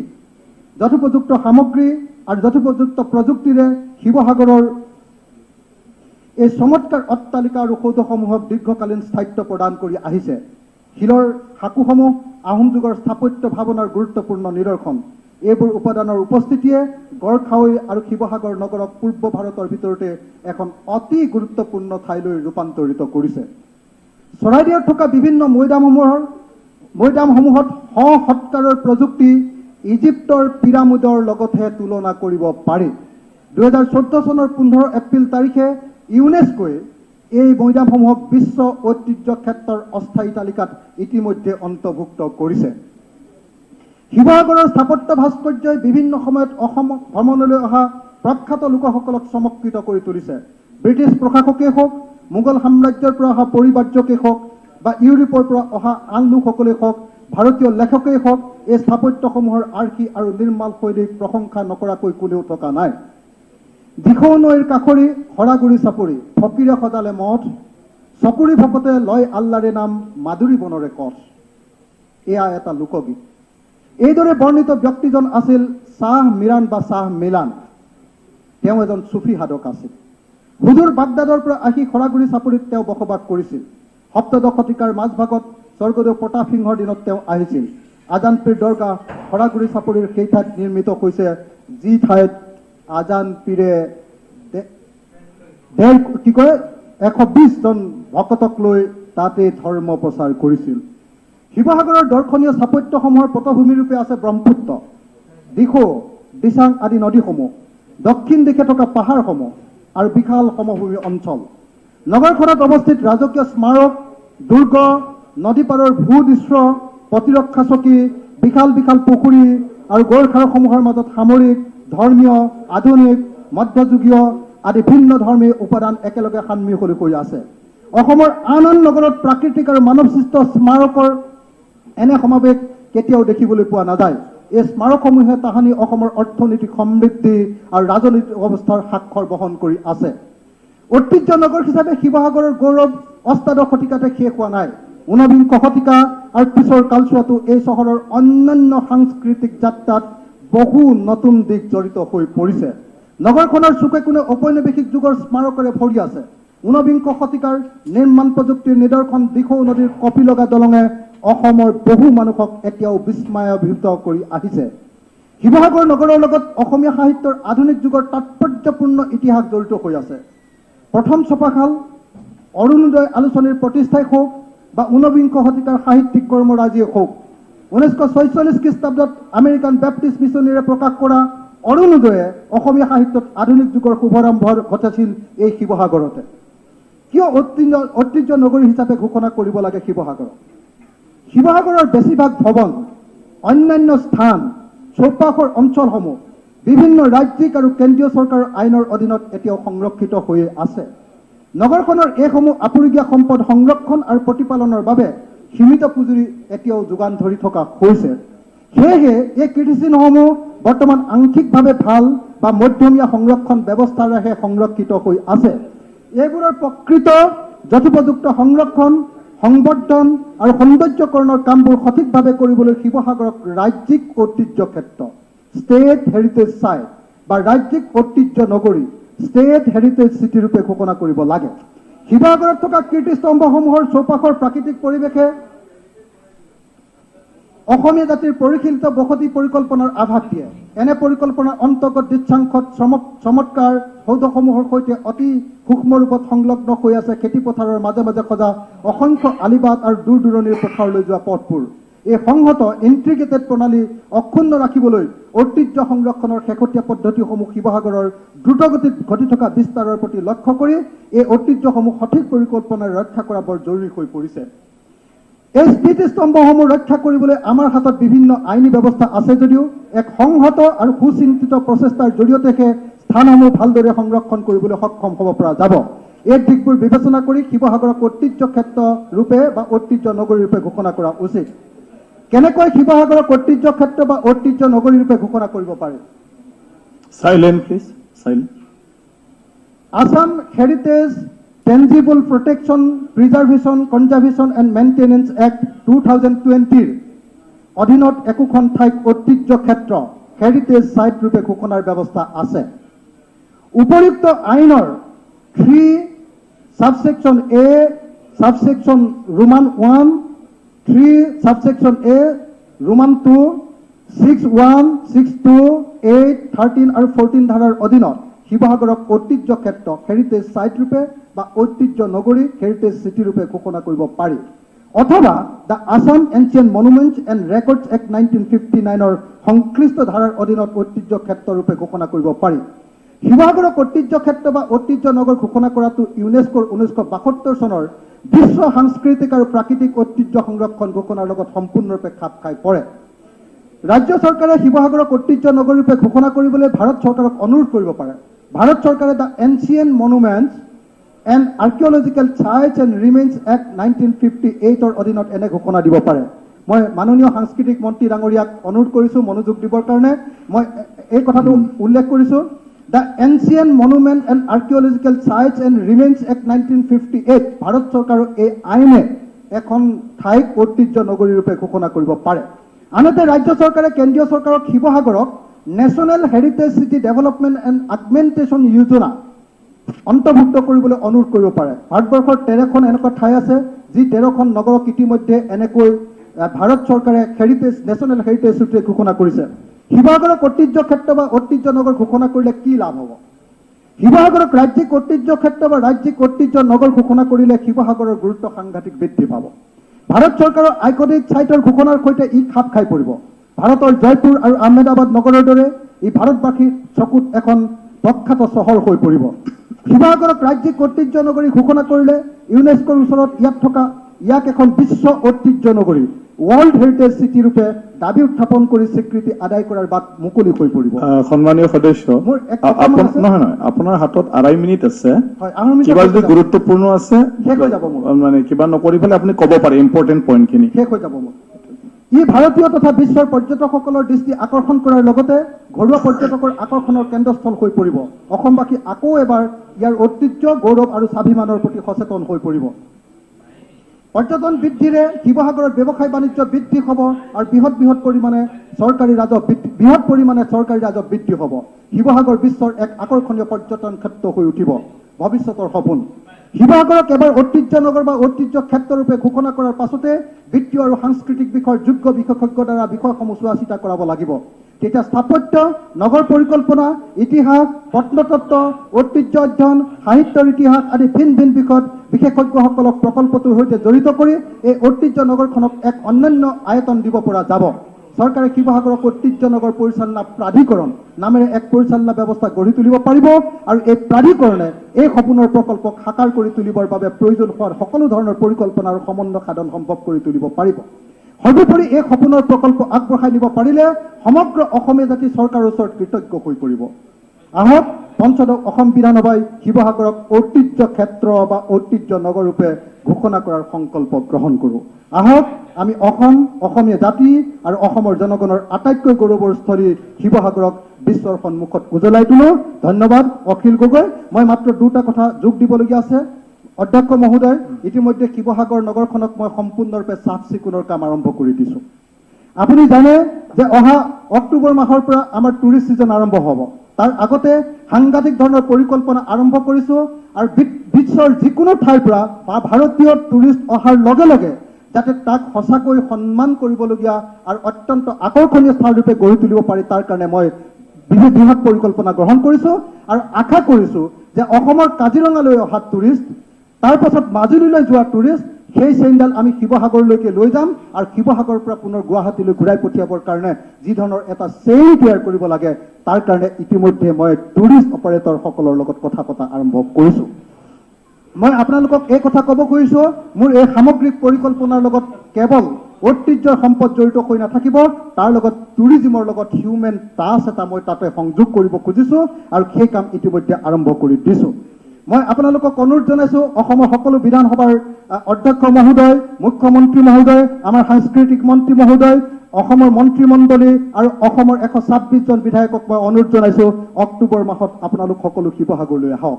আমি নৱেম্বৰ মাহত আছাম ফেষ্টিভেলৰ জৰিয়তে শিৱসাগৰক ভাৰতবৰ্ষৰ সকলো ঠাইৰ মানুহে জানিব পৰাৰ ব্যৱস্থা কৰিব খুজিছোঁ আৰু তাৰ পৰৱৰ্তী সময়ত জানুৱাৰী মাহত আমি গ্ৰাম্য ক্ৰীড়া ফেষ্টিভেল পাতি ইয়াক এখন নতুন ঠাইৰূপে পৰিগণিত কৰিব খুজিছোঁ। আমাৰ সমষ্টি, মই শেষত এটাই বাক্য ক'ব খুজিছোঁ, সাংস্কৃতিক মন্ত্ৰী মহোদয়, মুখ্যমন্ত্ৰী মহোদয় আৰু অধ্যক্ষ মহোদয়, আমাৰ সমষ্টিৰ কাৰণে আপোনালোকে 100 কোটি টকাৰ মাত্ৰ ইনভেষ্টমেণ্ট কৰক। মই আপোনালোকক এইটো নিশ্চয়তা প্ৰদান কৰিব পাৰোঁ যে এই 100 কোটি টকাৰ যদি ইনভেষ্টমেণ্ট হয় তেতিয়াহ'লে বছৰি 1000 কোটি টকাৰ ব্যৱসায় বাণিজ্য আৰু ৰাজহ সংগ্ৰহৰ ব্যৱস্থা আমি কৰি দিব পাৰিম।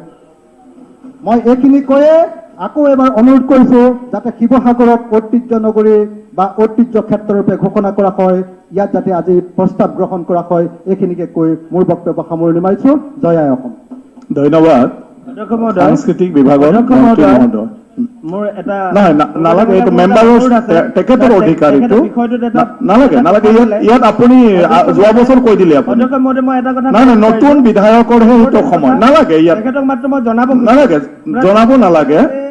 টুৰিষ্ট যিডাল নাই আপুনি বহক, আপুনি বহক, মন্ত্ৰীয়ে উত্তৰ দিব, মন্ত্ৰীয়ে উত্তৰ দিব।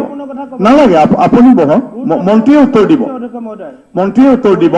তেখেতে শিৱসাগৰৰ পৰা ঘূৰাই দিব বুলি ক'লে, মই কৈছো যে এইটো বিতৰ্কৰ কাৰণে নহয়, বিতৰ্কৰ কাৰণে নহয় চক্ৰ। গতিকে টুৰিষ্ট চেণ্টাৰ সন্মানীয় সদস্য, এইটো বিতৰ্কৰ কাৰণে নহয় যে আমাৰ স্পীকাৰ্ছ ইনিচিয়েটিভছৰ নতুন বিধায়কসকলে যাহাতে তেওঁলোকৰ সমষ্টিৰ কথা বিধানসভাৰ মজিয়াত চৰকাৰক দৃষ্টিগোচৰ কৰিবৰ কাৰণে কোৱাৰ এটা সুযোগ পায়, সেইকাৰণে এই কাৰ্যসূচীটো আমি ৰুলত সোমাই লৈছোঁ আৰু হিচাপে আজি নতুন বিধায়কৰ তাৰ যিটো চৰকাৰক দৃষ্টিগোচৰ কৰিবলগীয়া আছে বুলি ভাবে সেইটোকে কৰিব পাৰে। গতিকে যিখিনি কথা আছে আমাৰ মন্ত্ৰী মহোদয়ে তেখেতৰ উত্তৰত দি দিব। মাননীয় অধ্যক্ষ মহোদয়, শিৱসাগৰক ৰাজ্যিক ঐতিহ্য ক্ষেত্ৰ বা ৰাজ্যিক ঐতিহ্য নগৰ ৰূপে ঘোষণা কৰাৰ এটা প্ৰস্তাৱ আজি মাননীয় বিধায়ক অখিল গগৈ ডাঙৰীয়াই মেম্বাৰ্ছ হাউচত উত্থাপন কৰিছে। শিৱসাগৰ কেৱল মাত্ৰ অসমৰে নহয়, সমগ্ৰ বিশ্বৰ কাৰণে এটা অতি গুৰুত্বপূৰ্ণ ইতিহাস বিজড়িত এডোখৰ ভূমিখণ্ড, য'ত এখন সমাজৰ প্ৰাণ প্ৰতিষ্ঠা আৰম্ভ হৈছিল, যি ঠাইৰ পৰা অসমৰ ভৱিষ্যতৰ জীৱনৰ ৰূপৰেখাৰ চিন্তাৰ বীজ অংকুৰিত হৈছিল, তেনেকৈ এডোখৰ ঠাই শিৱসাগৰ। কেৱল মাত্ৰ চাৰিসীমাৰে পৰিবেষ্টিত এখন নগৰ বা চহৰ নহয়, সেই শিৱসাগৰৰ ভূমিখণ্ডৰ লগত জড়িত হৈ আছে বহু ইতিহাস, বহু স্মৃতি, শৌৰ্য, বীৰ্য, গৌৰৱ, স্বাভিমান, আত্মসন্মান, মৰ্যাদা, এনেধৰণৰ বহু বিষয়। কাৰণ আধুনিক অসমীয়া জাতি নিৰ্মাণৰ ক্ষেত্ৰত স্বৰ্গদেউ চাওলুং চুকাফাই সাতৰাজ যিনি একৰাজ প্ৰতিষ্ঠা কৰি বাৰে ৰহণীয়া বৰ্ণাঢ্য বিভিন্ন ভাষা ভাষী জাতি জনগোষ্ঠীৰে পৰিবেষ্টিত এই বৃহৎ অসমীয়া সমাজখনক এক কৰি লৈ যোৱাত শিৱসাগৰৰ গুৰুত্ব সদায় অপৰিসীম ৰৈ ৰ'ব। কাৰণ প্ৰশাসনিক ব্যৱস্থাটো সেই 600 বছৰীয়া গৌৰৱোজ্জ্বল ইতিহাসে সমগ্ৰ বিশ্বৰ প্ৰশাসন ব্যৱস্থাটো যথেষ্ট গৱেষণাৰ এতিয়াও অৱকাশ আছে। কাৰণ আজিৰ পৰা সেই 800 বছৰ আগত, 900 বছৰ আগত এনে এক ব্যৱস্থা প্ৰৱৰ্তন কৰিছিল, যি ব্যৱস্থাৰ আধাৰত বিভিন্ন ধৰণৰ চিন্তা, বিভিন্ন ধৰণৰ অভ্যাস, বিভিন্ন ধৰণৰ ৰীতি নীতিৰ লগত জড়িত হৈ থকা লোকক একত্ৰিত কৰি একেডাল সূতাৰে বান্ধ খুৱাই এটা যে জাতি নিৰ্মাণ কৰিব পৰা যায়, এটা প্ৰশাসন ব্যৱস্থা নিৰ্মাণ কৰিব পৰা যায়, সেই চিন্তা এই সমগ্ৰ শিৱসাগৰখনৰ লগতে সম্পৃক্ত হৈ আছিল। গতিকে নিশ্চিতভাৱে শিৱসাগৰ আমাৰ চিৰস্মৰণীয়, শিৱসাগৰ আমাৰ প্ৰাতঃস্মৰণীয়। প্ৰাতঃস্মৰণীয় কেৱল ব্যক্তিয়ে হ'ব নোৱাৰে। প্ৰাতঃস্মৰণীয় কেৱল কোনোবা এজন ব্যক্তিকে আমি স্মৰণ কৰিব লাগে ৰাতিপুৱা সময়ত, এনেধৰণৰ নহয়। আমি আমাৰ শৌৰ্য, বীৰ্য, ত্যাগ, ইতিহাস এইবিলাক লৈ আমি প্ৰাতঃস্মৰণ কৰিব পাৰোঁ। উচ্চ হিমালয়, আমাৰ ভাৰতবৰ্ষৰ যি চাৰিসীমা, সেই চাৰিসীমা যদি আমি মন কৰোঁ, গৰ্বেৰে যেন উত্তৰ দিশত গিৰিৰাজ হিমালয় অদম্বে থিয় হৈ আছে, ঠিক তেনেদৰে ভাৰতবৰ্ষৰ অন্যান্য 3টা দিশ যদি আমি চাওঁ, দেখিম যে দক্ষিণে মহাসাগৰ, পূবেও মহাসাগৰ, পশ্চিমেও মহাসাগৰ। অনন্য প্ৰাকৃতিক এটা পৰিৱেশ আছে আমাৰ দেশৰ, য'ত 10 বাৰ ভগৱানে অৱতাৰ গ্ৰহণ কৰিছিল। সেইকাৰণে আমি প্ৰাৰ্থনাত গাওঁ যে মৎস্য কুৰ্ম নৰসিংহ, বামন পৰশুৰাম, হলিৰাম বৰাহ শ্ৰীৰাম, বুদ্ধ কল্কি নামে দশ আকৃতি ধৰিছা কৃষ্ণ, তজুপয় কৰোহু প্ৰণাম। তাৰমানে যেন বিশ্বখন নিয়ন্ত্ৰণ কৰিবৰ কাৰণে ভগৱানে ভাৰতবৰ্ষখন তেনেধৰণে সৃষ্টি কৰিছিল। তিনিওফালে আপোনাৰ সাগৰ, জলৰাশি, এফালে সুউচ্চ হিমালয়। আৰু সেইকাৰণে এই ভাৰতৰ পবিত্ৰ ভূমিত ঐতিহাসিকভাৱে আজি 5000 বছৰীয়া যি ভাৰতীয় সভ্যতা সংস্কৃতি, এই 5000 বছৰীয়া ভাৰতীয় সভ্যতা সংস্কৃতিত প্ৰাণ পাই উঠিছিল বহু এনে নতুন চিন্তাৰ, যি চিন্তাসমূহে আজিৰ আধুনিক সমাজ ব্যৱস্থাত, আজিৰ আমাৰ এই বিবৰ্তমান পৃথিৱীখনত যেন লাহে লাহে লাহে লাহে আমাৰ এই চিন্তাৰ প্ৰাসংগিকতাসমূহ আমি আজিৰ তাৰিখত প্ৰাসংগিক হৈ পৰিছে। আজি পৌৰাণিক ভাৰতবৰ্ষৰ যি ইতিহাস, সেই ইতিহাসে আমাক আজিৰ আধুনিক ভাৰতৰ লগত, আধুনিক সমাজখনৰ লগত জীয়াই থকাৰ আমাক প্ৰেৰণা দিছে। COVID-19 ব্যস্তময় এই জীৱনত আমি কেতিয়াও ভবা নাছিলো যে পৃথিৱীখন যদি বন্ধ হৈ যায় আমাৰ জীৱনবিলাক নচলিব, এনেধৰণৰ এটা ধাৰণা আছিল।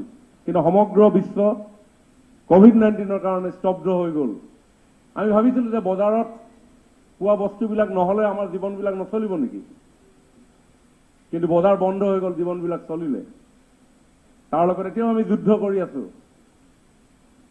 বজাৰত নোপোৱা বস্তুবিলাক নচলিলে আমাৰ জীৱন। শিৱসাগৰখন তেনেকুৱা নহয়, শিৱসাগৰ তেনেকুৱা নহয়, সেইকাৰণে আপুনি বুজি পোৱা নাই ডাঙৰীয়া। মই 5000 বছৰৰ কথা কৈ আছো। ঠিকে কেনেকে থাকিলে আপুনি কথাতে বুজা নাই কিয় চেঙা কথা কোৱাৰ লগে লগে বেলেগ উঠি যায় আপুনি শিৱসাগৰ কোৱাৰ লগে লগে উঠি যায় Silent, please. এইবিলাক কেনেকুৱা কথা গতিকে আপোনালোকে কথাবিলাক ক'ত আপোনাৰ 5,000 সভ্যতা সংস্কৃতিৰ কথা কৈ আছো জলবায়ুৰ কথা কৈ আছো আপোনাৰ হিমালয়ৰ কথা কৈ আছো মহাসাগৰ বংগোপ মহাসাগৰ ভাৰত মহাসাগৰৰ কথা কৈ আছো আপুনি ঘপকে কৈ দিছে কথাটো প্ৰশ্নটো তেনেকুৱাটো নহয় মাননীয় অধ্যক্ষ মহোদয় শিৱসাগৰ মোৰো হয় শিৱসাগৰৰ জহি হৈ যোৱা শিৱসাগৰ কথা ৱালবিলাক হ'ব অনাৰেবল মিনিষ্টাৰ সেইখিনি ক'ব লাগে আপত্তি কৰে ভাই বিতৰ্ক নালাগে বিশ্বৰ লগত আমি শিৱসাগৰৰ লগত লিংক কৰিব লাগিব শিৱসাগৰ কি ৰাস্তাকেইটা বনাই দিলে শিৱসাগৰ ঐতিহ্য ক্ষেত্ৰ হ'ব নেকি নাই বিশ্ব ঐতিহ্যৰ কথা ক'বলৈ হ'লে হিমালয়ৰ কথা ক'বই লাগিব 5,000 বছৰীয়া ভাৰতীয় সভ্যতা সংস্কৃতিৰ কথা ক'বই লাগিব আয়ুৰ্বেদৰ কথা ক'বই লাগিব জ্যোতিৰ্বিজ্ঞানৰ কথা ক'বই লাগিব তক্ষশিলা নালন্দা বিশ্ববিদ্যালয়ৰ কথা ক'বই লাগিব মন্ত্ৰী ডাঙৰীয়া আপুনি কৈ গৈ থাকক আপুনি কৈ গৈ থাকক প্লিজ শুনিব সকলোৱে শুনিব ইম্পৰ্টেণ্ট বিষয় সেই তেনেধৰণে সেই দৃষ্টিৰে আমি চাব লাগিব ইমান স্থূলভাৱে কেৱল পলিটিক্সৰ নামত কথা কৈ থাকিলেতো নহ'ব অখিল গগৈ ডাঙৰীয়াই শিৱসাগৰক ৰাজ্যিক ঐতিহ্যৰ কথা কৈছে আৰু মই প্ৰসংগটো আনিছো বিশ্ব ঐতিহ্যলৈকে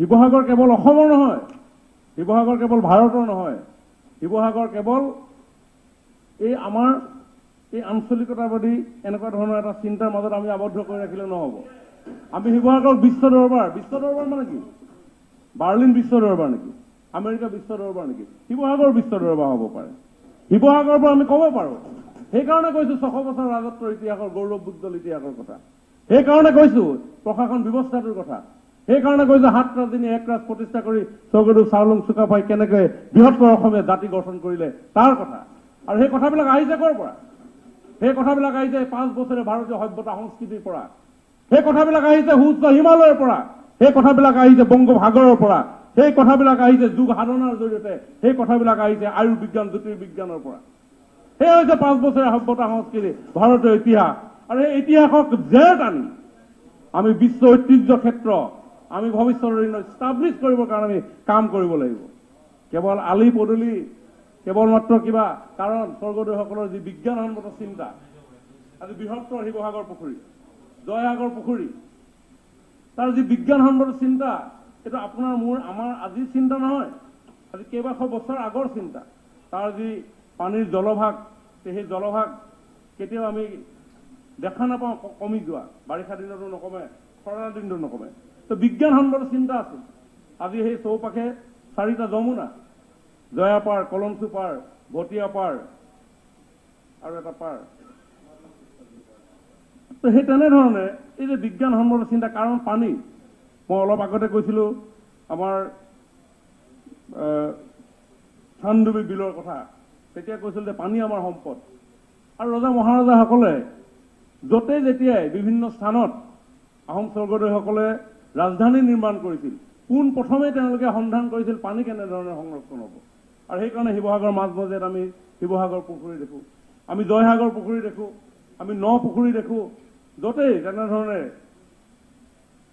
গতিকে মই ভাবোঁ যে এই চিন্তাৰে আমি আগন্তুক দিনবিলাকত যাব লাগিব শিৱসাগৰ কেৱল মাত্ৰ ৰাজ্যিক ঐতিহ্য নহয় অখিল গগৈ ডাঙৰীয়াই কোৱাৰ ধৰণে ঐতিহ্য হিচাপে আমি ঘোষণা কৰিলে কথাবিলাক শেষ হৈ নাযায় বৰঞ্চ সেই কাম আমি ইমান দিনে চলি আহিছে যোৱা চৰকাৰখনেও প্ৰায় 23 কোটিতকৈও অধিক তাত বিভিন্ন আঁচনিৰ জৰিয়তে পৰ্যটনেই হওক আমাৰ আৰ্কলজিয়ে হওক বিভিন্ন ধৰণৰ আমাৰ কাম কাজ তাত চলি আছে আগন্তুক দিনবিলাকত শিৱসাগৰক লৈ আমাৰ চিন্তা থাকিব আমি এখন ভাল সমগ্ৰ বিশ্বৰ জনমানসত যাতে আমি শিৱসাগৰৰ দৃষ্টি আকৰ্ষণ কৰিব পৰা যায় তাৰ চিন্তা নিশ্চয় আমাৰ দুইখন চৰকাৰ কেন্দ্ৰীয় চৰকাৰ আৰু ৰাজ্য চৰকাৰৰ চিন্তাত আছে ইউনিয়ন বাজেট 2020-21ত আমাৰ কেন্দ্ৰীয় বিত্তমন্ত্ৰীয়ে বাজেট উত্থাপন কৰি পিনি কৈছে যে 5 archaeological sites to be developed as iconic sites with on site museum 5টা স্থানৰ কথা কৈছে যে ৰাক্ষগুৰি হস্তিনাপুৰ ধলাবিৰা আৰু চানালুৰ সেই হস্তিনাপুৰৰ লগত আজি শিৱসাগৰ 5টা ঠাই। সেইকাৰণে মই বিশ্ব ঐতিহ্যৰ কথা কৈছোঁ, সেইকাৰণে মই ভাৰতীয় সভ্যতা পৰম্পৰাৰ লগত জড়িত কৰি শিৱসাগৰখনক আগুৱাই লৈ যোৱাৰ কথাটো কৈছোঁ। গতিকে কেৱল মাত্ৰ শিৱসাগৰ কেন্দ্ৰিক কথা নহয়, আজি বিশ্বৰ গোটেই পৰ্যটনেই নহওক, যিয়ে নহওক, সেইটো আমি কেনেধৰণে গ্ৰহণ কৰিম বেলেগ ধৰণৰ কথা। কিন্তু শিৱসাগৰখন যে আমাৰ মৰ্যাদা সম্পন্ন এটা পৰিৱেশ আগন্তুক দিনবিলাকত আমি নিৰ্মাণ কৰিব লাগিব, সেই কাম ইতিমধ্যে আমাৰ আৰম্ভ হৈছে। আইকনিক 5টা যি ছাইট কেন্দ্ৰীয় চৰকাৰৰ তৰফৰ পৰা ঘোষণা হৈছে, সেই ক্ষেত্ৰত আমি কাম কৰিম। ঠিক তেনেধৰণে হয়, প্ৰধানমন্ত্ৰী নৰেন্দ্ৰ মোদী ডাঙৰীয়াক এই উদ্যোগ লোৱাৰ কাৰণে মই ভাবোঁ অসম বিধানসভাৰ সকলো সন্মানীয় সদস্যই তেখেতক এটা ধন্যবাদ জনাব লাগে। তাৰ লগে লগে এটা কথা আমি মনো কৰিব লাগিব, আমাৰ যথেষ্ট সম্ভাৱনা আছে। আজি মিছৰৰ পিৰামিড যেনেকৈ বিশ্ব আশ্চৰ্য, ঠিক তেনেধৰণে আমাৰ চৰাইদেউৰ মৈদামসমূহ, সেই মৈদামসমূহৰো যথেষ্ট গুৰুত্ব আছে। এই মৈদামসমূহ 2014 চনতেই ইউনেস্কো যি ৱৰ্ল্ড হেৰিটেজ আছে, তাৰ সেই হেৰিটেজৰ সম্ভাৱ্য তালিকাত অন্তৰ্ভুক্ত হৈ আছে। কিন্তু মই সদনৰ জ্ঞাতাৰ্থে জনাব বিচাৰিছোঁ যে এই এনেধৰণৰ কথাখিনিক আগুৱাই লৈ যাবৰ কাৰণে কিন্তু বহু নিয়ম নীতিৰ মাজেৰে যাব লগা হয়। মোৰ সৌভাগ্য হৈছিলে যোৱা 5টা বছৰ মাজুলীৰ বিধায়ক সৰ্বানন্দ সোণোৱাল ডাঙৰীয়া মুখ্যমন্ত্ৰী হোৱাৰ পৰিপ্ৰেক্ষিতত তাতে কিছু কাম কাজ চোৱাৰ, আৰু তেতিয়া মাজুলীবাসী ৰাইজৰ এটা আহ্বান আছিল যে মাজুলীক বিশ্ব ঐতিহ্য ক্ষেত্ৰ হিচাপে ঘোষণা কৰিব লাগে। পৰৱৰ্তী সময়ত মাননীয় আমাৰ মুখ্যমন্ত্ৰী ডক্টৰ হিমন্ত বিশ্ব শৰ্মা ডাঙৰীয়াই মোক এই কালচাৰেল মিনিষ্ট্ৰীৰ দায়িত্ব দিলে, আৰু তেতিয়া গোটেই বিষয়টো যেতিয়া সোমাই গ'লোঁ মাজুলীক আমি কিয় বিশ্ব ঐতিহ্য ক্ষেত্ৰ আমি কৰিব পৰা নাই, তেতিয়া দেখা পোৱা গৈছে যে বিশ্ব ঐতিহ্য ক্ষেত্ৰ হ'বৰ কাৰণে বহুখিনি কথা মানি চলিব লগা হয়, যাতে আমি সেই তেনেধৰণৰ যি আধুনিকীকৰণ, সেই আধুনিকীকৰণৰ পৰা আমি বিৰত থাকিব লাগিব ঐতিহ্য ক্ষেত্ৰৰ যিটো মৰ্যাদা পাবৰ কাৰণে। কিন্তু নকৈ নতুন বহু আন্তঃগাঁথনি নিৰ্মাণ হৈ আছে, যিসমূহ আপোনাৰ প্ৰত্নতাত্ত্বিক কীৰ্তিস্তম্ভ আছে, সেই স্থানৰ পৰা 100 মিটাৰ পৰ্যন্ত কোনো ধৰণৰ ইনফ্ৰাষ্ট্ৰাকচাৰ তাতে ডেভেলপ হ'ব নোৱাৰিব। এনেধৰণৰ বহু গাইডলাইন সেই ডচিয়াৰসমূহত সন্নিৱিষ্ট কৰিব লগা হয়।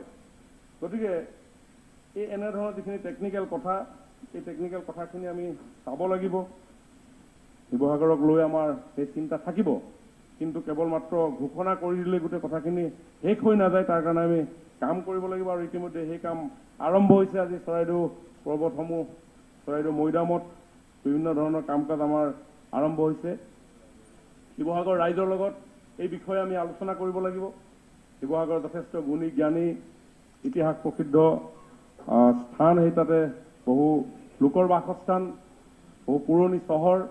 শিৱসাগৰ কেৱল চহৰ নহয়, আমাৰ অখিল গগৈ ডাঙৰীয়াই কেৱল শিৱসাগৰ চহৰক ঐতিহ্য ক্ষেত্ৰ হিচাপে ঘোষণা কৰিবলৈ কৈছে। মই ভাবোঁ যে কেৱল শিৱসাগৰ চহৰখন মাত্ৰ 4-5 কিলোমিটাৰ ব্যাসাৰ্ধৰ কেৱল মাত্ৰ এটা অঞ্চল। শিৱসাগৰ চহৰ নহয়, এই শিৱসাগৰ নামটোৰ লগত বা সেই ঐতিহ্যটোৰ লগত ডিমৌ জড়িত হৈ আছে, চৰগুৱা জড়িত হৈ আছে, নঙলামৰা জড়িত হৈ আছে, নেমুগুৰি জড়িত হৈ আছে, নাজিৰা জড়িত হৈ আছে।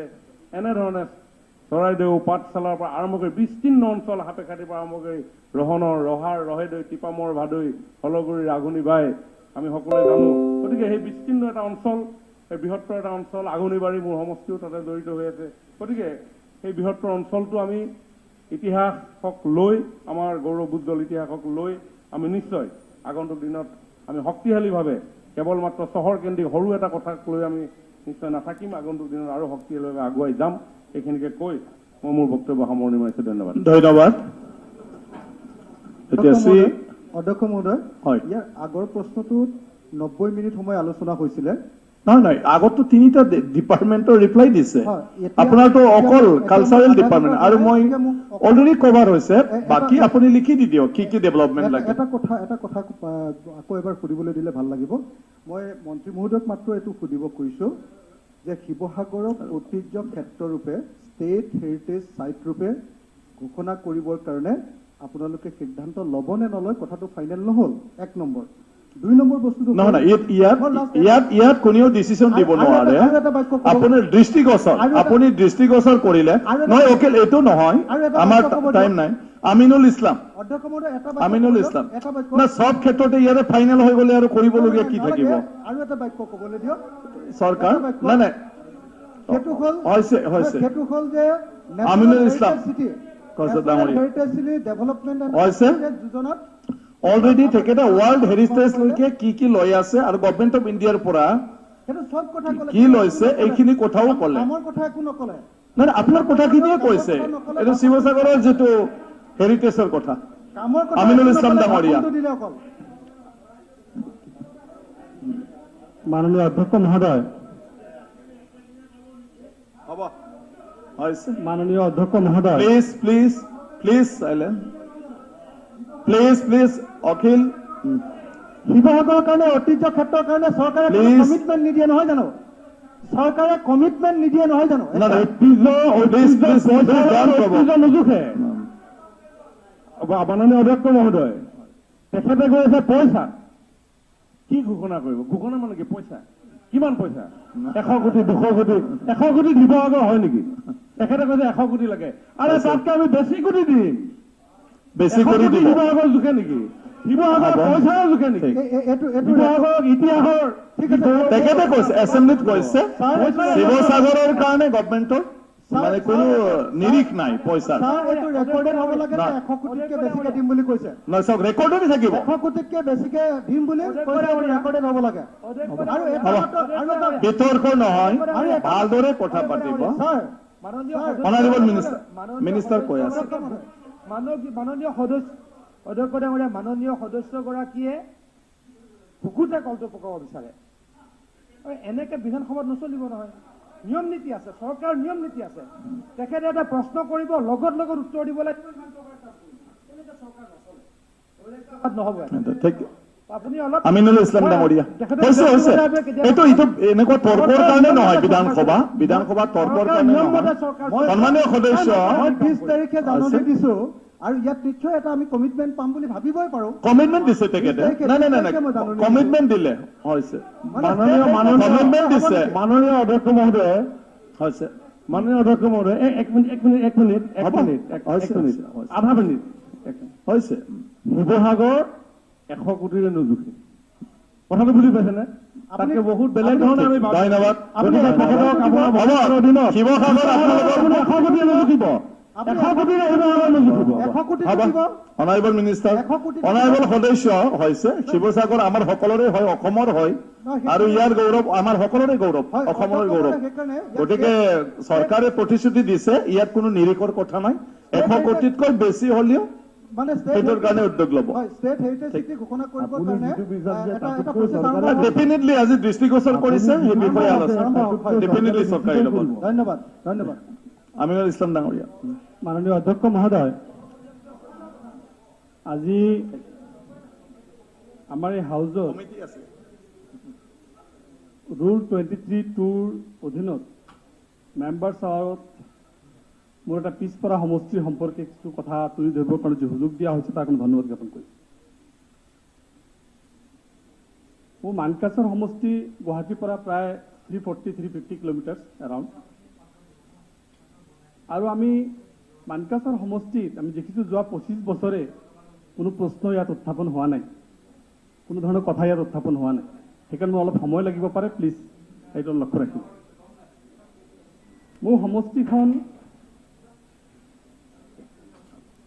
3টা ছাইড 2টা ছাইড বাংলাদেশ 2টা ছাইড মেঘালয় আৰু এটা ছাইডৰ ব্ৰহ্মপুত্ৰ আগুৰা আজিৰ এই মুহূৰ্তত মানকাছৰ সমষ্টি এটা পেৰিফেৰী মষ্ট পেৰিফেৰী প্ৰান্তীয় অঞ্চল তাৰ সিপিনে আৰু নাই মানকাছৰ সমষ্টিৰ পৰা মোৰ বেলেগ নেইবাৰিং সাউথ চালমাৰা সমষ্টিলৈকে যাবলগীয়া এটা কানেক্টিভিটি ৰোড নাই মোৰ নেইবাৰিং সমষ্টি একমাত্ৰ মোৰ বৰ্ডাৰ সমষ্টি অসমৰ দক্ষিণ চালমাৰা সমষ্টি আৰু দক্ষিণ চালমাৰা সমষ্টিত যাব লগা কোনো ৰোড কানেক্টিভিটি নাই মই জনামতে প্ৰত্যেকটো জিলা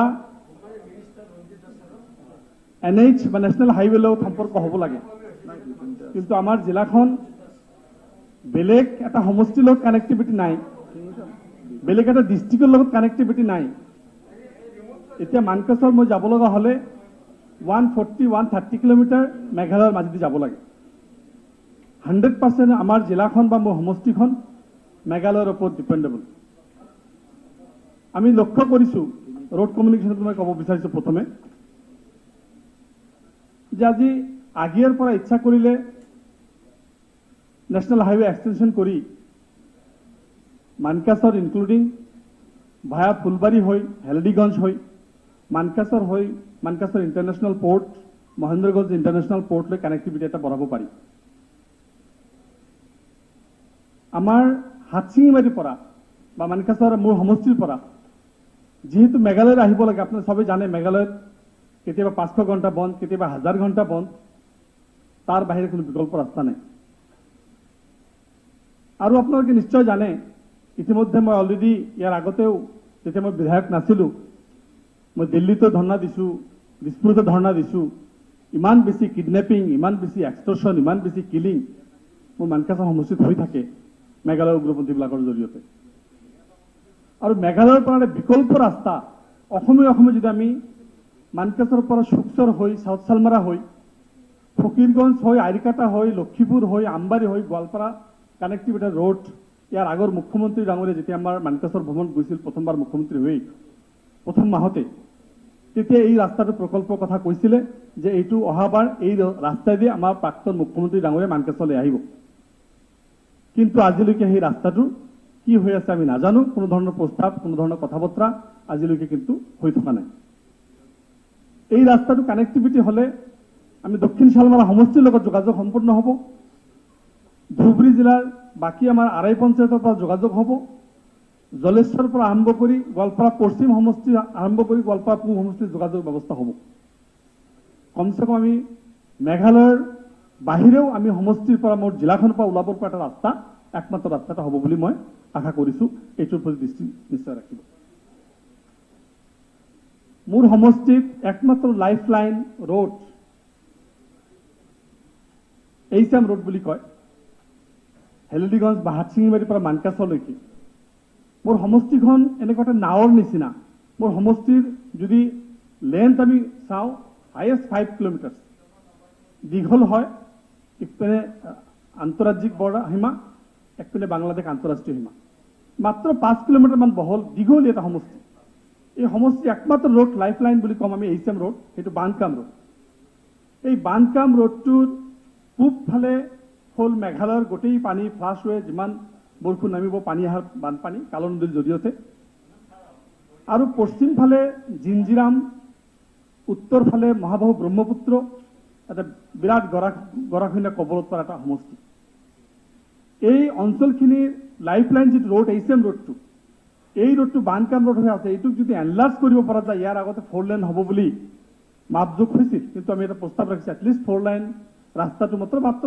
30 কিলোমিটাৰমান ৰাস্তা হ'ব মোৰ সমষ্টি ইমূৰ পৰা সিমূৰলৈকে গোটেইখিনি নহয় যিখিনি এক্সিষ্টিং ৰোড আছে সেইখিনি যদি এনলাৰ্জ কৰি দিব পৰা যায় হিউজ ট্ৰাফিক ডেইলি এক্সিডেণ্ট ওখ ৰোড কিন্তু ল'লেণ্ড আমাৰ সমষ্টিটো ল'লেণ্ড সেই ৰোডটোক যদি বহল কৰি দিব পৰা যায় 4 লেন কৰি দিব পৰা যায় মাজত ডিভাইডাৰ দি কমচে কম এক্সিডেণ্টটো কমিব আৰু এটা ট্ৰাফিক হেভি ট্ৰাফিকৰ পৰা আমি ৰক্ষা পাম এই কথাটো গুৰুত্ব সহকাৰে বিবেচনা কৰিব বুলি আশা ৰাখিছোঁ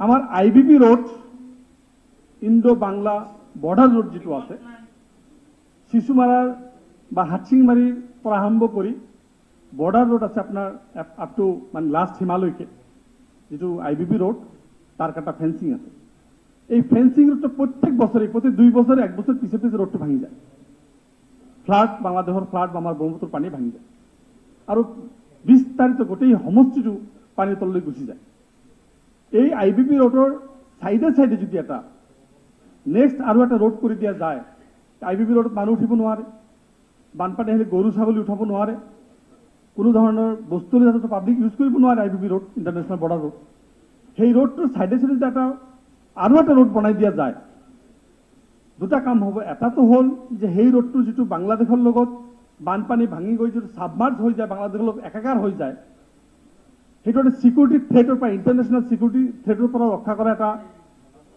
চিষ্টেম আমি ল'ব পাৰি সেকেন্ড হ'ল ইণ্টাৰ সমষ্টিৰ পৰা কানেক্টিভিটিৰ মানুহৰ কাৰণে এটা ব্যৱস্থা তাত কৰিব পাৰি, এনেকুৱা এটা ব্যৱস্থা কৰিব পাৰি।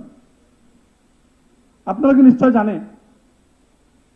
যে আজি আমাৰ যিটো NH 27B 02 Dhubri Phulbari road, মানে আমাৰ যিটো NH 27B, সেই ৰোডটো এনলাৰ্জ কৰি আমাৰ হাটশিংবাৰীৰ পৰা বাগাপাৰা হৈ যাব পাৰে, ৰয়ডুবা হৈ মেঘালয় লাইনলৈ যাব পাৰে, আদাৰৱাইজ মানকেছৰ মাজলৈ যাব পাৰে। সেইটো আমাৰ কানেক্টিভিটি কৰাৰ এটা সম্ভাৱনা আছে।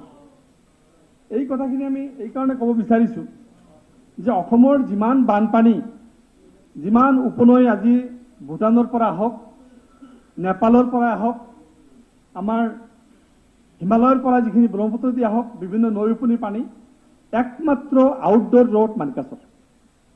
ইয়াৰ সকলো পানী মানকাছৰে ওলাব লাগিব বংগোপসাগৰত পৰিবৰ কাৰণে, কাৰণ আমাৰ এই উত্তৰ পূৰ্বাঞ্চলৰ পানীখিনি বা বিশেষকৈ অসমৰ এই অঞ্চলৰ পানীখিনি বংগোপসাগৰৰ বাহিৰে বেলেগ ৰাস্তা নাই। আৰু এই গোটেইখিনি পানী ফ্ল'টো প্ৰেছাৰটো মানকাছৰত পৰে, মোৰ সমষ্টিত পৰে, আৰু বৃহত্তৰ অঞ্চল প্ৰত্যেক বছৰে গৰাখহনীয়াত পৰে। এইটো আমাৰ প্ৰত্যেকজন বিধায়ক যিবিলাক চৰ অঞ্চল আছে তেখেতসকলে গম পায়। গোটেই পানীখিনি মানকাছৰ মাজত যাব লাগিব। আমাৰ কথাটো হৈছে একফালে মেঘালয় ব্ৰহ্মপুত্ৰৰ বানপানী, যিটো ঢল পানী আহে, প্ৰত্যেক বছৰ ৰোডবিলাক ইৰ'শ্যন হয়, একপিনে জিঞ্জিৰাম আৰু ব্ৰহ্মপুত্ৰৰ গৰাখহনীয়া। এইবাৰ আপোনালোকে শুনি আচৰিত হ'ব, বেৰাভাংগা, মোৰ চুকচৰ অঞ্চলে বেৰাভাংগা এটা অঞ্চল এইবাৰ প্লাবিত মানে গৰাখহনীয়া হৈছে, যিটোৰ জৰিয়তে কমচে কম 150 বছৰীয়া 2-3টা গাঁও তাত আজি উঠি গৈছে। এইবিলাকৰ কাৰণে মই বিচাৰিছোঁ যে যাতে অতি গুৰুত্ব সহকাৰে মোৰ সমষ্টিৰ ৰোড আৰু ব্ৰিজবিলাক এটা গুৰুত্ব সহকাৰে ল'ব লাগে। ইণ্টাৰনেশ্যনেল আৰু ইণ্টাৰ ষ্টেট বৰ্ডাৰ, মেঘালয়ৰ বানপানীপণ আৰু ব্ৰহ্মপুত্ৰৰ বানপানীপণ চবকেইটা মোৰ তাত এফেক্ট কৰে। তাৰ কাৰণে ৰোড কমিউনিকেশ্যনৰ পৰা ব্যৱস্থা ল'ব লাগে। মই বিভাগীয় মন্ত্ৰী মহোদয়ক অনুৰোধ কৰিব বিচাৰিছোঁ ইয়াৰ জৰিয়তে যাতে এটা বেলেগ বিহিত ব্যৱস্থা লয়। মোৰ দ্বিতীয় ইছ্যুটো হেল্থ এণ্ড ফেমিলি। দ্বিতীয় ইছ্যু মোৰ যিটো হেল্থৰ কথা মই আগতেও ক'লোঁ যে মোৰ মানকাছৰ সমষ্টিৰ হেল্থৰ কথা ক'বলৈ গ'লে এটা বেলেগ পিকচাৰ ইয়াত আগত আহিব, আপোনালোকে নিশ্চয় অলপ ধৈৰ্য ধৰি শুনিব। আৰু বিভাগীয় মন্ত্ৰী মহোদয়ৰ মই অধ্যক্ষ মহোদয়ৰ জৰিয়তে দৃষ্টি আকৰ্ষণ কৰিব বিচাৰিছোঁ। মোৰ সমষ্টিৰ পৰা এটা চিভিল হস্পিটেল পাবলৈ হ'লে গোৱালপাৰা যাব লাগে 140 কিলোমিটাৰ। এটা 140 কিলোমিটাৰ যাবলৈ ৰোড কমিউনিকেশ্যন ইমান বেয়া। মেঘালয় NEC ৰোড 5 আৱাৰ্ছ লাগে মোৰ সমষ্টিৰ পৰা গোৱালপাৰা যাওঁতে, 4 কিলোমিটাৰ যাওঁতে 5 ঘণ্টা লাগে গোৱালপাৰা পাবলৈ। আৰু ধুবুৰী যদি নেক্সট আমি যাওঁ, ব্ৰহ্মপুত্ৰৰ উজনিমুৱাকৈ যদি যাব লগা হয়, প্ৰায় 48 কিলোমিটাৰ যাব লাগে মানকাছৰ পৰা। তাতেও 5.5 ঘণ্টা 6 ঘণ্টা সময় মানকাছৰ পৰা ধুবুৰী পাওঁতেলৈকে উজনিমুৱাই গ'লে। আমি যদি বেক চাইড আহোঁ, উভতি আহোঁ, তেতিয়াহ'লে আমাৰ 3 ঘণ্টাত হৈ যায়, কিন্তু উজনিমুৱা প্ৰায় 5-6 ঘণ্টা লাগি যায়। তো আমাৰ মানে মোৰ সমষ্টিটোত যিকোনো চিভিল হস্পিটেলত কানেক্টিভিটি হ'বলৈ 5 আৱাৰ্ছৰ আগত আমি নাপাওঁ। নেক্সট মেঘালয় তুৰাত যদি আমি যাওঁ, তুৰাত তেখেতসকলে গোটেই তাৰ লোকেল মেঘালয়ৰ পেচেণ্টখিনি দেখাৰ পিছত 4টাৰ পিছতহে আমাক সময় দিয়ে। ইম্পৰ্টেণ্ট মেটাৰটো হ'ল যে আমি তাত জাষ্টিছটো নাপাওঁ তুৰাত, কাৰণ তেখেতসকলৰ ষ্টেট, তেখেতসকলৰ মেটাৰ আমি ক'ব নোৱাৰোঁ। কিন্তু আমাৰ এই হস্পিটেলৰ যিটো অৱস্থা, আজি অসমৰ 5টা নতুনকৈ জিলা হ'ল, 4টা জিলাত অলৰেডি এতিয়ালৈকে ডিষ্ট্ৰিক্ট চিভিল হস্পিটেল ডিক্লেয়াৰ হ'ল। মোৰ মানকাছৰত হোৱা নাই, মই নাজানো কিহৰ কাৰণে। আজি মানকাছৰত আপোনালোকে মানকাছৰ CHC, যিহেতু আপোনালোকৰ হিচাপত মই এতিয়া কেইবাটাও হস্পিটেল কমিটিৰ চেয়াৰমেন হৈছোঁ, অলপ বস্তু হেল্থ ডিপাৰ্টমেণ্টৰ বস্তুখিনি লক্ষ্য কৰিব বিচাৰিছোঁ। মানকাছৰ CHC FRU ইউনিট হ'ব 25 বছৰ হ'ল ডিক্লেয়াৰ হ'ব। 25 ইয়াৰ্ছ হৈছে, বিল্ডিং হৈছে, ইনফ্ৰাষ্ট্ৰাকচাৰ হৈছে। আজিলৈকে এজনো স্পেচিয়েলিষ্ট ডক্টৰ দিয়া হোৱা নাই, এটা ব্লাড বেংক দিয়া হোৱা নাই, এটা এক্সৰে চেণ্টাৰ নাই। ডেট মিনছ বাস্তৱত কোনো ছাৰ্ভিচ তাত নাই। 25 বছৰ FRU ইউনিট ডিক্লেয়াৰ হোৱাৰ পিছত, ফাৰ্ষ্ট ৰেফাৰেল ইউনিট হিচাপে ডিক্লেয়াৰ হোৱাৰ পিছত আজিলৈকে কোনো ধৰণৰ চিকিৎসা ব্যৱস্থা তাত উন্নত হৈ থকা নাই। মোৰ সমষ্টিত একমাত্ৰ মডেল হস্পিটেল হিচাপে চুকচৰ হস্পিটেলখন মিনি CHP পৰা এইটো ডেভেলপ কৰি মডেল হস্পিটেল দিয়া হৈছে। মই দেখিছোঁ আজিৰ দিনত মডেল হস্পিটেলৰ নামত 4টা পোষ্ট দিয়া আছে, কিন্তু অতি পৰিতাপৰ বিষয়, মডেল হস্পিটেল আজিলৈকে মাটি অধিগ্ৰহণ কৰা নাই, হস্পিটেল বনোৱা নাই। On paper it is a model hospital, but তাত এটা সৰু ঘৰৰ মাজত চলি আছে। মই ক'ব বিচাৰিছোঁ যে বাগাপাৰা যিটো CHC, আজিৰ পৰা 4 বছৰ আগত আমাৰ প্ৰাক্তন স্বাস্থ্যমন্ত্ৰী ডাঙৰীয়া, বৰ্তমান মুখ্যমন্ত্ৰী ডাঙৰীয়া ইনিগ্ৰেশ্যন কৰিছে। আজিলৈকে তাত কোনো ডক্টৰ ব্যৱস্থা এতিয়ালৈ কৰা হোৱা নাই। মোৰ সমষ্টি নহয়, মোৰ ডিষ্ট্ৰিক্টত আজিলৈকে এটা স্পেচিয়েলিষ্ট, লাগিলে চাইল্ড স্পেচিয়েলিষ্ট হওক, লাগিলে গাইনী হওক, লাগিলে এজন MS হওক, MD হওক, কোনো ধৰণৰ, বাকী অৰ্থতত্ত্ব সেইবিলাক নাযাওঁ, নিউৰ'টো এইবিলাক নাযাওঁ, বেছিক যিখিনি এটা লেবাৰ পেন উঠিলে এজন মানুহক আমি 5 ঘণ্টা যাব লাগিব গোৱালপাৰ, আৰু ৰোড কণ্ডিশ্যন ইমান ডিটৰিয়াছ, এটা কল্পনা কৰিব নোৱাৰে। আৰু এই ব্যৱস্থাটো আজি আমি অতি পৰিতাপেৰে জনাব বিচাৰিছোঁ এই কথাখিনি, যে ইয়াৰ কাৰণে যাতে আমাৰ বিভাগবিলাকে চিন্তা কৰিব লগা হয়। আজি 66 PHC আছে, সেই PHC বিলাকৰ মেক্সিমাম ডক্টৰ নাই। তেখেতসকলে মাটিবিলাক অধিগ্ৰহণ কৰা হৈছিল, কাৰোবাৰ মাটি, মই বিধায়ক হোৱাৰ পিছত এইবিলাক বস্তু অলপ পৰ্যবেক্ষণ কৰিছোঁ, মানুহবিলাকে মোৰ দৃষ্টি আকৰ্ষণ কৰিব বিচাৰিছে, আৰু মই দেখিছোঁ যে মেক্সিমাম PHCত এতিয়া নিজে নিজে ঘৰ বনাই ফেমিলি থাকে, ডাক্তৰৰ কোনো বালাই নাই। এইবিলাক ডাক্তৰ হেল্থ সন্মান কৰিছোঁ, 2 মিনিট আছে আৰু আপুনি ইম্পৰ্টেণ্টটো বিচাৰি লওক। হয়, মই কৈ আছোঁ অলপ, মানে মই আগতে পাৰ্মিশ্যন বিচাৰিছোঁ যে মোক অলপ ক'ব দিব লাগিব। সময় নাই না, সেই কথাটো মানে সময় নাই। আজিতো প্ৰাইভেট মেম্বাৰ্ছ বিল, আমাৰ চব চৰকাৰী কোনো কাৰ্যসূচী নাই। হয়, কিন্তু সময়টো নহ'লে বেছি কিছুমান বিষয়টো নাহিব। মোৰ জিলাত মৰণোত্তৰ পৰীক্ষাগাৰ নাই। তাৰ পৰা যদি আজি দুপৰীয়া কোনোজন মানুহ মৰে, আজি লৈ যাব নোৱাৰে, নাও দি লৈ যাব নোৱাৰে ধুবুৰীত। পিছদিনাখনে 10টা-11টা বজাত পুলিচ আহিব, তাৰপিছত ল'ব, ৰাতিটো ঘৰত থাকিল। যিদিনাখন লৈ গ'ল তাতে পষ্টমৰ্টেম কৰিলে, সিদিনাখন আহিব নোৱাৰে, কাৰণ ইমান ৰাতি নাও নাথাকে। পিছদিনাখন আহিব লাগে, তাৰমানে 4 দিন লাগে এটা ডেড বডি মৰিলে পষ্টমৰ্টেম কৰি তাক সৎকাৰ কৰিবৰ কাৰণে। ৰাইট, আজি এটা মৰ্গ হাউচ নাই, তাত মানুহ ডেড বডি এটা হ'লে ক'ত ৰাখিব, জেগাটো নাই, বাহিৰত পেলাই দি থৈ দিয়ে। আজি মই এই কথাবিলাক এইকাৰণে ক'ব বিচাৰিছোঁ, জইণ্ট ডাইৰেক্টৰ অফিচ, মানে এজন পোষ্ট দিয়া হৈছে, তাৰ অফিচ নাই, ষ্টাফ নাই, তাত ড্ৰাগছ ৱেয়াৰ হাউচ নাই, তাত ব্লাড বেংক নাই। মানকাছৰ স্বাস্থ্য বিভাগৰ এইটো বৰ্তমান পৰিস্থিতি। মই আপোনালোকক অনুৰোধ কৰিছোঁ যে মই NRHM-ৰ কমিশ্যনাৰ কথা পাতিছিলোঁ, MDৰ লগত কথা পাতিছিলোঁ, মেনেজিং ডাইৰেক্টৰৰ লগত, মিছন ডাইৰেক্টৰৰ লগত, আৰু মই দেখিছোঁ যে তাত বোৰ ডক্টৰ নাযায়। মই এই কথাটো দৃষ্টি আকৰ্ষণ কৰিব বিচাৰোঁ অধ্যক্ষ মহোদয়, যে যদি তাত ডক্টৰ নাযায়, যেনেকুৱাকৈ মাজুলীত আজি ডাবল চেলাৰী দি বা ডিমা হাছাওত ডাবল চেলাৰী দি ডক্টৰৰ ব্যৱস্থা কৰিছে। যোৱাকালি দেখিছোঁ MD আৰু MS বিলাকৰ ৰিজাল্ট ওলাইছে, যথেষ্ট স্পেচিয়েলিষ্ট যোৱাকালি ওলাইছে। এইখিনিৰ মাজৰ পৰা লাগিলে আপোনালোকে double salary like Majulian Dima Hasao, মোৰ সমষ্টিত, মোৰ মানকাছৰ এটা প্ৰান্তীয় অঞ্চল, ইমান বেছি প্ৰান্তীয় ৰোড কমিউনিটিৰ কথাৰ আগত কৈছোঁ, তাত আপোনালোকে ব্যৱস্থা কৰিব বুলি মই বিভাগীয় কৰ্তৃপক্ষক অনুৰোধ কৰিছোঁ। তৃতীয় কথাটো, যিহেতু সময় কম বুলি কৈছে অধ্যক্ষ মহোদয়, মই জাষ্ট ইলেক্ট্ৰিচিটি বিভাগৰ দুটামান কথা ক'ম। মোৰ সমষ্টিত এভাৰেজ 4 আৱাৰ্ছ ইলেক্ট্ৰিচিটি থাকে, বিল সমানে ইকুৱেলি বিল যায়। বহু অঞ্চল ইলেক্ট্ৰিফাই কৰা হোৱা নাই, বহু অঞ্চল কাগজে পত্ৰে হৈছে, কলকাতাৰ কোনোবা কোম্পানীত দিয়া হৈছিল, পেপাৰ্ছ ৱাৰ্ক কৰিছে, ফিল্ড ৱাৰ্ক হোৱা নাই। বহু ঠাইত কানেক্টিভিটি দিয়া হোৱা নাই, পোষ্টে দিয়া হোৱা নাই, কিন্তু বিল গৈ আছে, আপোনাৰ বিজনেছ নাই, বিল গৈ আছে। আজি এই অৱস্থাত বৰ্তমান লোক নিৰ্মাণ 3টা বেলেগ power sector, total different paper, আৰু মই ছাবমিট কৰিছোঁ ৰিটাৰ্ণ, আৰু PWD মই ৰিটাৰ্ণ ছাবমিট কৰিছোঁ, তেখেতক যিটো দায়িত্ব দিছে তেখেতে, আৰু হেল্থ মই কৰিছোঁ। আপোনাৰ 3টা আছে, 3টা ডিপাৰ্টমেণ্টত 3টাও আছে। মই সেইকাৰণে ক'ব বিচাৰিছোঁ যে পাৱাৰৰ ইমান এটা বেয়া অৱস্থা। অলৰেডি মাননীয় মন্ত্ৰী মহোদয়ক মই পাৰ্চনেলি লগ কৰিছোঁ, তেখেতে মোৰ লেটাৰ ফৰৱাৰ্ড কৰিছে, লেটাৰৰ মই একনলেজমেণ্ট অলৰেডি পাইছোঁ। আমাৰ সোণাপুৰ যিটো APGCL যিটো চাব চেণ্টাৰ, নাজানো কিমান বছৰৰ পৰা এইটো পৰি আছে, খালি শুনি আছোঁ কাম হৈ আছে, প্ৰায় 7-8 বছৰৰ পৰা শুনি আছোঁ কাম হৈ আছে। লাষ্টত মই খবৰ ল'লোঁ, তেখেতে মোক ক'লে যে এইটো মেঘালয়ৰ মাজেদি পোষ্টবিলাক আহিব লাগে, হাই টেনশ্যনৰ পোষ্টবিলাক আহিব লাগে, সেইকাৰণে মেঘালয় গভৰ্ণমেণ্টে এইটোক NOC দিয়া নাই। মই মাননীয় মন্ত্ৰী আপোনাৰ জৰিয়তে, অধ্যক্ষ মহোদয়ৰ জৰিয়তে মন্ত্ৰী ডাঙৰীয়াক অনুৰোধ কৰিব বিচাৰিছোঁ, মেঘালয় গভৰ্ণমেণ্টে যদি আমাক এইটো পোষ্ট কৰিব দিয়া নাই, আমাৰ চিফ ছেক্ৰেটাৰী লেভেল, ইভেন মেঘালয়ৰ চিফ ছেক্ৰেটাৰীৰ লগত এটা ডিছকাশ্যন কৰি এটা ফাইনেল ছেটেলমেণ্ট ওলাব লাগে, আৰু আমাৰ এইটো কানেক্টিভিটি হ'ব লাগে।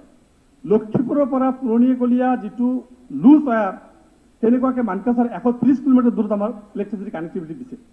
এই 130 কিলোমিটাৰ কানেক্টিভিটি যাওঁতে মাজত 3-4টা নদী, ক'ৰবাত পাহাৰ, ক'ৰবাত নদীৰ পাৰ, বৰষুণ আহিলেও তাত লগে লগে আগতে কাট অফ হয় আৰু বৰষুণ বতাহ আহিলেও আগতেই কাট অফ হয় মানে এবাৰ কাট অফ হ'লে 4 দিন 5 দিনলৈকে আমাৰ কানেক্টিভিটি নাথাকে আমি চিঞৰিলেও হয়তো নহয় কিহৰ কাৰণে না খুটি পৰিছে তো মই এইটো এটা ফাইনেল সেটেলমেণ্ট ইলেক্ট্ৰিচিটি এনেকুৱা এটা অৱস্থা হস্পিটেল এডুকেশ্যন এভৰিথিং প্ৰত্যেকটা ডিপাৰ্টমেণ্টত ইমান বেয়া অৱস্থা হৈছে মই সেইকাৰণে মাননীয় অধ্যক্ষ মহোদয়ক যি 3টা বিষয় দিছোঁ সেই 3টা বিষয়ৰ কথা মই অলৰেডি ক'লো যেহেতু সময় নাই মোক আগতে নোটিছ দিছে অত্যন্ত বেয়া অৱস্থাত মোৰ সমষ্টি অতি প্ৰান্তীয় অঞ্চল আমাৰ সমষ্টিৰ লগত কানেক্টিভিটিৰ কাৰণে গোটেই ডিপাৰ্টমেণ্টৰ লগত এটা যাতে এটা ডেভেলপ কেনেকৈ কৰিব পাৰি তাৰ এটা ব্যৱস্থা কৰিব লাগে আৰু বিভাগীয় মন্ত্ৰীসকলক মই অনুৰোধ কৰিব বিচাৰিছোঁ আপোনালোকৰ জৰিয়তে অধ্যক্ষ মহোদয়ৰ জৰিয়তে যে ইমিডিয়েট কেনেকৈ এইটো কৰিব পৰা যায় তাৰ এটা ব্যৱস্থা আৰু মই যিখিনি সমস্যা কৈছোঁ মই মন্ত্ৰী মহোদয়সকলক অনুৰোধ কৰিম আপোনাৰ জৰিয়তে মোৰ এই সমস্যাখিনি সমাধান আজিয়ে নালাগে আপোনালোকে আলোচনা কৰি কেনেকৈ এই সমষ্টিটো অসমৰ বাকী ৰাজ্য বাকী জিলাবিলাকৰ লগত বাকী সমষ্টিবিলাকৰ লগত এটা মানে এটা সমপৰ্যায় আনিব পৰা যায় তাৰ কাৰণে চিন্তা কৰিব বুলি আশা ৰাখি মই বক্তব্য সামৰিছোঁ ধন্যবাদ ধন্যবাদ প্ৰথমতে আমাৰ লোক নিৰ্মাণৰ কথাটো আছিলে PWD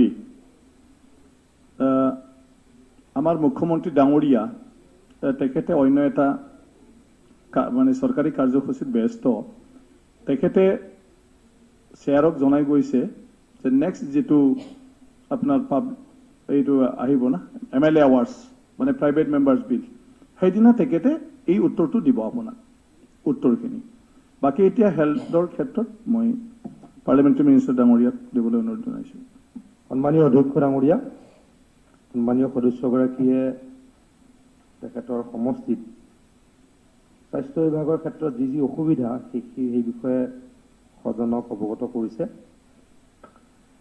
মই এটা কথা উপলব্ধি কৰোঁ যে মানকাছাৰ দক্ষিণ খালমৰা বা হাতচিঙিমাৰী এই মূল সমস্যাটো হৈছে কমিউনিকেশ্যন কেন্দ্ৰিক তেখেতে গুৰুত্ব সহকাৰে সেই বিষয়টোৰ ওপৰত ইয়াত উপস্থাপন কৰিছে আচলতে তাতে ডক্টৰ যাব নোখোজে অন্য অফিচাৰো যাব নোখোজে কিন্তু আমাৰ কাৰণে এটা ভাল খবৰ কেন্দ্ৰীয় চৰকাৰে নৰেন্দ্ৰ মোদী ডাঙৰীয়াই ধুবুৰী ফুলবাৰীৰ যিখন ব্ৰিজ ইতিমধ্যে আৰম্ভ কৰাৰ কাৰণে জৰীপ আৰম্ভ কৰিছে সেইখন যেতিয়া সম্পূৰ্ণ হৈ যাব এই দক্ষিণ খালমৰা বা মানকাছাৰ বা হাতচিঙিমাৰীৰ এই সমস্যাবিলাক আপোনা আপুনি নাইকিয়া হৈ যাব এই কামটো কোনে কৰিছে এই কামটো নৰেন্দ্ৰ মোদী ডাঙৰীয়াই কৰিছে যে সকলোকে নৰেন্দ্ৰ মোদী ডাঙৰীয়াক ধন্যবাদ দিবলৈ মই অনুৰোধ কৰিম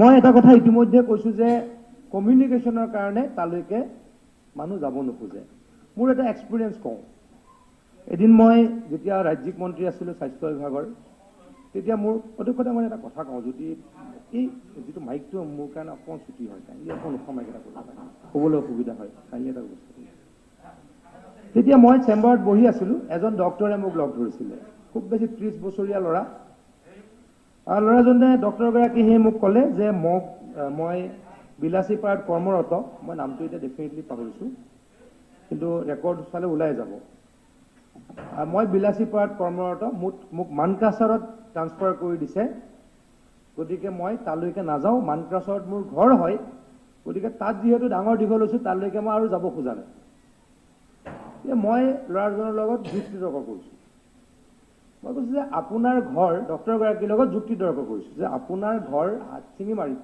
মানকাছাৰত এবাৰ কিবা এটা কৈছিলে মোৰ কিন্তু মনত আছে বস্তুটো যে আপুনি যদি আপোনাৰ গাঁৱত গৈ ছাৰ্ভিচ নিদিয়ে তাত কোন গুৱাহাটীৰ ডক্টৰে গৈ ছাৰ্ভিচ দিব ডেফিনেটলি আমাৰ ভাল ইনফ্ৰাষ্ট্ৰাকচাৰ তাত কম্পেৰেটিভলি বা বেলেগ জেগাৰ তুলনাত কম ৰাস্তা পথৰ কথা মই ইতিমধ্যে কৈছোঁ কিন্তু আমি ইতিমধ্যে ব্যৱস্থা হাতত লৈছোঁ মুখ্যমন্ত্ৰী ডাঙৰীয়া আপোনাক জনাব তাৰ ল'ৰাজনে তালৈকে যাব নোখোজে তাৰ ল'ৰাজনে তাত গৈ স্বাস্থ্য সেৱা আগবঢ়াব নোখোজে সেইটো হৈছে 1 নম্বৰৰ আমাৰ সমস্যা দ্বিতীয় সমস্যাটো হৈছে ডক্টৰৰ অভাৱ স্পেচিয়েলিষ্টৰ অভাৱ মই আকৌ কৈছোঁ অলপ আগত মই যেতিয়া হেমাংগ ঠাকুৰীয়া ডাঙৰীয়াৰ উত্তৰ দিছিলোঁ মই যদিও বৰ্তমান স্বাস্থ্যমন্ত্ৰী নহয় পাৰ্লিমেণ্টাৰী এফেয়াৰ্ছ মিনিষ্টাৰ হিচাপে উত্তৰ দিছোঁ কিন্তু মই যিহেতু অলপ জানো মই ডিপাৰ্টমেণ্টটোত কাম কৰিছিলোঁ তাৰ কাৰণে অকণমান মই বহলাই কৈছিলোঁ আকৌ কৈছোঁ আমাৰ মেডিকেল কলেজ কম আছিলে আমাৰ মেডিকেল কলেজ 2006 চনলৈকে কিমান আছিলে মাত্ৰ 3খন আপুনি নিজেও ডক্টৰ উপাধ্যক্ষ ডাঙৰীয়া আপুনি মোতকৈ এইবিলাক বেছিয়ে জানে তাৰপিছত 3খন মেডিকেল কলেজ হ'ল এতিয়া কেইখন মেডিকেল কলেজ বনি আছে মই ক'লো আৰু মেডিকেল কলেজ মাননীয় মুখ্যমন্ত্ৰী ডাঙৰীয়াইটো সপোন দেখিছে যে প্ৰত্যেকখন জিলাত এখন মেডিকেল কলেজ বনাম মেডিকেল কলেজৰ সংখ্যা যিদিনা বাঢ়ি যাব তেতিয়া এই সমস্যাবিলাক আপোনা আপুনি নাইকিয়া হৈ যাব আজি মই উপলব্ধি কৰোঁ অনাগত 6টা বছৰৰ ভিতৰত 6টা না 7 বছৰ ধৰিছোঁ 7 বছৰৰ ভিতৰত অসমত ডক্টৰ ওলাব প্ৰত্যেক বছৰে অতি কমেও 2200-2300 জন এতিয়া আমাৰ 1000 ডক্টৰৰ সংখ্যা হৈছেগৈ আজিৰ পৰা 3 বছৰ আগলৈকে ডক্টৰৰ সংখ্যা আছিলে 726 জন এতিয়া 1000 হৈছেগৈ কিন্তু স্পেচিয়েলিষ্ট এতিয়াও কম স্পেচিয়েলিষ্ট কমৰ কাৰণে এটোত আমি উত্তৰটো কম মই উত্তৰটো পঢ়িও দিম কিন্তু মই আকৌ কৈছোঁ যেহেতু অলপ মোৰ তাত এক্সপিৰিয়েঞ্চ আছে কাৰণে মই কৈছোঁ আমি বহুত জেগাত কৰবাত আইচিইউ বনাইছোঁ কিন্তু এনাস্থেচিষ্টৰ কাৰণে আমি আইচিইউটো ভালকৈ চলাব পৰা নাই এই সমস্যাখিনি কেতিয়া হ'ল এতিয়া আপোনালোকে মোক কোনোবাই কৈ দিব আপুনি কংগ্ৰেছ দলতে আছিলে গতিকে মই এই কথা বতৰাবিলাক ক'ব নাযাওঁ আজিকালি অলপ চিন্তা কৰিয়ে কওঁ সেইকাৰণে পাৰ্লিয়ামেণ্টাৰী এফেয়াৰ্ছ মিনিষ্টাৰ হৈছোঁ যেতিয়া অলপ চিন্তা কৰি কওঁ মই বেছি কাজিয়া বা বেছি তৰ্কত যাব নোখোজোঁ কিন্তু দুটা আৰু ক'ব লাগিব উপায় নাই 5টা বছৰত কিমানখিনি কাম কৰিব পাৰি 5টা বছৰত 7খন-8খন মেডিকেল কলেজ তাতকৈ আৰু কিমান কৰাটো সম্ভৱ গতিকে সেইখিনি কৰি লৈছোঁ 5টা বছৰত যিমান পাৰি তাতকৈ হয়তো বেছি কৰিছোঁ গতিকে ইয়াৰ ফল ভোগ কৰিবলৈকে আৰু 5টা-6টা বছৰ লাগিব গতিকে শ্ৰদ্ধাৰ সদস্যগৰাকীক মই জনাব খোজোঁ যিদিনাখন আমাৰ ডক্টৰৰ সংখ্যা আকৌ কৈছোঁ গতিকে এইটো অসমৰ সমস্যা এইটো অকল হাতচিঙিমাৰী সমস্যা নহয় মানকাছাৰ সমস্যা নহয় অসমৰ সমস্যা গতিকে যিদিনাখন ধুবুৰী ফুলবাৰীৰ দলং হ'ব মোদী ডাঙৰীয়াই বনোৱা দলং আৰু যিদিনাখন আমি যোৱা 5 বছৰত কৰা হস্পিটেলবিলাক মেডিকেল কলেজবিলাক সম্পূৰ্ণ হৈ উঠিব তাত বেটছবিলাক আৰম্ভ হ'ব তেতিয়া ডক্টৰৰ সমস্যা নাইকিয়া হ'ব আৰু আপুনি বহুত সমস্যাৰ সমাধান হ'ব কিন্তু এটা কথা আপুনি যে কৈ আছিলে তেতিয়া মই উপলব্ধি কৰিছোঁ এটা মৰ্গ কিন্তু অত্যন্ত ইম্পৰ্টেণ্ট এটা মৰ্গ অত্যন্ত ইম্পৰ্টেণ্ট তাতে পোষ্টমৰ্টেম কৰাটো অত্যন্ত ইম্পৰ্টেণ্ট গতিকে মই স্বাস্থ্যমন্ত্ৰী ডাঙৰীয়াক অনুৰোধ কৰিম সেইকেইটা কৰিবলৈ আমি কিমান সোনকালে খৰতকীয়াকৈ কাম কৰিব পাৰোঁ তেখেতক মই ব্যক্তিগতভাৱেও অনুৰোধ কৰিম আজি মাননীয় সদস্যগৰাকীয়ে তাত এখন ডিষ্ট্ৰিক্ট হস্পিটেলৰ কথা কৈছে আপুনি নাই বুলি কৈছিল নেকি ডিষ্ট্ৰিক্ট হস্পিটেলখন আচলতে নাই নহয় এখনৰ কাম চলি আছে এখনৰ 60% কাম হাতচিঙিমাৰীত এখন জিলা অসামৰিক চিকিৎসালয়ৰ কাম চলি আছে আৰু বৰ্তমান ইয়াৰ নিৰ্মাণ কাৰ্য 60% সম্পূৰ্ণ হৈছে গতিকে সেইখন যেতিয়া সম্পূৰ্ণ হ'ব বহুত কথা বহুত সমস্যা আপুনি নাইকিয়া হৈ যাব আৰু এটা ট্ৰেনজিশ্যন পিৰিয়ডত এনেকুৱা এটা হয় এখন নতুনকৈ ডিষ্ট্ৰিক্ট হৈছে নতুন ডিষ্ট্ৰিক্ট হওঁতে অফিচখিনি দিনাখন মই বিশ্বনাথ চাৰিআলিত যেতিয়া গৈছিলোঁ গাৰ্জেন মিনিষ্টাৰ হিচাপে অহা যোৱা কৰি আছোঁ তাত এতিয়াও কিছুমান অফিচ বিশ্বনাথ চাৰিআলি গৈ পোৱা নাই এতিয়াও শোণিতপুৰ ডিষ্ট্ৰিক্টতে আছে গতিকে আমি ব্যৱস্থা হাতত লৈছোঁ যে শোণিতপুৰৰ অফিচ যিখিনি এতিয়াও বিশ্বনাথ চাৰিআলিৰ যিখিনি অফিচ এতিয়াও শোণিতপুৰত আছে সেইখিনি যাতে বিশ্বনাথ চাৰিআলিলৈকে লৈ যাব পাৰোঁ গতিকে এই নতুন জিলা এখন হোৱাৰ কাৰণে এই সমস্যাখিনি হৈছে সেইখিনিও আমি খৰতকীয়াকৈ নাইকিয়া কৰিম বুলি আপোনালোকক প্ৰতিশ্ৰুতি দিছোঁ আৰু আমাৰ স্বাস্থ্যৰ ক্ষেত্ৰত কি কি আছে হস্পিটেল ইনফ্ৰাষ্ট্ৰাকচাৰ মই এই নোটটো আপোনাক জানিব পৰাকৈ পঢ়ি দিছোঁ দক্ষিণ শালমৰা আৰু মানকাছাৰ জিলাৰ হাতচিঙিমাৰীত এখন ডিষ্ট্ৰিক্ট হস্পিটেলৰ কাম চলি আছে 60% হৈছে মই ইতিমধ্যে ক'লোঁ জিলাখনৰ পৰা পোৱা তথ্য অনুসৰি মানকাছাৰত এখন 30খন বিচনাযুক্ত সামূহিক স্বাস্থ্যকেন্দ্ৰ কাৰ্যক্ষম হৈ আছে CHC এখন কাৰ্যক্ষম হৈ আছে ডক্টৰ যদি কম কিয় কম মই ইতিমধ্যে আপোনাক কৈছোঁ আপোনাৰ গাঁৱৰ মানুহে তাত আপুনি তালৈকে যাবলৈ বেয়া পায় আপুনি বিধায়ক কাৰণে যাবই লাগিব পলিটিকেল এক্টিভিষ্ট বা আপুনি যাবই লাগিব নহ'লে আপুনি চাগে কম গ'ল হয় আপুনি চাগে কম গ'ল উপায় নাই এইটো সঁচা কথাটো মই কৈছোঁ আৰু মানকাছাৰত কোনো FRU নাই আৰু এটা কথা মানকাছাৰত অ'কে আমি 5 বছৰ পালোঁ তাত 5 বছৰ 25 বছৰ 20 বছৰ এটা হিচাপ কৰি লওঁ যেতিয়া মই আছিলোঁ বুলি সেইকাৰণেতো মই কৈছোঁ সেইকাৰণে মই কিবা কথা নকওঁ আপোনালোকে কৈ দিব আপুনিও আছিলে তাতে মই অলপ ধেমালি কৰিহে কৈ আছোঁ দেই চিৰিয়াছলি কোৱা নাই এই 5 বছৰত হ'ব সেই 5 বছৰত হ'ব মই ইতিমধ্যে কৈছোঁ গোটেই সমস্যা সমাধানৰ এটাই ৰাস্তা ধুবুৰী ফুলবাৰী দলং হয়নে গোটেই সমস্যা সমাধানৰ এটাই ৰাস্তা ধুবুৰী ফুলবাৰী দলং সেইদিনাখনে ডক্টৰ তাতে যাব নাৰ্ছ তাতে যাব তাতে ফাৰ্মাচিষ্ট যাব তাতে চব গুচি যাব এতিয়া তাৰ গাঁৱৰ মানুহে তালৈকে যাব নোখোজে যিকি নহওক যুটীয়া সঞ্চালকৰ পদ সৃষ্টি হৈছে যদিও পদটো বৰ্তমান খালী হৈ আছে কাৰণ যুটীয়া সঞ্চালকজন বৰ্তমান নিলম্বিত হৈ আছে আৰু তেখেতৰ ঠাইত অন্য এজন বিষয়া কৰ্মৰত হৈ আছে কাৰ্যালয়ৰ অন্যান্য পদসমূহ সৃষ্টি হৈছে যদিও বৰ্তমান কিছু পদ পূৰণ কৰিবলৈ বাকী আছে আৰু এই পদসমূহ আপোনালোকে জানে যে আমি 1 লাখ চাকৰি দিবলৈকে বদ্ধপৰিকৰ ইতিমধ্যে অজন্তা নেওগ ডাঙৰীয়ানীৰ নেতৃত্বত এখন কমিটি আমাৰ চৰকাৰে মাননীয় মুখ্যমন্ত্ৰী ডাঙৰীয়াই গঠন কৰি দিছে আমি খুব চিৰিয়াছলি আৰু স্পীড ৱেত কাম কৰি আছোঁ আমি যেতিয়া 1 লাখ চাকৰি দিব পাৰিম তাতো এইখিনি গুচি যাব তাতো কিন্তু আকৌ গণ্ডগোল হবে কমিউনিকেশ্যন তাত গৈ থকাৰ অসুবিধা এইখিনি থাকিব দিয়াৰ ব্যৱস্থা নিশ্চয়কৈ কৰিম কিন্তু আপোনালোকৰ তাৰ ল'ৰাখিনি বুজাব লাগিব আপোনালোকে যাতে তালে পঠাই দিতে আকৌ ঘূৰি নাই মই যে এটা এক্সাম্পল দিলোঁ বিলাসীপাৰাত এজন আপোনাৰ গাঁৱৰ ডক্টৰ আছিলে তেওঁ আকৌ গাঁৱলৈ যাব নোখোজে সেই ল'ৰাকেইটাক প্ৰথমে কনভিন্স কৰিব আপোনাৰ দায়িত্ব আছে মই মন্ত্ৰীসমূহৰ মাজতে এটা দুটা পইণ্ট নাই মই মাজতে ক'ব বিচাৰিছোঁ এইকাৰণে ক'ব বিচাৰিছোঁ যে মই অলৰেডি মিছন ডাইৰেক্টৰক এটা প্ৰতিশ্ৰুতি দিছোঁ আপোনালোকে ডক্টৰ দিয়ক লাগিলে মোৰ MLA ফাণ্ডৰ পৰা মই তাতে থকা খোৱাৰ ব্যৱস্থা কৰাই দিম ডক্টৰৰ মই এটা আৰু পুৰা হৈ যদি তেখেতসকলে অহা যোৱা কৰে বহুতখিনি হ'ব মানে এতিয়া ব্ৰিজটো হ'ব 10 বছৰ পিছত then that means another 10 years we have to wait for doctor and specialist it is not justified এটা কথা কৈ আছোঁ it is not justified নহয় মই এটা বিধায়ক ডাঙৰীয়া তেতিয়া ইজি হ'ব কৈ আছোঁ তেখেতে 10 বছৰ ৰখিব কোৱা নাই মই কৈছোঁ ডক্টৰৰ সংখ্যা তেতিয়াহে হ'ব ডক্টৰ হ'লেহে আমাৰ হ'ব নহয় মই সেইটো কথা কোৱা নাই মই আপুনি ভুল বুজিছে মই কৈছোঁ তেতিয়া ইজি হৈ যাব তেতিয়া ইজি হৈ যাব তেতিয়া চব যাব বিচাৰিব কিন্তু মই কৈছোঁ ডক্টৰ যেতিয়া 2000 ওলাব অসম চৰকাৰৰ অধীনত 2000 বা 2200 ডক্টৰ যেতিয়া প্ৰত্যেক বছৰে ওলাব তেতিয়া চবৰে ডক্টৰ হৈ যাব আমি এতিয়া কিমান ডক্টৰ পাওঁ 726 জন এতিয়া 1000 নতুনকৈ হৈছে চিট এতিয়া বৰ্তমান পাই আছোঁ 726 জন তাৰে 55%হে গভৰ্ণমেণ্টত জইন কৰে 45% প্ৰাইভেটত জইন কৰে অসমৰ বাহিৰৰ ৰাজ্যলৈকে যায় কিছুমানে ভাৰতবৰ্ষৰ বাহিৰলৈকে যায় ডক্টৰৰ সংখ্যা কম গতিকে ডক্টৰৰ সংখ্যা বঢ়াবলৈ ইতিমধ্যে আমি যথেষ্ট কাম কৰিছোঁ সেইদিনাখন এনেই হৈ যাব মই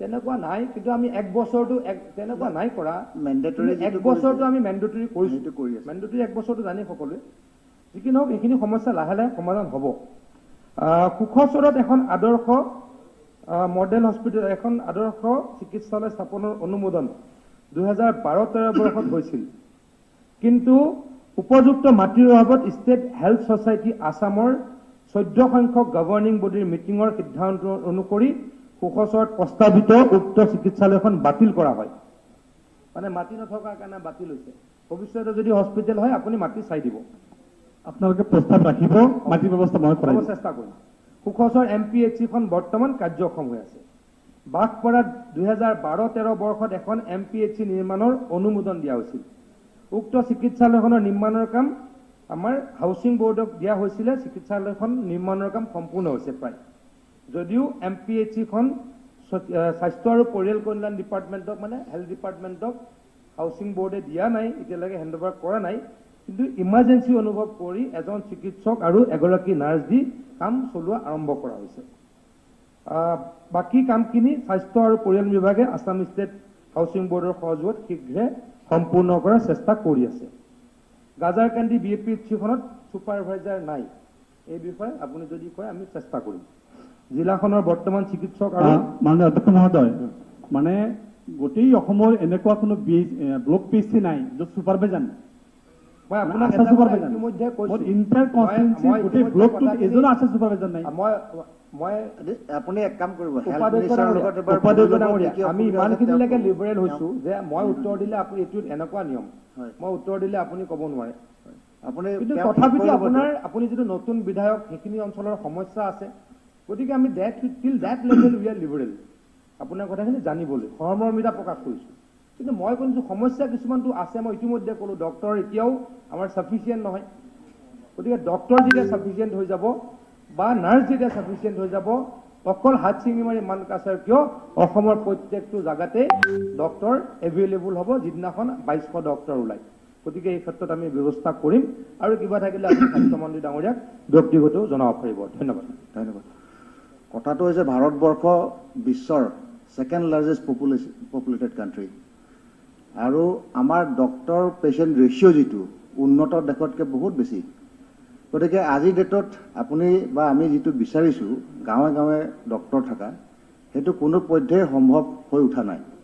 সেইকাৰণে প্ৰধানমন্ত্ৰী নৰেন্দ্ৰ মোদী ডাঙৰীয়াৰ সপোন যিটো যে প্ৰত্যেকখন ডিষ্ট্ৰিক্টতে এটা এটা মেডিকেল কলেজ খোলাৰ আৰু আমাৰ মুখ্যমন্ত্ৰী হেমন্ত বিশ্ব শৰ্মা ডাঙৰীয়াও এই পদক্ষেপ খুব সুন্দৰভাৱে লৈছে যোৱা 5টা বছৰত আপোনালোকে দেখিছে আপোনালোকৰ ডিষ্ট্ৰিক্ট হ'ল এতিয়া এটা ভাল কথা যে তাতে চান্স আছে তাতে মেডিকেল কলেজ এটাও খোলাৰ গতিকে মই ভাবোঁ আমি অলপমান এই ক্ষেত্ৰত আৰু বেছি চিন্তা কৰিব লাগিব যাতে মেডিকেল কলেজবিলাকো হয় ডক্টৰো আমি বহুখিনি ইয়াৰ পৰা পাওঁ চেণ্ট্ৰেল গভৰ্ণমেণ্টৰো পুল থাকে 15% যিটো চিট অসমত থাকে সেই চিট 15%টো ডাইৰেক্টলি পাছ কৰি গুচি যায় অসমৰ লগত কোনো ৰিলেশ্যন নাথাকে তো গতিকে এইটো কাৰণে আমাৰ ডক্টৰৰ সংখ্যা কম গতিকে আপোনালোকে যিবিলাক থাকে খাদ্য আজি আপুনি কৈছে খানাটো দিলে মানে আমি তাত ডক্টৰ ৰাখিম তেনেকুৱাকৈ খাদ্য দি পেলাই থকা ডক্টৰ অসমত নাপাব চাগে ইমানখিনি ডক্টৰে নিজে ইনকাম কৰি খায় গতিকে সেইখিনি বেয়া পাব এনেকুৱা মেছেজবিলাক আমি যাব নালাগে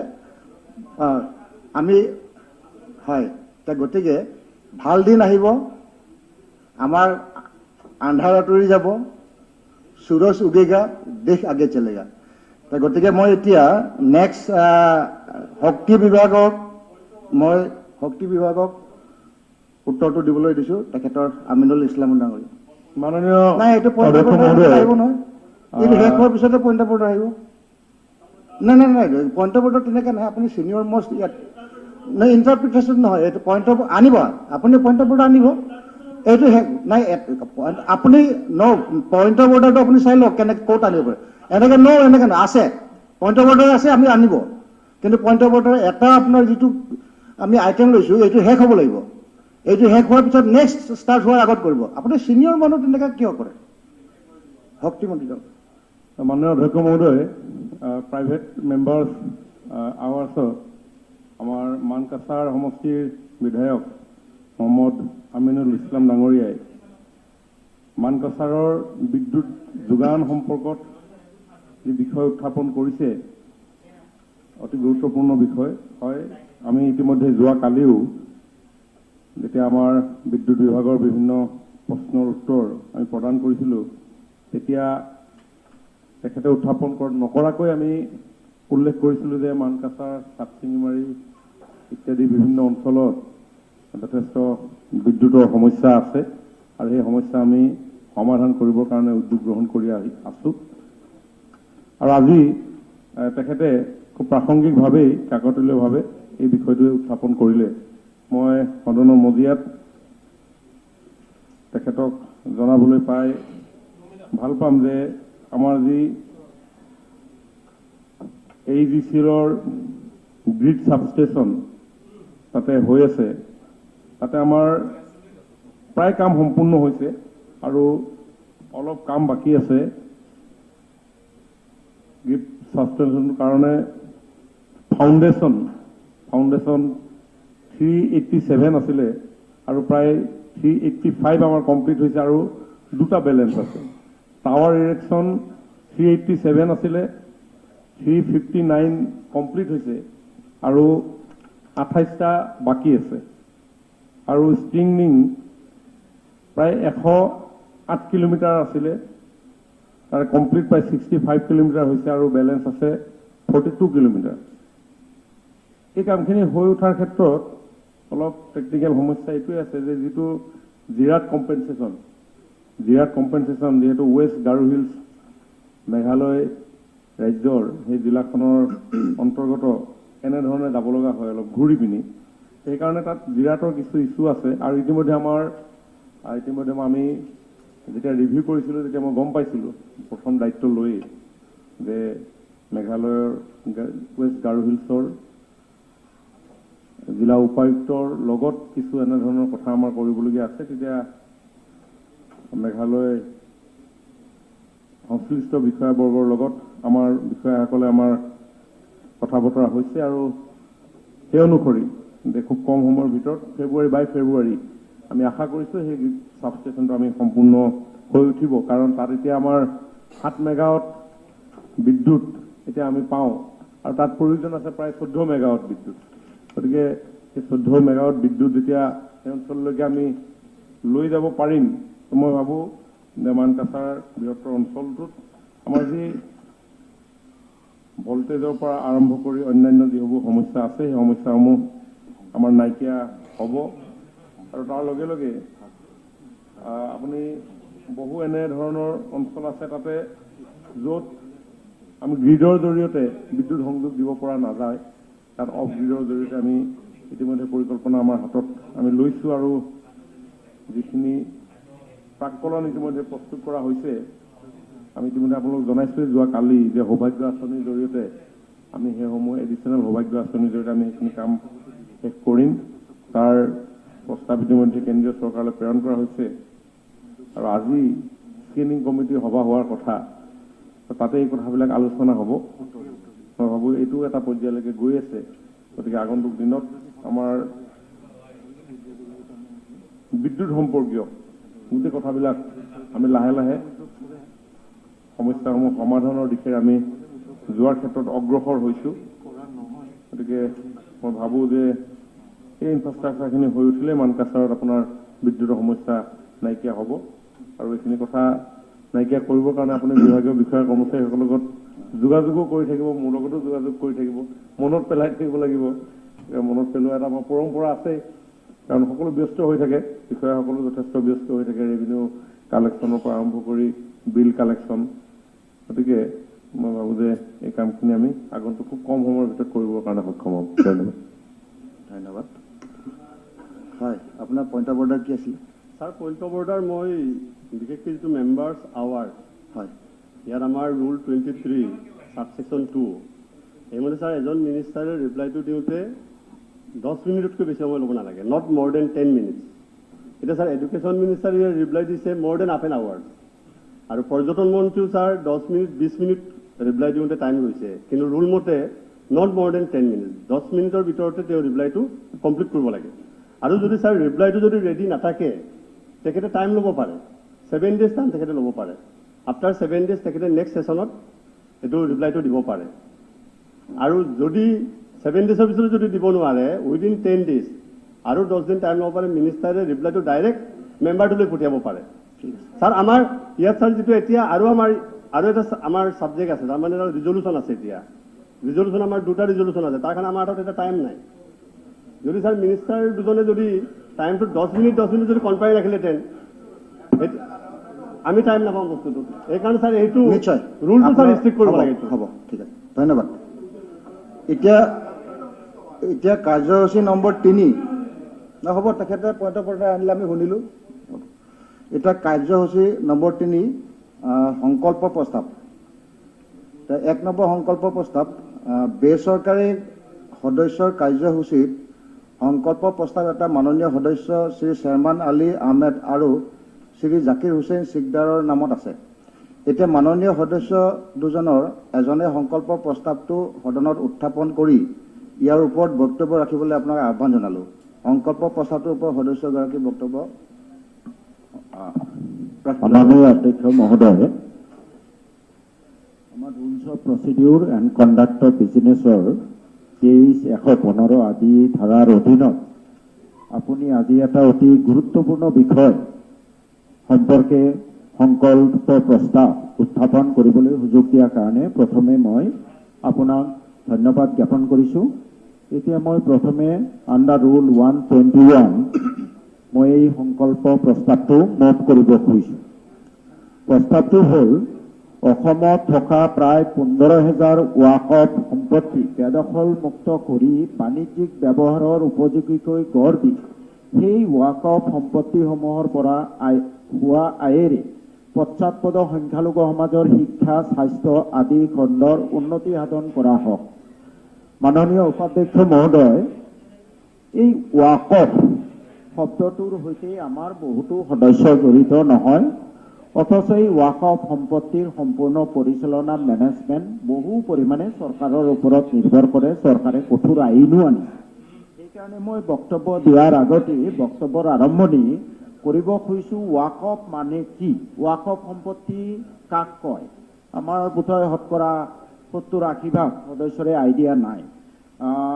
তো waqf means the permanent dedication by a person professing Islam of any movable or immovable property for any purpose recognized by the Muslim law as pious, religious or charitable and includes different types of waqf property.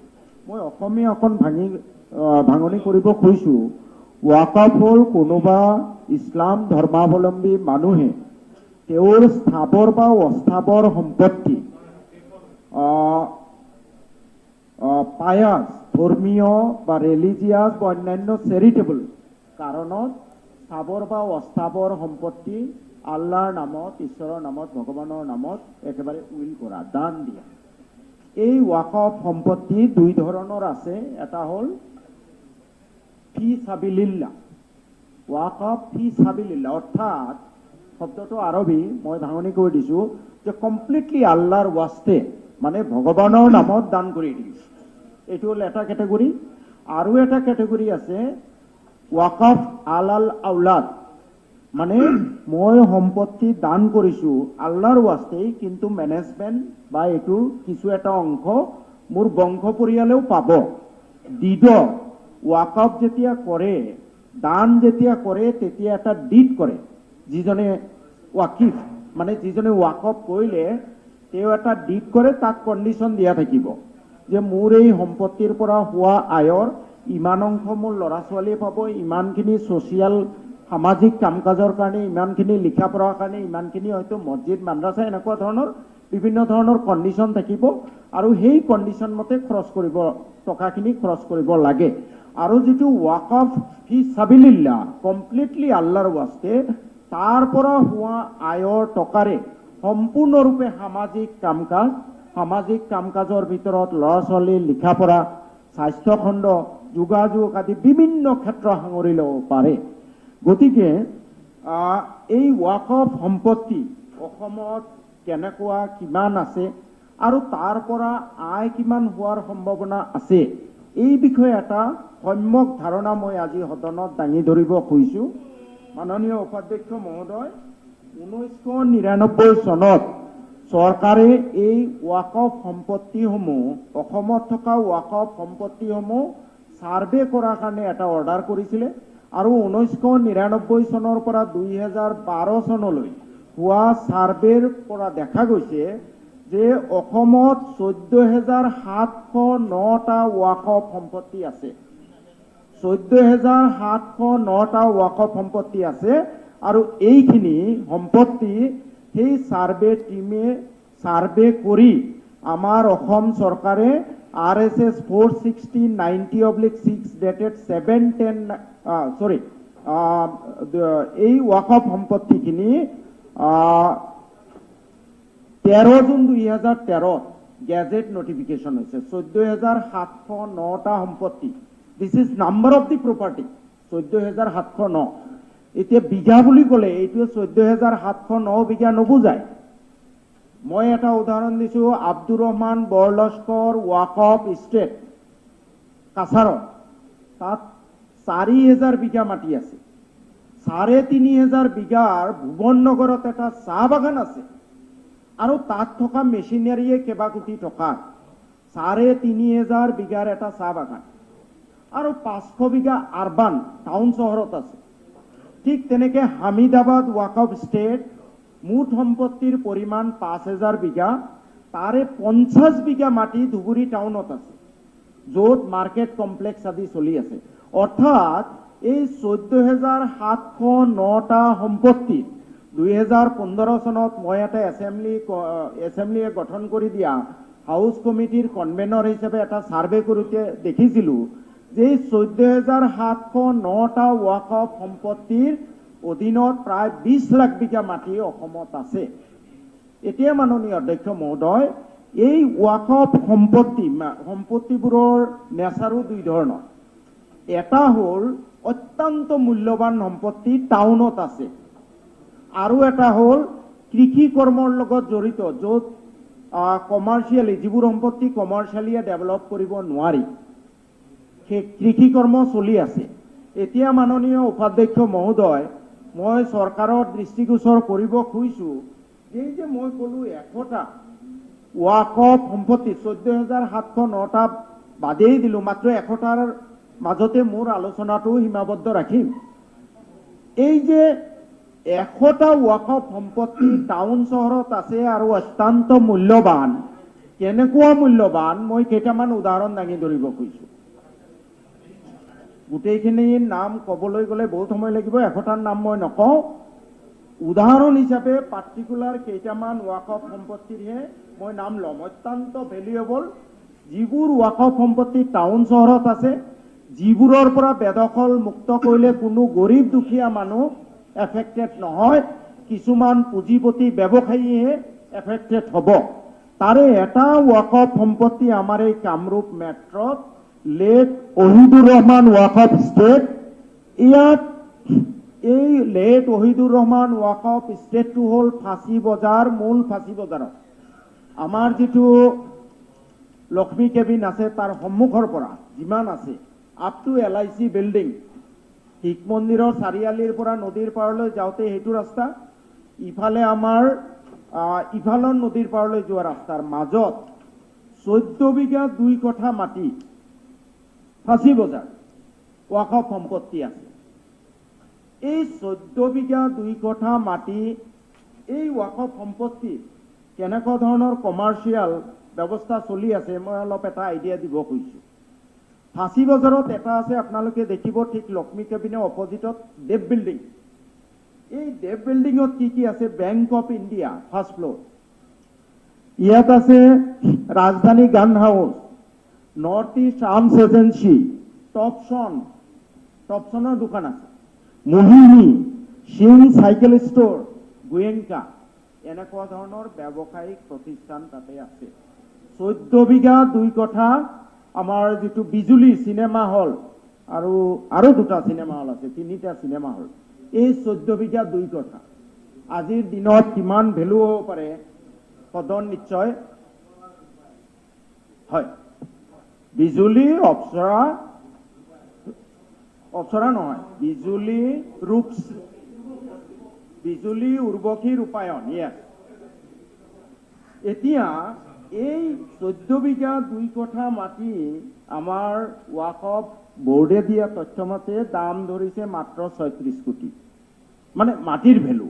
কিন্তু আজি সেই 14 বিঘা 2 কঠা মাটিৰ value কিমান 100 কোটি থকা হ'ব? কথাত যদি 10 কোটিকেও ধৰা হয়, মিনিমাম 50 কোটি 60 কোটিও হ'ব পাৰে। এবিঘাত 50 কোটি, 14 বিঘাত 700 কোটি minimum value, it will go up to several thousand crore. এটা উদাহরণ দিল। 2 নম্বর, সৈয়দ আনোয়ারউদ্দিন ওয়াকফ স্টেট, প্রায় 12 বিঘা মাটি আছে। এইটো ক'ত? আমাৰ ভাঙাগাঁৱৰ GMC লৈ উপাধ্যক্ষ মহোদয় ভালকে জানিব, যিটো ৰাস্তা গৈছে তাত 2 কাকে 12 বিঘা মাটি চৰকাৰীভাৱে দেখুৱাইছে। ইয়াৰ দাম প্ৰায় 29 কোটি, আচলতে সেভারেল 100 ক্রোর। 12 বিঘা মাটি আছে তাত। ঠিক তেনেকে গুলাম রহমান ওয়াকফ স্টেট, 30 বিঘা 9 কঠা 4.5 লেচা। গুলাম রহমান ক'ত আছে? পাণবজাৰ আৰু উলুবাৰীত। আমাৰ যিটো মহামায়া হোটেল ওয়াকফ সম্পত্তিৰ ওপৰত, LIC আছে, কিবা আছে, ওয়াকফ সম্পত্তিৰ ওপৰত। 30 বিঘা 9 কঠা 4.5 লেচা। ডক্টর বাকরুবালি ওয়াকফ স্টেট, দিহাবাড়ি মেইন টাউনশিপ, 4 বিঘা 2 কঠা। আছে ৰৌচনৰা এডুকেশ্যন ফাউণ্ডেশ্যন SS ৰোড লাখটকীয়া, ইয়াত আছে এনেকে মই আৰু গোটেই কামৰূপত নকওঁ, বেলেগ ষ্টেটৰ দুই এটা কম। কাছাৰ জিলাত প্ৰায় এনেকুৱা কমাৰ্চিয়েল ভেলু থকা 69টা ৱাকফ সম্পত্তি আছে। মই কেইটামানৰহে নাম ক'ম। এটা ক'লো হাজী আব্দুৰ ৰহমান বৰলস্কৰ ৱাকফ ষ্টেট, 4000 বিঘা মাটি, তাৰে 3500 বিঘা মই নিজে ভিজিট কৰিছোঁ। ভুৱন নগৰত চাহ বাগান চলি আছে, কেইবা কোটি টকাৰ মেচিনাৰী আছে। আৰু 500 বিঘা আছে শিলচৰৰ মালুগ্ৰামৰ দৰে টাউন এলেকা। ঠিক তেনেকে আধানমিয়া ৱাকফ ষ্টেট, মই চব নকওঁ, টাউনত থকা কেইটাহে কৈ আছো। আধানমিয়া ৱাকফ ষ্টেট 379 বিঘা, 5 কঠা 7 ছটাক 10 জি মানে কি কয় বৰাকভেলীত মই নাজানো। এই 379 বিঘা আছে তাৰাপুৰ, পাৰ্ট 1, 2, 3, 4, 6 শিলচৰ টাউনত, ফাটক বাজাৰ 379 বিঘা। ইয়াৰ পিছত আছাবালি লস্কৰ ৱাকফ ষ্টেট বালিঘাটত আছে, suburban, very valuable land. Khadim Habibullah Waqf estate 13 বিঘা, মেইন টাউনত, Cheshri Barkhala main town. Haji Abdul Latif Waqf estate নিজ কাটিগড়া পাৰ্ট 1 মাৰ্কেট চলি আছে, মাৰ্কেট টাউনত। Kashim Mia Waqf estate Tarapur part 7 Silchar town. Adai Mia Waqf estate 131 বিঘা লক্ষীপুৰ টাউন মেইন টাউনত। লেক সুফি মোহাম্মদ আলী লস্কৰ শিলচৰ টাউনত 3 বিঘা। আলহাজ নসিব আলী চৌধুৰী ৱাকফ ষ্টেট মধুৰবন টাউনত, শিলচৰ টাউন মধুৰবন 11 বিঘা। SK আমিৰুদ্দিন ৱাকফ ষ্টেট 12 কঠা 14 ছটাক শিলচৰ মেইন মিউনিচিপালিটি এৰিয়া। হাজী কেৰামতুল্লাহ ৱাকফ ষ্টেট 15 বিঘা, শিলচৰ টাউন ৱাটাৰ ৱৰ্কছ ৰোডত আছে 15 বিঘা। এই হ'ল শিলচৰ, মই আৰু বেলেগ নকওঁ। শিলচৰৰ ধুবুৰী হামিদাবাদ ৱাকফ ষ্টেট 5000 বিঘা, তাৰে 50 বিঘা ধুবুৰী টাউনত। হাজী আব্দুল জব্বাৰ ৱাকফ ষ্টেট ধুবুৰী টাউনত 1 বিঘা 13 লেচা। গোৱালপাৰাত হাজী মিৰুল্লাহ ৱাকফ ষ্টেট, গোৱালপাৰাত ধানতলা আমবাৰী মেইন টাউন এলেকা, তাত আছে প্ৰায় 150 বিঘা, 95 বিঘা 2 কঠা 11 লেচা এটা প্লট। 41 বিঘা 4 কঠা 13 লেচা, এইটো হ'ল বিজয়পুৰ। 95 বিঘাটো আমবাৰী ধানতলা। হাজী মিৰুল্লাহ ৱাকফ ষ্টেট 3 বিঘা, এইটো আমবাৰী পাৰ্ট 1। হাজী মিৰুল্লাহ ৱাকফ ষ্টেট 11 বিঘা 4 কঠা 18 লেচা ধানতলা। এনেকে মই কেইটামানহে উদাহৰণ দিলোঁ, বাকীবোৰ উদাহৰণ দিব গ'লে বহু সময় লাগিব। মই কৈ আছিলোঁ 14,709টা ৱাকফ প্ৰপাৰ্টি, তাৰে আমাৰ অনুসন্ধানত দেখা গৈছিলে যে প্ৰায় 100টা, 14,900টা বাদ দিয়ক, 14,600টা বাদ দিয়ক, 100টা এনেকুৱা ৱাকফ সম্পত্তি আছে টাউন চহৰত, মূল টাউনত। কিন্তু এই ৱাকফ সম্পত্তিবোৰৰ পৰা যি আয়, আজি মই বাকীখিনি বাদ দিওঁ, ধৰক খেতি বাতি কৰি আছে, খেতি বাতি কৰি থকা সাধাৰণ মানুহক এভিকশ্যন কৰা কথা নাই। 14,600টা তেওঁলোকৰ হয়, এটা ৰেট ভাড়া এটা ফিক্স কৰি দিব পাৰি, ৰিভাইজ কৰিব পাৰি। মই অকল কনচেনট্ৰেট কৰিব খুজিছোঁ এই 100টা কমাৰ্চিয়েলি ডেভেলপ কৰিব পৰা ৱাকফ সম্পত্তিৰ ওপৰত। যি 100টা ৱাকফ সম্পত্তি যদি বেদখল মুক্ত কৰি প্ৰপাৰ মেনেজমেণ্ট কৰা হয়, আমি এটা ষ্টাডি কৰিছিলোঁ, অকল এই ফাঁচী বজাৰৰ এইটোৱে 14 বিঘাটো যদি ডেভেলপ কৰা হয়, মাল্টি ষ্টৰিড বিল্ডিং। উপাধ্যক্ষ মহোদয়, বহুতৰে মনত প্ৰশ্ন হ'ব যে মাল্টি ষ্টৰিড বিল্ডিং বনাবলৈ টকা ক'ত পাব? টকাৰ অভাৱ নাই। চেণ্ট্ৰেল ৱাকফ কাউন্সিলে এনেকুৱা কমাৰ্চিয়েল প্ৰপাৰ্টি ডেভেলপ কৰিবলৈ 10,000 crore 20,000 crore interest free loan দিয়ে চেণ্ট্ৰেল ৱাকফ কাউন্সিল। তেওঁলোকক যদি আমি নক্সা প্লেন বনাই দিওঁ যে ফাঁচী বজাৰে এইটো আমি ডেভেলপ কৰিম, আমাৰ 5,000 crore লাগিব, তেওঁলোকে লোন দিব ইণ্টাৰেষ্ট ফ্ৰী। আৰু এই ৱাকফ প্ৰপাৰ্টি ডেভেলপ কৰাৰ লগে লগে মাল্টি ষ্টৰিড বিল্ডিং কৰিবই নালাগে, ফাউণ্ডেশ্যন কৰাৰ লগে লগে মিনিমাম 10,000 crore চালামি আহিব, যাৰ পৰা আমি লোনটো মাৰি দিব পাৰিম। আৰু এই প্ৰপাৰ্টি ডেভেলপ কৰাৰ পিছত তাৰ পৰা আয় হ'ব বছৰি, আমি একদম মিনিমাম পাৰ স্কুৱেৰ ফুট ধৰি এটা হিচাপ কৰিছিলো, বছৰি মিনিমাম 500 crore, মিনিমাম 500 crore তাৰ পৰা আয় হ'ব মিনিমাম ধৰিলে। ঠিক তেনেকে শিলচৰ টাউনৰ মালুগ্ৰামত যিটো একেবাৰে টাউন আৰু সেইটো ডেভেলপ কৰিলেও তেনেকে মিনিমাম 500 কোটি। আমি এটা হিচাপ কৰিছিলো তেনেকে একদম কনজাৰভেটিভ চাইডত সালামিটো বাদ দিয়ে, সালামি ধৰক 1 লাখ কোটি মান আহিব ডেভেলপ কৰিলে। ডেভেলপ কৰাৰ কাৰণে যি টকা লাগে আমি দিব নালাগে, প্লেন বনাই চেন্ট্ৰেল ৱৰ্কফ কাউন্সিলক দিয়ক, তেওঁলোকে 1000 কোটি 2000 কোটি 5000 কোটি দিব, লৈছো, ইণ্টাৰেষ্ট দিব নালাগে। আৰু ডেভেলপ কৰাৰ লগে লগে যিটো সালামি পাব তাৰ 100 ভাগৰ 1 ভাগ টকাৰে মূলধনটো মাৰি পেলাব পাৰিব, আৰু বাকী টকাৰে এই যে শিক্ষা দীক্ষা বা স্বাস্থ্য আদি খণ্ডত খৰচ কৰিব পাৰি। আমি এটা হিচাপ কৰিছিলো যে এই 100টা প্ৰপাৰ্টি নালাগে, মাত্ৰ 15টা প্ৰপাৰ্টি, গুৱাহাটীৰ 4টা প্ৰপাৰ্টি, গুৱাহাটীত মুঠ প্ৰপাৰ্টি আছে আপোনাৰ 16টা, এনেকুৱা দৰকাৰী প্ৰপাৰ্টি বহুত বেছি আছে, কিন্তু মই টাউনত থকা প্ৰপাৰ্টি 16টা। এই 16টাৰ ভিতৰত গুৱাহাটীৰ 4টা, ধুবুৰীৰ 2টা, গোৱালপাৰাৰ 2টা, শিলচৰৰ 5টা মাত্ৰ, শিলচৰৰ মাত্ৰ 5টা, তেনেকে তেজপুৰৰ 2টা। এই প্ৰপাৰ্টিখিনি যদি আমি এনেকুৱা 15টা প্ৰপাৰ্টি উদ্ধাৰ কৰি আমি যদি কমাৰ্চিয়েলি ডেভেলপ কৰো, we will learn about rupees 10,000 crore per year. আপুনি অলপ শৰ্ট কৰিলে ভাল হ'ব, আপোনাৰ আৰু এজন বক্তাই ক'ব চাগে, তাৰপিছত ৰিপ্লাইটো লাগিব। স্যার ফার্স্ট মোবারে মিনিমাম আধা ঘন্টা পাই স্যার, গুরুত্বপূর্ণ বিষয় sir, minimum half an hour. 15 মিনিটে টাইম দিয়া। No I will get 30 minutes minimum. আপনি স্যার রুলটো চাই লওক, 125 rule, I will get minimum 30 minute. আপোনাৰ আনসাৰটো দিবলৈ কাৰণে আকৌ পিছত no I will get, I think না উপাধ্যক্ষ মহোদয় আপনি রুলটো চাওক, আপোনাক বোধহয় কোনোবাই মিসগাইড কৰি আছে। Rule 125, the mover of the resolution will get minimum 30 minutes.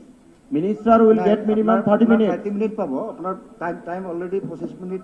গুৰুত্বপূৰ্ণ বিষয় কৈ আছো তো sir, sometime there are a lot of. আপোনাক ষ্টপ কৰিব পৰা নাই, আপুনি ছুটি কৰি পেলাই হেৰি কৰি খালি মোক ডিস্টাৰ্ব কৰি নাথাকিলে ভাল, বহুত গুৰুত্বপূৰ্ণ।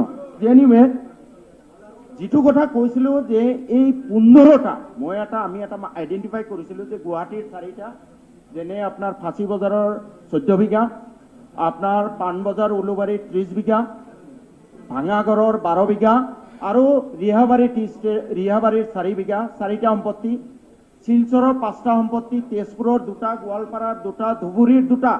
ধুবুৰীৰ গোটেই নহয়, যিখিনি কৃষি ক্ষেত্ৰ চলি আছে চলি থাকক, টাউনত থকা এনেকুৱা 15টা প্ৰপাৰ্টি যদি উদ্ধাৰ কৰো, কমাৰ্চিয়েলি ডেভেলপ কৰো, মিনিমাম 10,000 crore পাৰ ইয়াৰ ইনকাম হ'ব মাননীয় উপাধ্যক্ষ মহোদয়। আৰু এই 10,000 crore দ্বাৰা এই যে আমাৰ মাননীয় মুখ্যমন্ত্ৰী মহোদয়ে জনসংখ্যা মুছলমানৰ মাজত বৃদ্ধিলৈ উদ্বেগ প্ৰকাশ কৰিছে, ময়ো এইটো বিশ্বাস কৰোঁ, মই মানি লওঁ, হয় মুছলমানৰ মাজত জনসংখ্যাৰ বৃদ্ধিৰ হাৰ বেছি, আৰু এইটো কম হোৱাটো মই বিচাৰোঁ, মোৰ ব্যক্তিগত মত। ষ্ট্ৰিক্ট আইন কৰিব লাগে আৰু কিছু আনুষংগিক কথা কাম কৰিব লাগে। তাৰ ভিতৰত নাম্বাৰ 1 কাম হ'ল এই মুছলমান জাতিটোক শিক্ষা দীক্ষাত আগবঢ়াই আনিব লাগে। তাৰ কাৰণে চৰকাৰে এক্সট্ৰা এই এডুকেশ্যনেল ইনষ্টিটিউট 10,000 crore যদি আহে, চৰকাৰে পইচা দিব লাগিব নে এডুকেশ্যনৰ কাৰণে? 1000টা মডেল স্কুল বনাওক, ইঞ্জিনিয়াৰিং কলেজ বনাওক, মেডিকেল কলেজ বনাওক, ফাৰ্মাচী কলেজ বনাওক, এই ৱাকফৰ টকাৰে, চৰকাৰে 1 পইচাও দিব নালাগে। স্বাস্থ্য কেন্দ্ৰত উন্নয়ন কৰক, কোৱাৰ্টাৰ বনাই দিয়ক ডক্টৰবোৰত, আজি মানকাছাৰৰ ডক্টৰ নাযায়, ধুনীয়া সকলো ফেচিলিটি থকা যদি কোৱাৰ্টাৰ বনাই দিয়ে ডক্টৰ যাব, মোৰ মন্দিৰত নাযায়, যাব। মই সেইকাৰণে ক'ব খুজিছো যে মাননীয় মুখ্যমন্ত্ৰী যিটো উদ্বেগৰ কাৰণ, জনসংখ্যা মোৰো এইটো উদ্বেগৰ কাৰণ, এই জনসংখ্যা নিয়ন্ত্ৰণ কৰাৰ কাৰণে এডুকেশ্যন ইজ দ্য বেষ্ট কন্ট্ৰাচেপ্টিভ।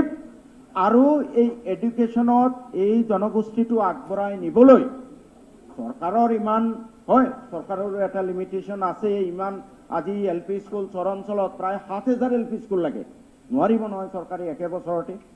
কিন্তু যদি চৰকাৰে মাত্ৰ এনেকুৱা 15-20টা 100টাৰ ভিতৰত ওয়াকফ সম্পত্তি উদ্ধাৰ কৰি তাৰ পৰা যদি 10,000 কোটি টকা আয়ৰ ব্যৱস্থা কৰে, মুছলমানৰ উন্নয়ন মুছলমানৰ টকাৰে কৰিব পৰা যাব। আমাৰ মুখ্যমন্ত্ৰী মহোদয়ে একেদিনে 500 মডেল স্কুলৰ ফিতা কাটি ক'ব, what the earlier government did not do I am doing. আৰু এই যিটো জনসংখ্যা বৃদ্ধিৰ যিটো প্ৰৱণতা, এইটো শেষ হ'ব। আজি বোধহয় সকলোৱে একমত, শিক্ষাৰ লগে লগে জনসংখ্যা কমি যায়। আজি doctor, any doctor from any community, চব ল'ৰা ছোৱালী প্ৰায় সমান। সি মিয়া হ'ব পাৰে, অসমীয়া হ'ব পাৰে, হিন্দু হ'ব পাৰে, মুছলমান হ'ব পাৰে, বৌদ্ধ হ'ব পাৰে, সমান। উকিল হাইকোৰ্টত যাওক, ল'ৰা ছোৱালী সমান। আজি যদি শিক্ষাৰ আন্দোলন আৰম্ভ কৰা যায়, অন্তত 20 বছৰ পিছত হ'লেও বেলেঞ্চিং হ'ব। তাৰ লগতে অন্যান্য ব্যৱস্থাও কৰক, সময়ত ছোৱালী বিয়া দিয়া বন্ধ কৰক, তাৰ লগতে আইন আনক, এইবোৰ কৰক। কিন্তু ফাৰ্ষ্ট কাম যিটো পাৰ্মানেণ্ট কাম হ'ব, সেইটো হ'ল শিক্ষা। আৰু মই এজন দায়বদ্ধ বিধায়ক হিচাপে অনুভৱ কৰোঁ যে চৰাঞ্চলত যি 7,000 LP স্কুলৰ দৰকাৰ, চৰকাৰৰ ইমান ফাণ্ড নাই যে 7,000 LP স্কুল একে বছৰতে কৰি দিব। But if we have will have way. আমাৰ যদি ইচ্ছা থাকে ৰাস্তা ওলাব। ৰাস্তা মই চৰকাৰক দিছোঁ যে 15টা মান ওয়াকফ সম্পত্তি উদ্ধাৰ কৰক এনক্ৰচমেণ্টৰ পৰা। আপোনালোকে কৈছে এই 15টা সম্পত্তি সাধাৰণ মানুহ এফেক্টেড নহয়। মই আজি শিলচৰত চাই আহিছোঁ, আমাৰ এই যে এজন বিধায়ক আছে, তেওঁলোকৰ 4,500 বিঘা সম্পত্তি, তাত মানে খেতি কৰি আছে, দুৰ্গা মন্দিৰ আছে। মই এইবোৰ মেনশ্যনেই কৰা নাই, এইবোৰ দৰকাৰ নাই। মস্ত ডাঙৰ দুৰ্গা মন্দিৰ, এইবোৰ সাধাৰণ মানুহ এফেক্টেড হোৱা সম্পত্তিত হাত দিব নালাগে। ধাৰাটো ঠিক কৰি লওক, কিন্তু এই কমাৰ্চিয়েলি ডেভেলপ কৰিব পৰা যি সম্পত্তি, সেইখিনি উদ্ধাৰ কৰক। And it is possible. নতুন যি ওয়াকফ আইন অত্যন্ত ভাল, 2013 চনৰ ওয়াকফ আইনখনত কৈ থৈছে যে এনি চেল, এই যে আমাৰ যিটো 10,000 কোটি টকা আয় হ'ব লাগে, সেইটো কিন্তু হোৱা নাই। কেনেকুৱা হৈ আছে আপোনালোকে শুনিলে আচৰিত হ'ব। গুৱাহাটীৰ কামৰূপ মেট্ৰ', এই যে মই ক'লো ফাঁচী বজাৰ, পাণ বজাৰ, উলুবাৰী, এনেকুৱা 16টা কমাৰ্চিয়েল প্ৰপাৰ্টিৰ পৰা ওয়াকফ বোৰ্ডে পায় মাত্ৰ 2011-12 উদাহৰণ দিছোঁ 8,350 টকা। 8,000 দেৱ বিল্ডিং, মই নিজে ভিজিট কৰিছিলোঁ। দেৱ বিল্ডিঙে আমাৰ ওয়াকফ বোৰ্ডৰ লগত চুক্তি কৰিছে 750 টকা মাহত। আৰু দেৱ বিল্ডিঙে দেৱে নিজে তাৰ পৰা কালেকশ্যন কৰে 1 লাখ টকা। মোৰ লগত বহুতো অফিচাৰো আছিলে। 1 লাখ টকা মাহত কালেকশ্যন কৰে, ওয়াকফ বোৰ্ডক দিয়ে মাত্ৰ 750 টকা। This is what is going on. এই যে কম কালেকশ্যন, আজি ধুবুৰী কামৰূপ মেট্ৰ' মাত্ৰ 8,350 টকা বছৰি। আপোনাৰ কাছাৰ 69টা কমাৰ্চিয়েল প্ৰপাৰ্টি আছে, আয় হৈছে 2011-12 মাত্ৰ 11,000 টকা। ইয়াৰ কাৰণে হৈছে কি কাৰণ? কাৰণ কেইবাটাও। নাম্বাৰ 1, আমাৰ যিসকল এই মেনেজাৰ থাকে ওয়াকফৰ, মুতৱাল্লি বুলি কয়, most of the মুতৱাল্লিজ are most corrupt and scrupulous. তেওঁলোকে অন্যায়ভাৱে মাটি বিক্ৰী কৰি দিছে, লিজ কৰি দিছে। কিন্তু মাননীয় উপাধ্যক্ষ মহোদয়, আইনখনে চৰকাৰৰ ক্ষমতা দিছে যে কোনোবা মুতৱাল্লি যদি কৰাপশ্যনত জড়িত, তাক আঁতৰাই পেলাই সেই ওয়াকফ প্ৰপাৰ্টি চৰকাৰে ল'ব পাৰে। আমি মেনেজ কৰিম, IS অফিচাৰক মুতৱাল্লি কৰি দিব পাৰে। It can be done. আৰু প্ৰপাৰ ষ্ট্ৰীম লাইনত আহি সেইটো আকৌ ঘূৰাই দিয়ে। 1 নম্বৰ কাৰণ মুতৱাল্লি। মাননীয় মন্ত্ৰী মহোদয় অলপ কথাখিনি আপুনি যিহেতু শেষ কৰিব পাৰিলে ভাল। মুতৱাল্লি হ'লে 1 নম্বৰ কাৰণ। 2 number, the officials of Waqf board, they are involve. মই এটা উদাহৰণ দিওঁ। আমি এটা ৰিপৰ্ট চাবমিট কৰিছোঁ, জাষ্ট এটা উদাহৰণ দিম। আপোনাৰ চাওক, ওয়াকফ বোৰ্ডত কোনো প্ৰপাৰ ৰেকৰ্ডো নাই। আমাৰ এটা ৰিপৰ্ট আছিলে, যিটো প্ৰতিবেদন দিছিলোঁ, এছেম্বলিত লে হৈছে। তাত আছিলে যে the Waqf board, a major chunk of the board's share collected from Waqf state are misappropriated by the board official. কেনেকে? তেওঁলোকৰ ডকুমেণ্টত প্ৰমাণ হৈছে, আমাক দিছিলে ডকুমেণ্ট। আনোৱাৰুদ্দিন ওয়াকফ ষ্টেটে 2009-10 83,000 টকা ওয়াকফ বোৰ্ডক জমা দিছে। ওয়াকফ বোৰ্ডে আমাক দেখুৱাইছে মাত্ৰ 10,000 টকা। আনোৱাৰুদ্দিন ওয়াকফ ষ্টেটে আমাক ৰিচিপ্ট দিছে, 83,000 টকা জমা দিছোঁ। কিন্তু ওয়াকফ বোৰ্ডৰ অফিচিয়েলে দেখুৱাইছে মাত্ৰ 10,000 টকা। These are the irregularities, misappropriation caused by the employees, Waqf board employees and officers. So 2 number কাৰণ এইটো। 3 নম্বৰ কাৰণ হ'ল আমাৰ চৰকাৰৰ অনীহা। চৰকাৰে কেতিয়াও এই বস্তুটোক গুৰুত্ব দিয়া নাই আজিলৈ। ৱাকফ কি বস্তু আমি বুজিয়ে নাপাওঁ, আমি ভাবোঁ এইটো মুছলমানৰ, এইটো কি হ'ব, এইটো এটা ৰিলিজিয়াছ বস্তু, আমাৰ কোনো হস্তক্ষেপ কৰাৰ ক্ষমতা নাই, এই ধৰণৰ এটা মনোভাৱ লৈ থকাৰ কাৰণে সেইকাৰণে মই বিষয়টো এই প্ৰস্তাৱ আকাৰে আনিছোঁ, যাতে সকলোৱে জ্ঞাত হয় চৰকাৰৰ 100% কণ্ট্ৰল আছে। আৰু মাননীয় উপাধ্যক্ষ মহোদয়, conclude please, your time is over. মই বেছি নিদিওঁ, দুটা উদাহৰণ কেনেকুৱা হৈছে চাওক। নাম নকওক, আপোনাৰ টাইম শেষ হৈছে, আপুনি কনক্লুড কৰক। ছাৰ আৰু 5 মিনিট মান 5 মিনিট নহয়, 2 মিনিটত কনক্লুড কৰক আপুনি। না আপোনাৰ আৰু নাই আৰু আছে নহয় আপোনাৰ এটা 3 কঠা মালুগ্ৰামৰ মাটি, 3 কঠা মালুগ্ৰামৰ মাটি আৰু এটা ৰিজলিউশ্যন ইয়াৰ পিছত আছে, আপুনি ট্ৰাই টু কনক্লুড। ছাৰ 3 কঠা মালুগ্ৰামৰ মাটিত মাল্টি ষ্টৰিড বিল্ডিং, তাত ভাড়া দিয়া হৈছে কিমানকে শুনিলে আপোনালোকে আচৰিত হ'ব, 200 টকা প্ৰতি বছৰ। এইটো আপোনাৰ 2005 চনৰ পৰা 2008 চনলৈ আছিলে যিটো আমাক দিছিলে। আপোনালোকে চাওক, পিছত আজিও আপোনাৰ ইয়াত য'ত আয় হ'ব লাগে 10,000 কোটি, আচ্ছা 200 টকা বছৰি তেওঁলোকে ভাড়া পায়। আচ্ছা আৰু এটা উদাহৰণ দিছোঁ, এলাইট ষ্টেট হাউজিং মালুগ্ৰাম, তেওঁলোকে মাল্টি ষ্টৰিড বিল্ডিং বনাইছে, তেওঁলোকে ভাড়া দিছিলে 3 বিঘাত 300 টকা পাৰ এনাম উইথ ফ্ৰম 8/12/2005 to 8/12/2008, প্ৰতি বছৰ 300 টকা। কেন ইউ ইমাজিন? আচ্ছা এনিৱে, এইখিনি হ'ল খেলি মেলি, কিন্তু চৰকাৰে যদি ইচ্ছা কৰে তেতিয়াহ'লে ইয়াত নিৰাময় আছে। নিৰাময় কেইটা মই ক'ব খুজিছোঁ। নাম্বাৰ 1, ৱাকফ বোৰ্ডটো শক্তিশালী কৰিব লাগিব। CEO যিজন চিফ এক্সিকিউটিভ অফিচাৰ চৰকাৰে নিয়োগ কৰে, সেইজনৰ ওপৰত বহুত দায়িত্ব থাকে। Let that be a strict IAS officer. Let him be posted there CEO. তেওঁৰ ইণ্টাৰেষ্ট থাকিব লাগিব। আৰু চৰকাৰে যদি ইচ্ছা কৰে, আজি মুখ্যমন্ত্ৰী ইচ্ছা কৰিলে যে মই 10টা মান উদ্ধাৰ কৰি entire revenue department, civil administration, DC SP ফুল তেওঁ ৱাকফ বোৰ্ডৰ লগত কোঅপাৰেট কৰিবলৈ তেওঁ ইনষ্ট্ৰাকশ্যন দিব লাগিব, যাতে ৱাকফ বোৰ্ডে অ'ত ধৰিব নালাগে। DC SP তেওঁলোকে যাতে ৰেভিনিউ ডিপাৰ্টমেণ্টে ক'ৰবাত যদি খেলি মেলি হৈছে যাতে উচ্ছেদ কৰিব পাৰে। নাম্বাৰ 2, নাম্বাৰ 3, এই কেছবোৰ সোনকালে সমাধান হোৱাৰ কাৰণে এই আইনখনে কৈছে ট্ৰিব্যুনেল বনাব লাগে। আমাৰ ইয়াতে এখন ট্ৰিব্যুনেল হৈছে, মেম্বাৰ নাই, 3জন থাকিব লাগে, এজন জুডিচিয়েল ছাৰ্ভিচৰ, এজন চিভিল ছাৰ্ভিচৰ, এজন থিঅলজিত এক্সপাৰ্ট, মাত্ৰ এজন মেম্বাৰ, তাকো ফুল ফ্লেজেড নহয়, ভালকে নচলে। ৱাকফ ট্ৰিব্যুনেল অন্তত গুৱাহাটী আৰু শিলচৰত 2টা ৱাকফ, এইবোৰৰ দৰমহা চৰকাৰে দিব নালাগে। এটা সময় আহিব self sufficient, after 3 years self sufficient, 2 years self sufficient হৈ যাব। বৰঞ্চ ৱাকফ বোৰ্ড এটা টাইম আহিব চৰকাৰক 500 কোটি টকা ডনেট কৰিব পাৰিব, যে ডেভেলপমেণ্টৰ কাৰণে আমি ডনেট কৰিলোঁ। দে কেন ডু ইট, কিন্তু প্ৰপাৰ মেনেজমেণ্ট কৰিব লাগিব। মাছৰ তেলেৰে মাছ আমাৰ চৰকাৰে ভাজিব পাৰিব। যে ইমান 1000খন মডেল স্কুল বনালো, আমাৰ মুখ্যমন্ত্ৰী মহোদয়ে ফিটা কাটিব, কিন্তু টকা 1 পইচাও দিব নালাগে। এই প্লিজ কনক্লুড। আৰু কোনোবা মাননীয় সদস্য ইয়াৰ ওপৰত ক'ব বিচাৰে নেকি? মাননীয় আৰু সদস্য কোনোবা আছে? You start please. আকৌ আৰু নালাগে আৰু আপোনাৰ হ'ল, টাইম ইজ অভাৰ। নেক্সট হ'ল আমাৰ এটা ৰিকমেণ্ডেশ্যন আছিলে যে ইয়াত বিভিন্ন বিভাগৰ ওপৰত ষ্টেণ্ডিং কমিটি আছে।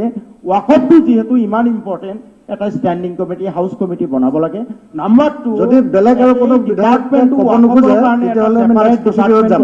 যদিহে চৰকাৰে বিচাৰে, নিবিচাৰিলেতো আৰু কথা নাই, but it is for the good of the welfare of the entire state. Third কথাটো হ'ল ৱাকফ বোৰ্ডে প্ৰতি বছৰে এছেম্বলিত ৰিপৰ্ট লে কৰিব লাগে। আজিলৈ ৰিপৰ্ট কৰা নাই। মুতুৱাল্লিবোৰে যি স্কিম বনাব, সে 5 লাখ টকা কালেকশ্যন হ'ল, that scheme should get approved from the waqf board. Waqf বোৰ্ডে যি স্কিম ৰূপায়ণ কৰিব সেইটো প্ৰথমে বোৰ্ডত এপ্ৰুভ হ'ব লাগে। এভাৰ ইট ইজ, আপুনি যদি নকৰে তেতিয়াহ'লে মই নেক্সট হেৰি গুচি যাম। দেয়াৰ ইজ এ হিউজ পটেনচিয়েলিটি, আৰু চৰকাৰে ইচ্ছা কৰিলে আপুনি কনক্লুড কৰক। Kindly conclude. পদ সংখ্যালঘু সম্প্ৰদায়টো শিক্ষা, স্বাস্থ্য, যোগাযোগ, গৰাখহনীয়া এভৰি এছপেক্টত আগবঢ়াই আনিব পাৰে। Kindly conclude. আমাৰ যিটো ভয় যে মিয়া ইমান, আপুনি যদি নকয় 20 বছৰ পিছত এই ভয় নোহোৱা হৈ যাব। মই এতিয়া সংখ্যালঘু কল্যাণ বিভাগৰ মাননীয় মন্ত্ৰীক সংকল্প প্ৰস্তাৱৰ ওপৰত উত্তৰ দিবলৈ অনুৰোধ জনাইছোঁ। উপাধ্যক্ষ ডাঙৰীয়া, আপুনি যিটো মাননীয় বিভাগীয় মন্ত্ৰীক উত্তৰ দিবলৈ কৈছে, আমি যিমান দূৰ জানো সংকল্প প্ৰস্তাৱত এই পবিত্ৰ বিধানসভাৰ প্ৰতিজন সদস্য আপোনালোকে যদি ষ্টাৰ্ট নকৰে, আপুনি যিটো আমি কনক্লুড কৰিব দিছো, টাইম যিটো দিয়া আছে 15 মিনিট টাইম, তাত যদি আপোনালোকে এক্সিড কৰি থাকে, ৰুলটো চাব আৰু ইয়াতে ভাগ ল'ব পাৰিব, সকলোকে দিব লাগে। মিনিষ্টাৰৰ আনচাৰো আছে, ইয়াত বেলেগ মিনিষ্টাৰৰ আনচাৰো আছে, ক'ব পাৰে ৰাইট। আপোনালোকে টাইমটো বেছি কি হ'ল, যিটো এলটেড টাইম আপোনাক মহোদয়, আমাৰ প্ৰাইভেট মেম্বাৰ মিল 2 দিনো হৈছে, 2টা দিনো আমাৰ হ'ব। মন্ত্ৰীয়ে মাজতে আধা ৰিপ্লাই দি পিছলৈও পঠিয়াব। এটা টাইমিংটো দি আছে, ৰুলত যিখিনি টাইম হয়, প্ৰাইভেট মেম্বাৰক স্পেচিফিক কোনো টাইম নাথাকে। যোনে মুভাৰ তেওঁ ক'ব পাৰে, বা সদনৰ যদি 126 জনে ক'ব বিচাৰে ক'ব। মই টাইম দিছো আৰু ৰিপ্লাই দিতেও টাইম দিছো, সময়সীমা নাই, কোনো সময়সীমা নাই। টাইম দিছো তেখেতসকলক ক'বলৈ, আৰু নেক্সটটো আপোনাৰ নাকচ হ'ব। গতিকে এইটো অপজিশ্যনে যিটো আনে প্ৰাইভেট মেম্বাৰ বিলছ বা বেলেগে আনে, সেইটো কোনো তেনেকুৱা টাইম লিমিট নাথাকে, সকলোকে ক'ব দিছো। মহোদয়, আজিয়ে যে ৰিপ্লাই লাগিব তেনেকুৱা কথা নহয়, ৰিপ্লাই নেক্সট সেশনত দিলেও হ'ব, কিন্তু ক'ব দিব লাগে চবক। ক'ব দিছো কাৰণেতো আপোনালোকক অনুৰোধ কৰি আছো, কওক। ৰিপ্লাই নেক্সট সেশনৰ কালিও দিব পাৰে ৰিপ্লাই। প্লিজ লেট মি সে।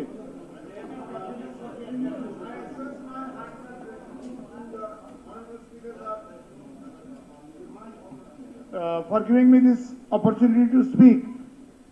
Mr. Sharman Ali, he is a very good orator, and whatever he has said, I second everything. It's really, he has almost covered almost everything. He has spoken very nicely. Very nicely. Yes. I would not like to spoil the taste of the whole thing, but I would just like to add few things that have been, because you start from your point of view. He has already spoken. Sir, it is also said that Waqf estates are a game of land sharks, and which is the truth all over India. But we'll only restrict ourselves to Waqf board and properties in Assam. There are around 5 lakh registered Waqf properties in India, comprising around 6 lakh acres of land. Mr. Sharman Ali has spoken about Assam, our state. So I would not like to go over all again and again. The Assam Board of Waqf is a state-level statutory body which was constituted in August 57 by the government of Assam as per Waqf Act 1954. This act was amended several times till enactment of new Waqf Act 1995, amended in 2013. The term of the last board has expired 11th September 2017. Since then, no board has been constituted. In Assam, as per the government record, there are 16 numbers of properties, of which 21 are under external litigation. And information is not available with government of Assam and the Waqf board for as high as 190 properties, which can be safely presumed as encroached. I demand Satra-like initiative to identify and recover these 190 valuable properties. It is whispered in the market that a substantial portion of Waqf property for which information is not available belong to influential persons, including many politicians. Unfortunately, that the Waqf is most mismanaged matter, as I stated earlier, can be sustained by the evidence that out of 32 Waqf board in India, post of chairman is vacant in 11 of them, 11 states, including Assam. Since 5 years, perhaps for longest period in Assam, there is no chairman.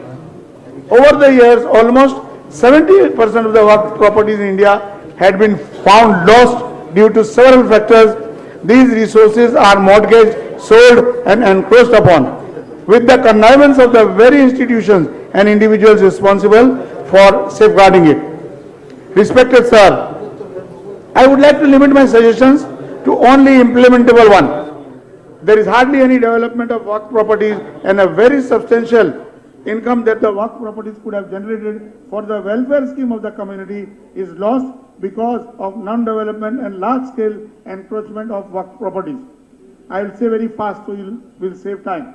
To streamline record keeping, introduce transparency, and to computerize the various functions, processes of the work board, I suggest to develop a single web-based centralized application which has been recommended by the Joint Parliamentary Committee on Work in its 9th report. Work board should have following divisions for its effective functioning: Land and Property Development Division, Legal Affairs Division, Administration and Establishment Division, Planning, Finance and Audit Division, Information Technology Division. As per the amended Work Act, the work may be created under the amended Act by a person having faith other than the Islamic faith. Awareness needs to be created for this provision. Government should sincerely sensitize the General Revenue Department that while updating the land record, they shall be obliged to refer the record of the work as per Work Act, which would certainly reduce the possibility of error in revenue collection and records. The Work Tribunal has been given power for assessing damages for the unauthorized occupants of the work and to recover it as arrears of land revenue through collector. Consequently, the unauthorized occupant shall be liable to pay damages to the work institution or the work board. The tribunal should be made functional. I demand that the government should note the work property in the name of madrasa need to be given back or rent to be paid to work board, otherwise it will be treated as illegal occupation by government. I hope that the government will act suitably so that every single work institution will ensure transparency by disclosing the financial transaction. This is where the biggest ghapla happens. Considering the huge value of properties, the government should adopt the accounting standards of accounting and auditing in order to enhance transparency and accountability of the work institution. Finally, I demand that let the fruits of work property be enjoyed by common people instead of influential people and powerful lobby of land mafias, politicians and bureaucrats. I pray that the unholy nexus which forced the government to turn a blind eye to the large-scale corruption and misuse of the work property in the state be disarmed from using the political weapon. Here, I would like to praise our present Chief Minister, who is a dynamic person and who is brave enough to take decision in this matter and to give the rights of the Muslim community and the people of Assam what they deserve from these work properties. Thank you very much for giving me the chance. I made it very short, sir. আৰু কোনবা ক'ব আপোনালোকৰ মাজত আৰু দুগৰাকীমান উঠিছিলে নহয় হয় জাকিৰ হুছেইন সিকদাৰ মাননীয় উপাধ্যক্ষ ডাঙৰীয়া আজি সন্মানীয় বিধায়ক চেয়াৰমেন আহমেদ ডাঙৰীয়াৰ লগতে ময়ো এক সংকল্প প্ৰস্তাৱ আনিছিলোঁ অসমত থকা প্ৰায় 15,000 ৱক্ফ সম্পত্তি বেদখল মুক্ত কৰি বাণিজ্যিক ব্যৱহাৰৰ উপযোগীকৈ গঢ় দি সেই ৱক্ফ সম্পত্তিসমূহৰ পৰা আইৰে পশ্চাৎপৰ সংখ্যালঘু সমাজৰ শিক্ষা স্বাস্থ্য খণ্ডৰ উন্নতি সাধন কৰা হওক এই প্ৰস্তাৱৰ ওপৰত কিছু কথা আলোচনা কৰিব বিচাৰিছোঁ উপাধ্যক্ষ ডাঙৰীয়া যেহেতু 2 বজালৈ আমাৰ সদন চলিব গতিকে বেছি সময় নাই 3 মিনিটমান সময় আছে হয়তো আৰু সন্মানীয় বিধায়কসকলে ভাগ কৰিব গতিকে আজি মই আলোচনাৰ প্ৰথম অংশহে আগবঢ়াব পাৰিম পৰৱৰ্তী অংশখিনি হয়তো পিছত যেতিয়া আহিব সংকল্প প্ৰস্তাৱ তেতিয়া আগবঢ়াব পাৰিম ইতিমধ্যে বিধায়ক চেয়াৰমেন আলী ডাঙৰীয়াই ৱক্ফ সম্পত্তি বা ৱক্ফ বোৰ্ড কি হয় কি ধৰণে সম্পত্তিবিলাক বেলেগে বেদখল কৰি আছে আৰু এই সম্পত্তিসমূহৰ পৰা যিটো আয় কৰি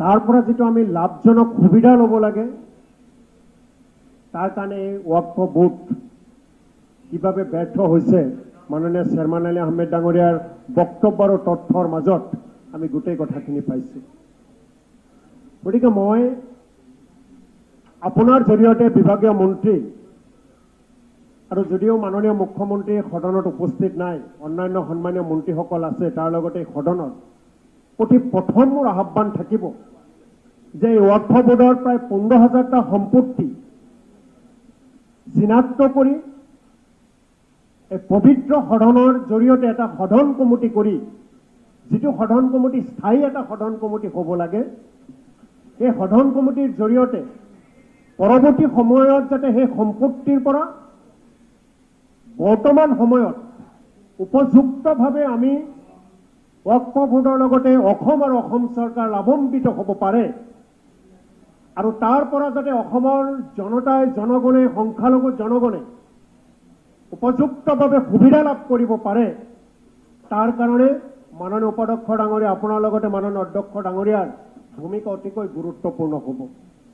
মই আশা কৰিম যেতিয়া চেয়াৰমেন আলী ডাঙৰীয়াই বিভিন্ন সম্পত্তিৰ পৰা কিমান টকা আমি লাভ কৰি আছো সেই তথ্যসমূহ যেতিয়া দি আছিল, এই সদনৰ প্ৰতিটো মাননীয় সদস্যসকলে আচৰিতভাৱে ভাবিব লগা হৈছিল। গতিকে পৰৱৰ্তী সময়খিনিত যাতে এই সম্পত্তিৰ ওপৰত যিটো তাৰ বৰ্তমান প্ৰকৃত মূল্য, তাৰ পৰা যিখিনি আমি মূল্য পাব পাৰোঁ, এই মূল্য আমি কেনেকৈ আহৰণ কৰিব পাৰোঁ, তাৰ কাৰণে বিভাগীয় মন্ত্ৰী ডাঙৰীয়াই এই পবিত্ৰ সদনখনক এটা উপযুক্ত পথেৰে আগুৱাই লৈ গৈ এই ৱক্ফ বোৰ্ডৰ সম্পত্তিসমূহক সৎ ব্যৱহাৰ কৰিব। আমি ইয়াৰ জৰিয়তে বৰ্তমান এই ৱক্ফ বোৰ্ডৰ যিসকলে বিষয়া কৰ্মচাৰী, যিসকলৰ হাতত ইয়াৰ দায়িত্ব দিয়া অৰ্পণ কৰা হৈছে, এই দায়িত্ব অৰ্পণ কৰা বিষয়াসকল কাৰ কাৰ দুখত, কাৰ কাৰ কৰ্তব্যৰ হেমাহিৰ বাবে, নাইবা কাৰ কাৰ কুটিল ষড়যন্ত্ৰৰ কাৰণে, নাইবা কোনোবাৰ ব্যক্তিগত স্বাৰ্থ লাভৰ বাবে এই সম্পত্তিসমূহ আজি যি পৰ্যায়ত হৈ পাইছেগৈ, সেই বিষয়সকলক আমি চিনাক্ত কৰিব লাগিব। ইয়াৰ লগত দুখী ব্যক্তিসকলক আমি চিনাক্ত কৰিব লাগিব আৰু দৃষ্টান্তমূলক শাস্তি আমি দিব লাগিব, যাতে পৰৱৰ্তী সময়খিনিত এই সম্পত্তিৰ ওপৰত বেয়া নজৰ কোনো দিব নোৱাৰে। মাননীয় বিধায়ক মহোদয়, আজি আমাৰ সময় হৈছে, অহা মঙলবাৰে যেতিয়া হ'ব আপুনি আকৌ সেইদিনাৰ পৰা কণ্টিনিউ কৰিব। হ'ব, থেংক ইউ। টাইমটো দিয়া হ'ব। আজি 5 মিনিট আপুনি ক'লে, মনত ৰাখিব যাতে অহাবাৰটো তাত কেলকুলেট কৰি পেলাই হেৰি কৰে। সদন ইংৰাজী 14/7/2021 তাৰিখৰ পুৱা 9:30 বজালৈ স্থগিত ৰখা হ'ল।